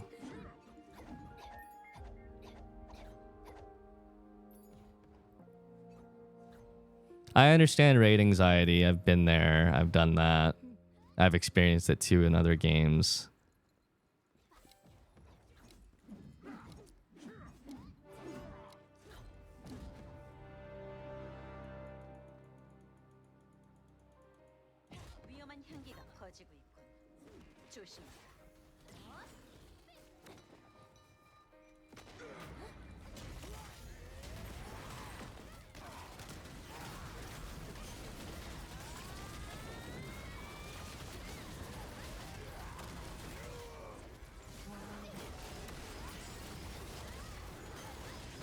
Five and 9.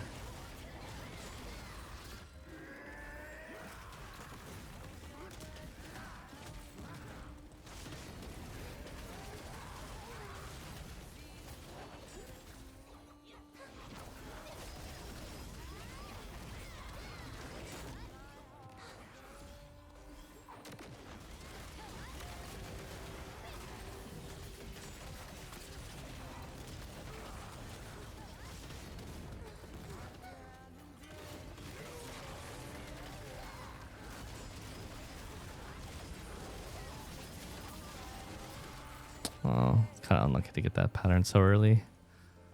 It's one of the few patterns where you can't really DPS on her during it.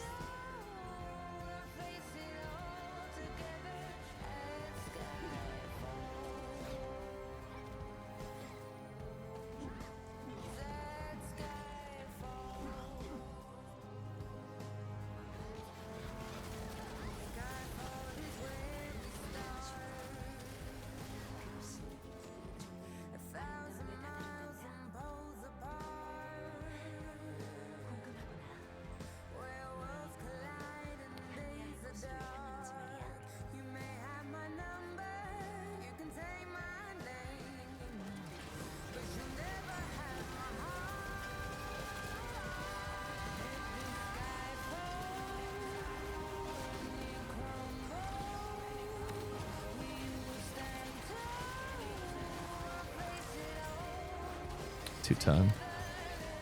That guy almost made you wipe the party that pinged. Oh no, his solution was okay too. In normal mode, you're allowed to have more than one person on the same tile as long as the circles don't overlap. But I don't. It didn't really matter because it was like it made no difference and it wasn't particularly safe for.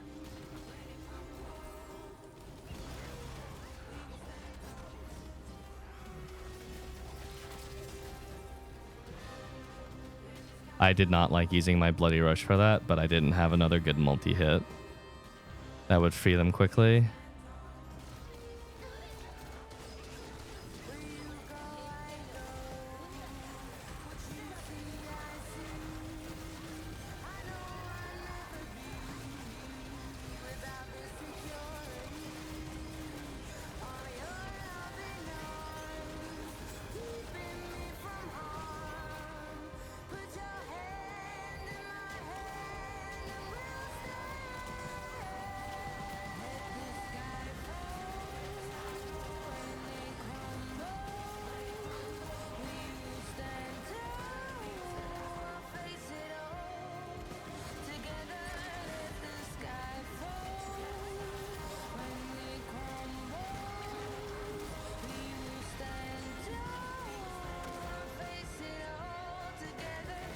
Gonna Mac.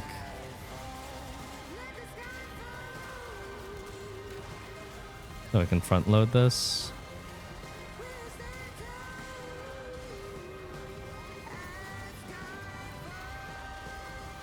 Oh shit.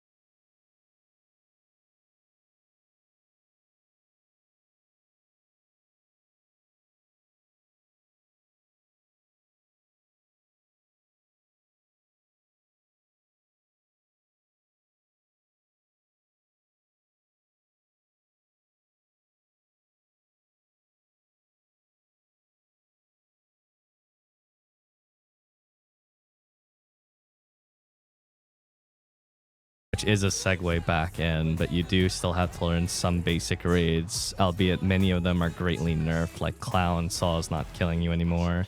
Or Brel gates being straight up removed and the last gate being entirely optional.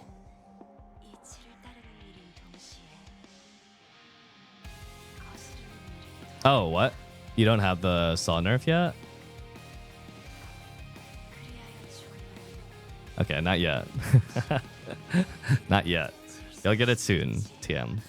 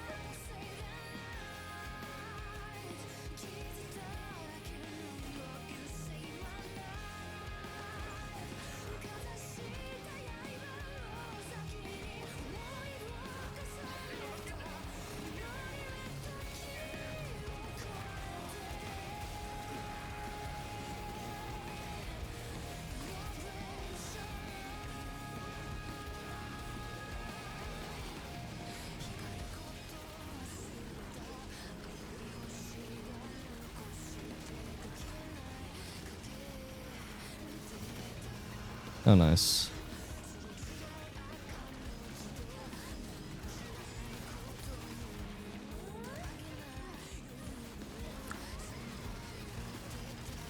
I don't know if sad is the right word, but I'm very focused during raids because I'm trying to make sure they go smoothly.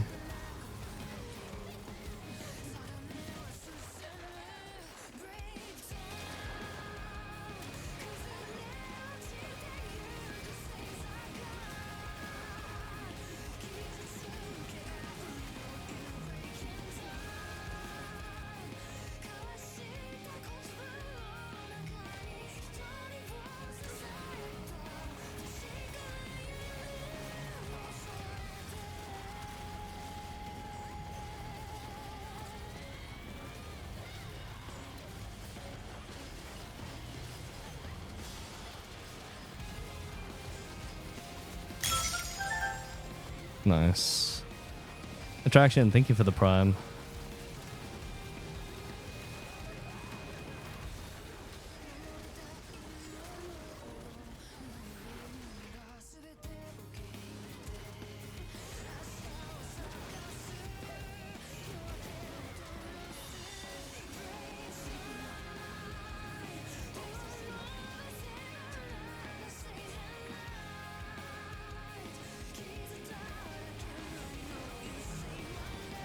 Oh no, it's more than that. This is like the 5th or 6th week. I can't remember.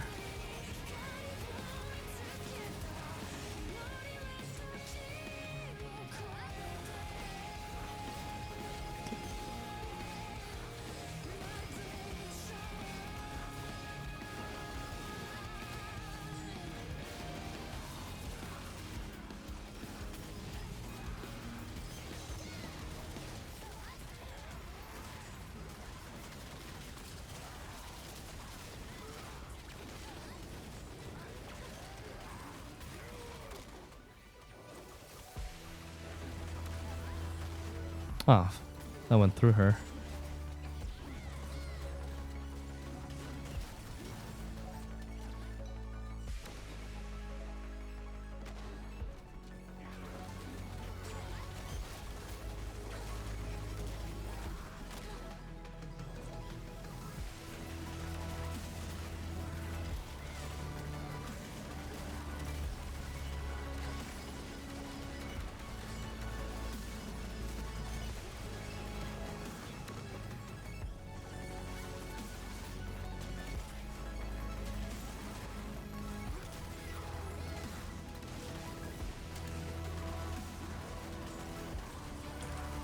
Come on, nice.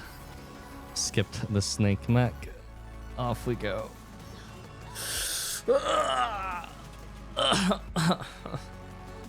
7th week, 6th week was when you got the full 1670 mass. That was this week. It was this week that I went to 1670. Thank you again for the new Prime attraction. Thank you, thank you.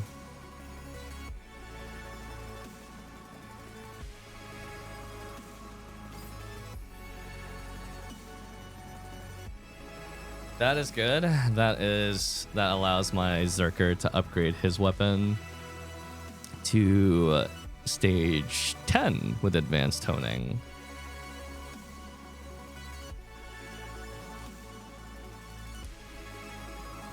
Bam.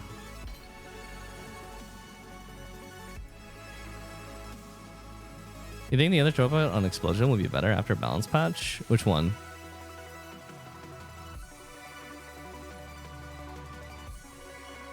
I gotta do the same on my striker now, and then all of my characters will be done with stages 1 through 10 on advanced toning after my strikers run. Whirlpool, it's conditionally better. It has some benefits and it has some downsides. I think arguably it has more downsides than benefits, but the benefit is more damage, and I think only the greediest of Goblinos will go for it, if at all.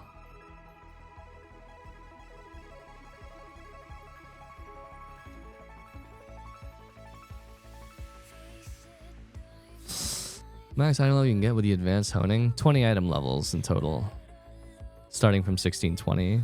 So 20 to 40, 30 to 50, 50 to 70.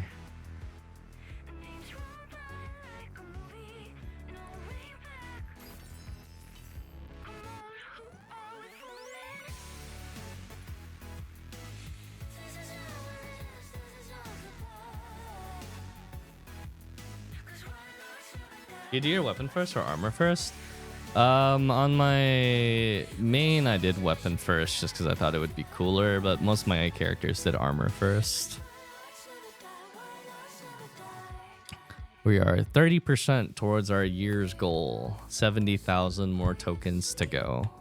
I don't think I've missed a week of this, by the way. I'm pretty sure that I've gotten the 2,000 something tokens every week since December 21st. We are making steady progress. Is there only 10 item levels when I do normal mode? Yes, because after you get 10 item levels from normal mode, you'll be 1630. So you're eligible for hard mode. So you're supposed to continue from hard mode. And for the record, Echidna is an easier raid than Thamine. So it's not the kind of raid where you should feel worried going into it on item level.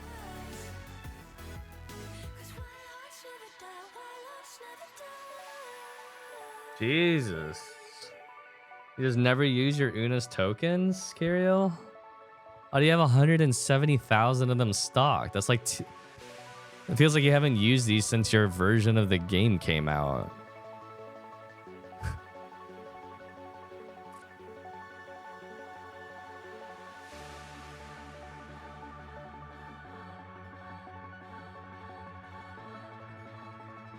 That's a lot of goddamn tokens.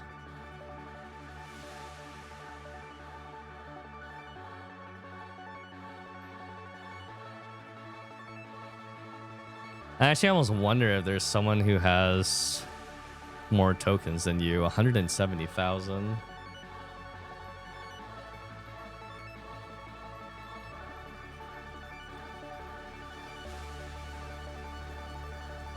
Voldus.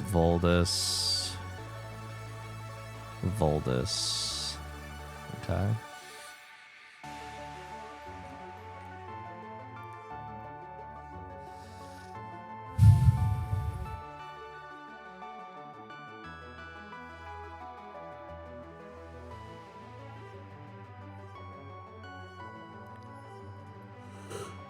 Do I have... Wait, I only have 2 of these eyes? Why? What's the strat once you decide to use them? I just go for larges, because I want to count how many gold bars I get. Which characters are you enjoying the most? All of them that I play. I wouldn't play a class if I didn't enjoy it. I would drop it.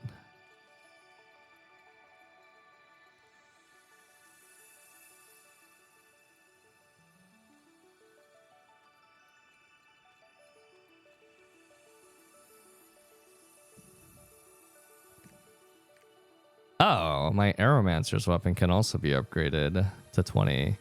Oh, that is a lot of honing today. I don't even know if I have enough resources for that. Or gold for that matter. That's a shit ton of honing. That's 4 characters of weapons to hone. The 2 of them are to stage 10, so that's not as bad. But 2 of them are to stage 20 is very expensive. From 10 to 20 is still like 200,000 gold.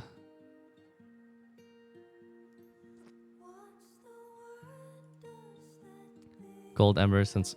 Wow. You've also been collecting all of your gold fate embers? You are a hoarder extreme, and I thought I had a problem.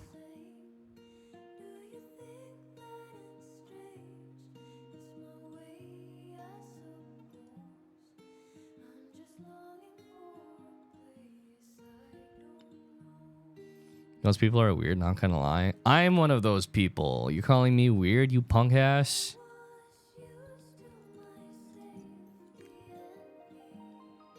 Hello, Saddle.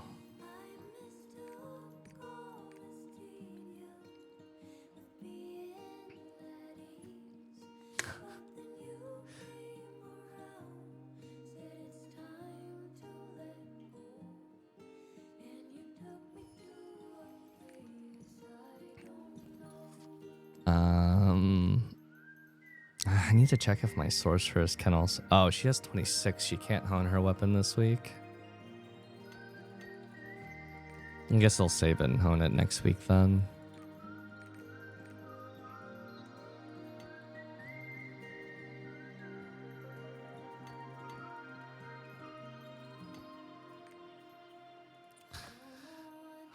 This might actually drain all of my remaining leap stones that are unbound.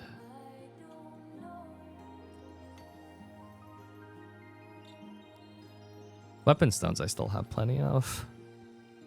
But I don't think I'll have any more after this.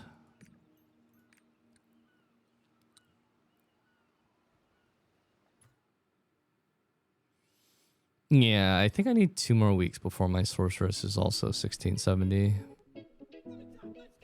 I think.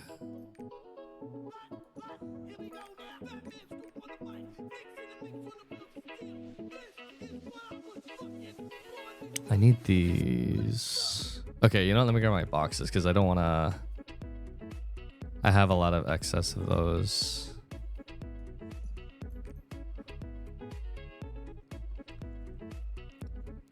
Are any of my Korean viewers here? Moto, are you here by any chance?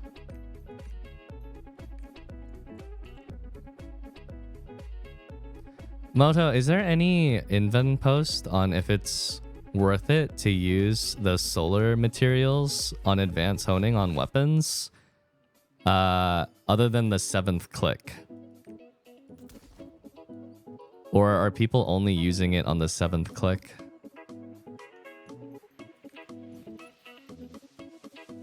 Thank you.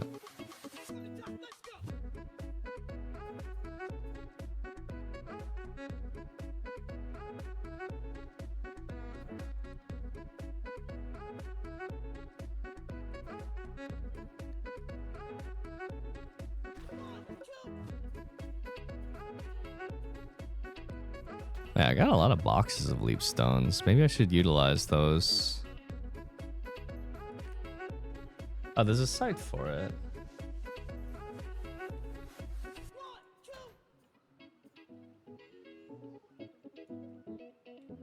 Maybe I should use some of these boxes just so I can stop clogging inventory space. This is everything. This is also everything. Okay.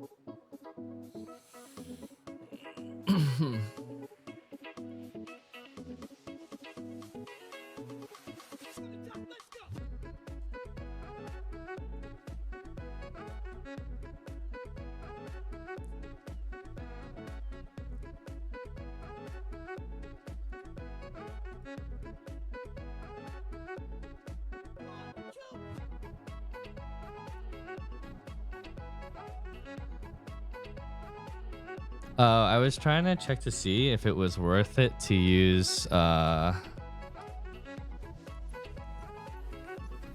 these 3 materials on every click of the weapon or not. Or only the 7th. I didn't actually ever math it out to see if it was worth it. I imagine it's probably worth it from 11 to 20, but maybe not worth it from 1 to 10.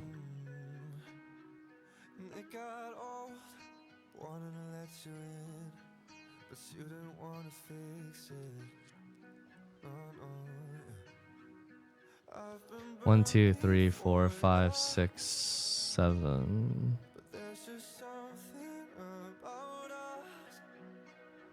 Is it weapon? Yeah.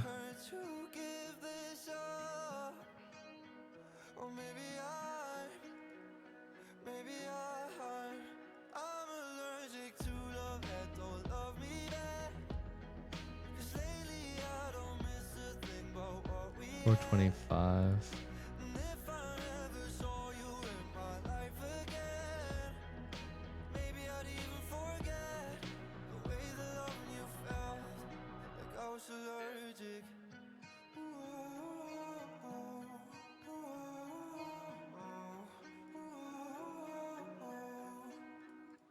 After all the things that you put me through, with so little left to lose, I got over you.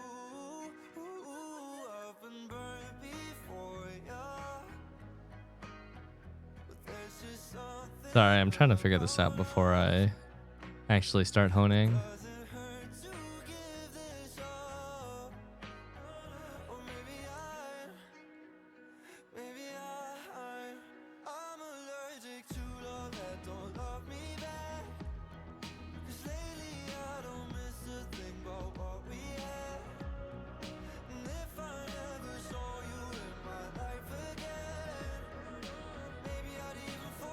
Okay. I think I understand. So the cheapest way to do this is to use purple on every single turn.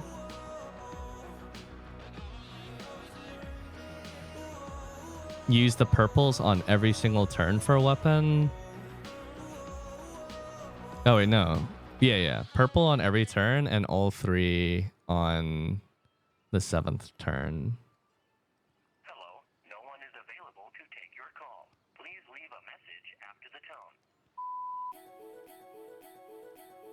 That looks right.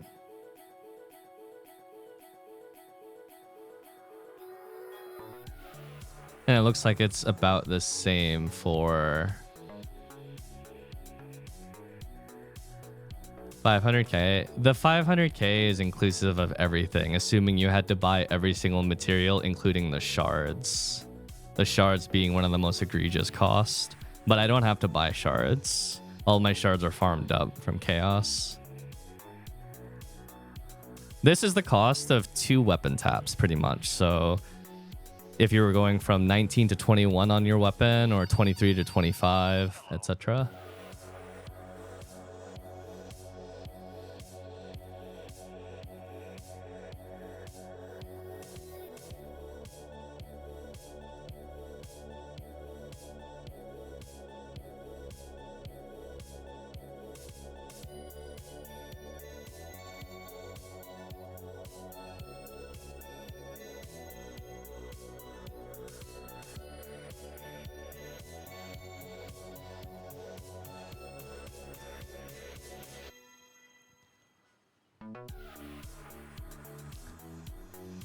So this is presuming I have all the weapon stones, leaps, and shards already. Now this is the cost in gold.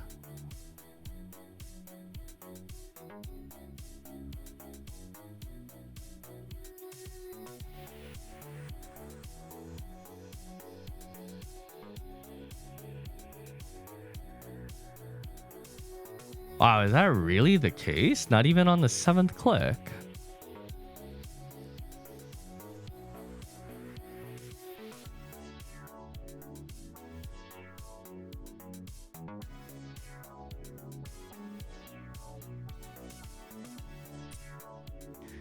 I was doing it like this on armors.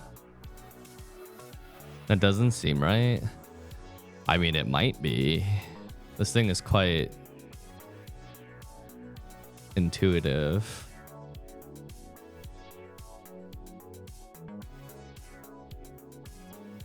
What?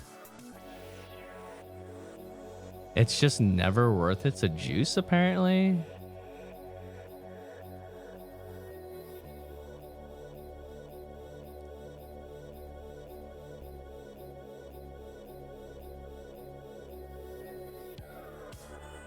Huh.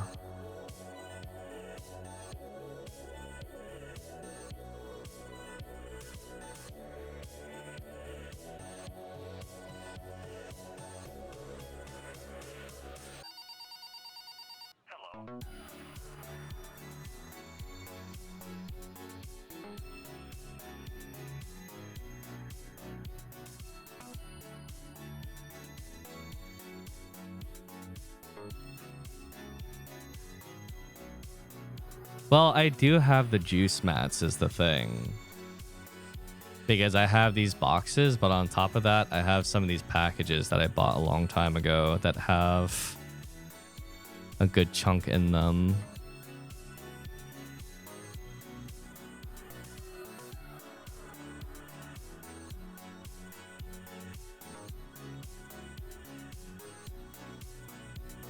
Okay, let's assume that I have them. Then if I go the route of 52 clicks, that's 52 clicks, huh?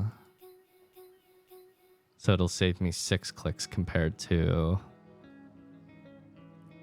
using none at all on average.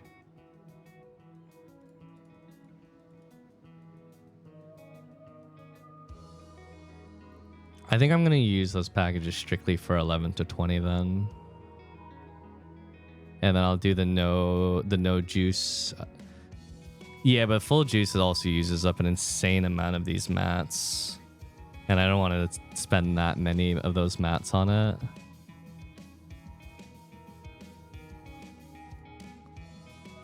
Because the technical gold value cost of that stuff is so much. Of those juice mats. Okay. I think I've got my game plan mapped out.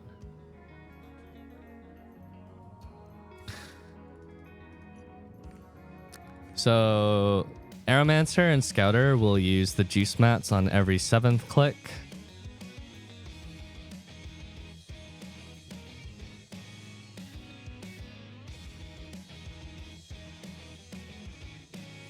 $47 clicks, 52 clicks. No, we're gonna do this method. Purple on every turn, and then all 3 on every 7th turn.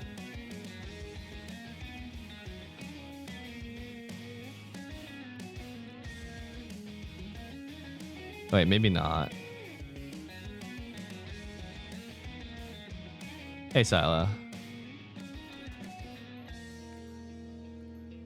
As a reminder, if anyone hasn't been around for the past day, Sila has finished his mandatory military service.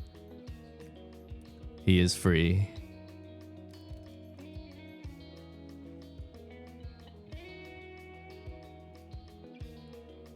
One to 10. Yeah, and then on my Striker and Berserker, we'll do this method. Or maybe we'll do... We're gonna do this one, actually. No. This one? No. This one.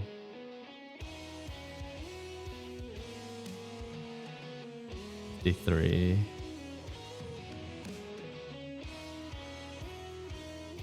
Yeah, this one. For 1 to 10, we're gonna do this one because they have the Berserker has it. Random question on MVP screens, does it count the kill run or previous runs as well if you wiped? It only counts the kill run, but funny story is back in the old day, it used to count all runs in the entire session. A long time ago.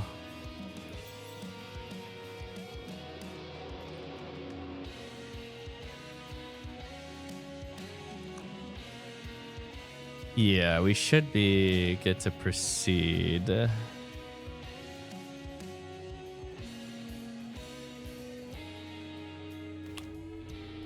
I'm gonna need more of these suckers mainly. That should hopefully be for all of my characters. Actually, we have the math. Oh, it's gonna use around 1,500 of them for the weapon, huh?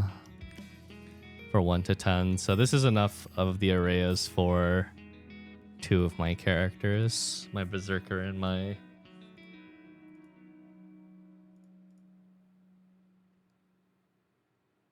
3,000. I'll need another 3,000 of these. It's really the only material that I think I need to buy, but that'll cover most of the journey for all 4 characters.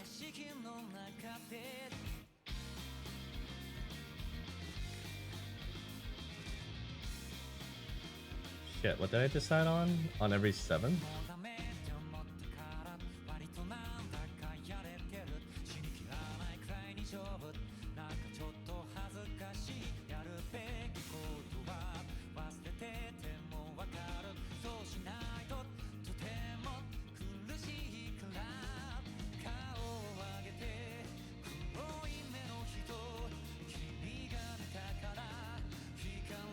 $206 of them.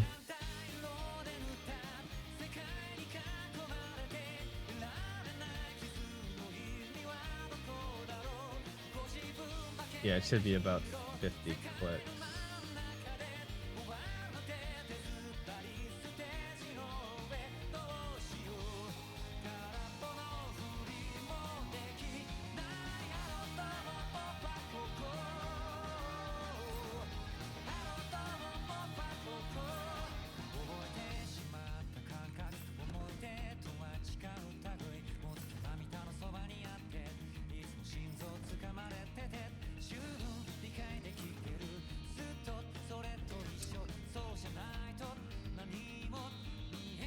Yeah, average cases. Huh.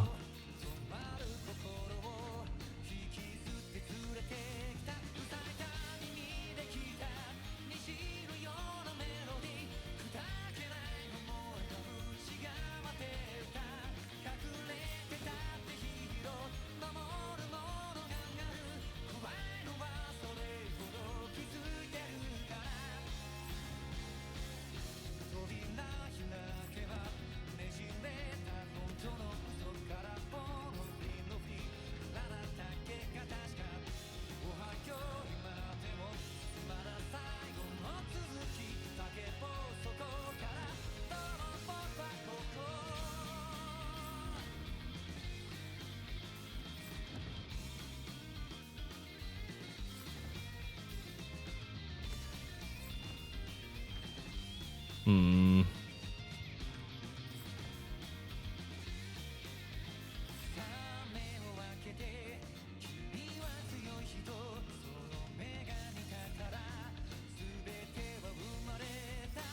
Go full juice? No, it's not.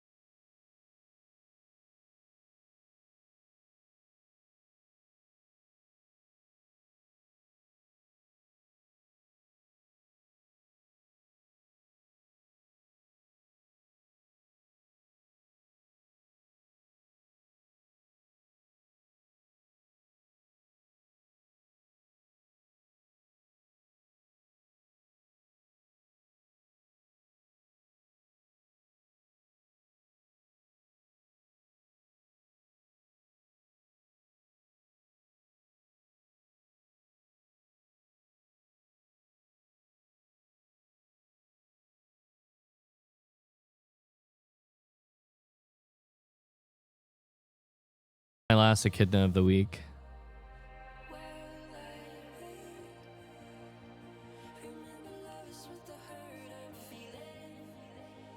I have one but no elixirs. As long as it's a re-clear, I'm down to join up. It's just normal mode.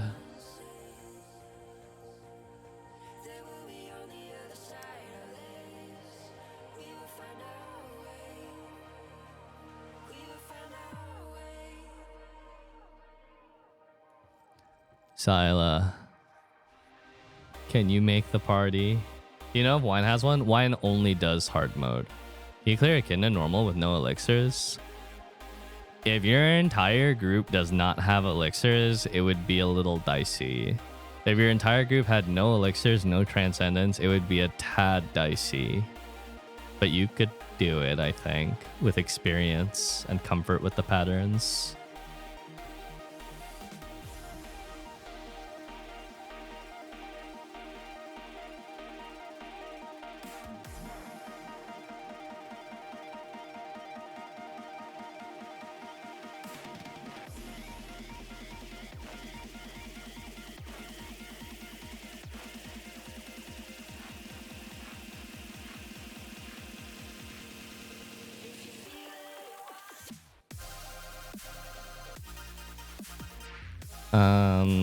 This is a calculator for advanced honing. Input your... You can input the value of the mats on the left. For armor, / weapons, stages 1 to 10 and 11 to 20. Current KR mat prices. It's actually not worth it to juice at all if you have to buy the mats at market value. This is the case for both weapon armor as well as weapon. Even stages 11 to 20, interestingly enough.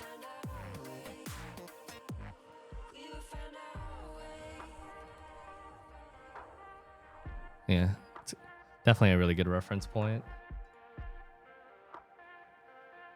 Was there such an event that gives you golden honing materials when you hone a Kanye? Was there such an event in KR?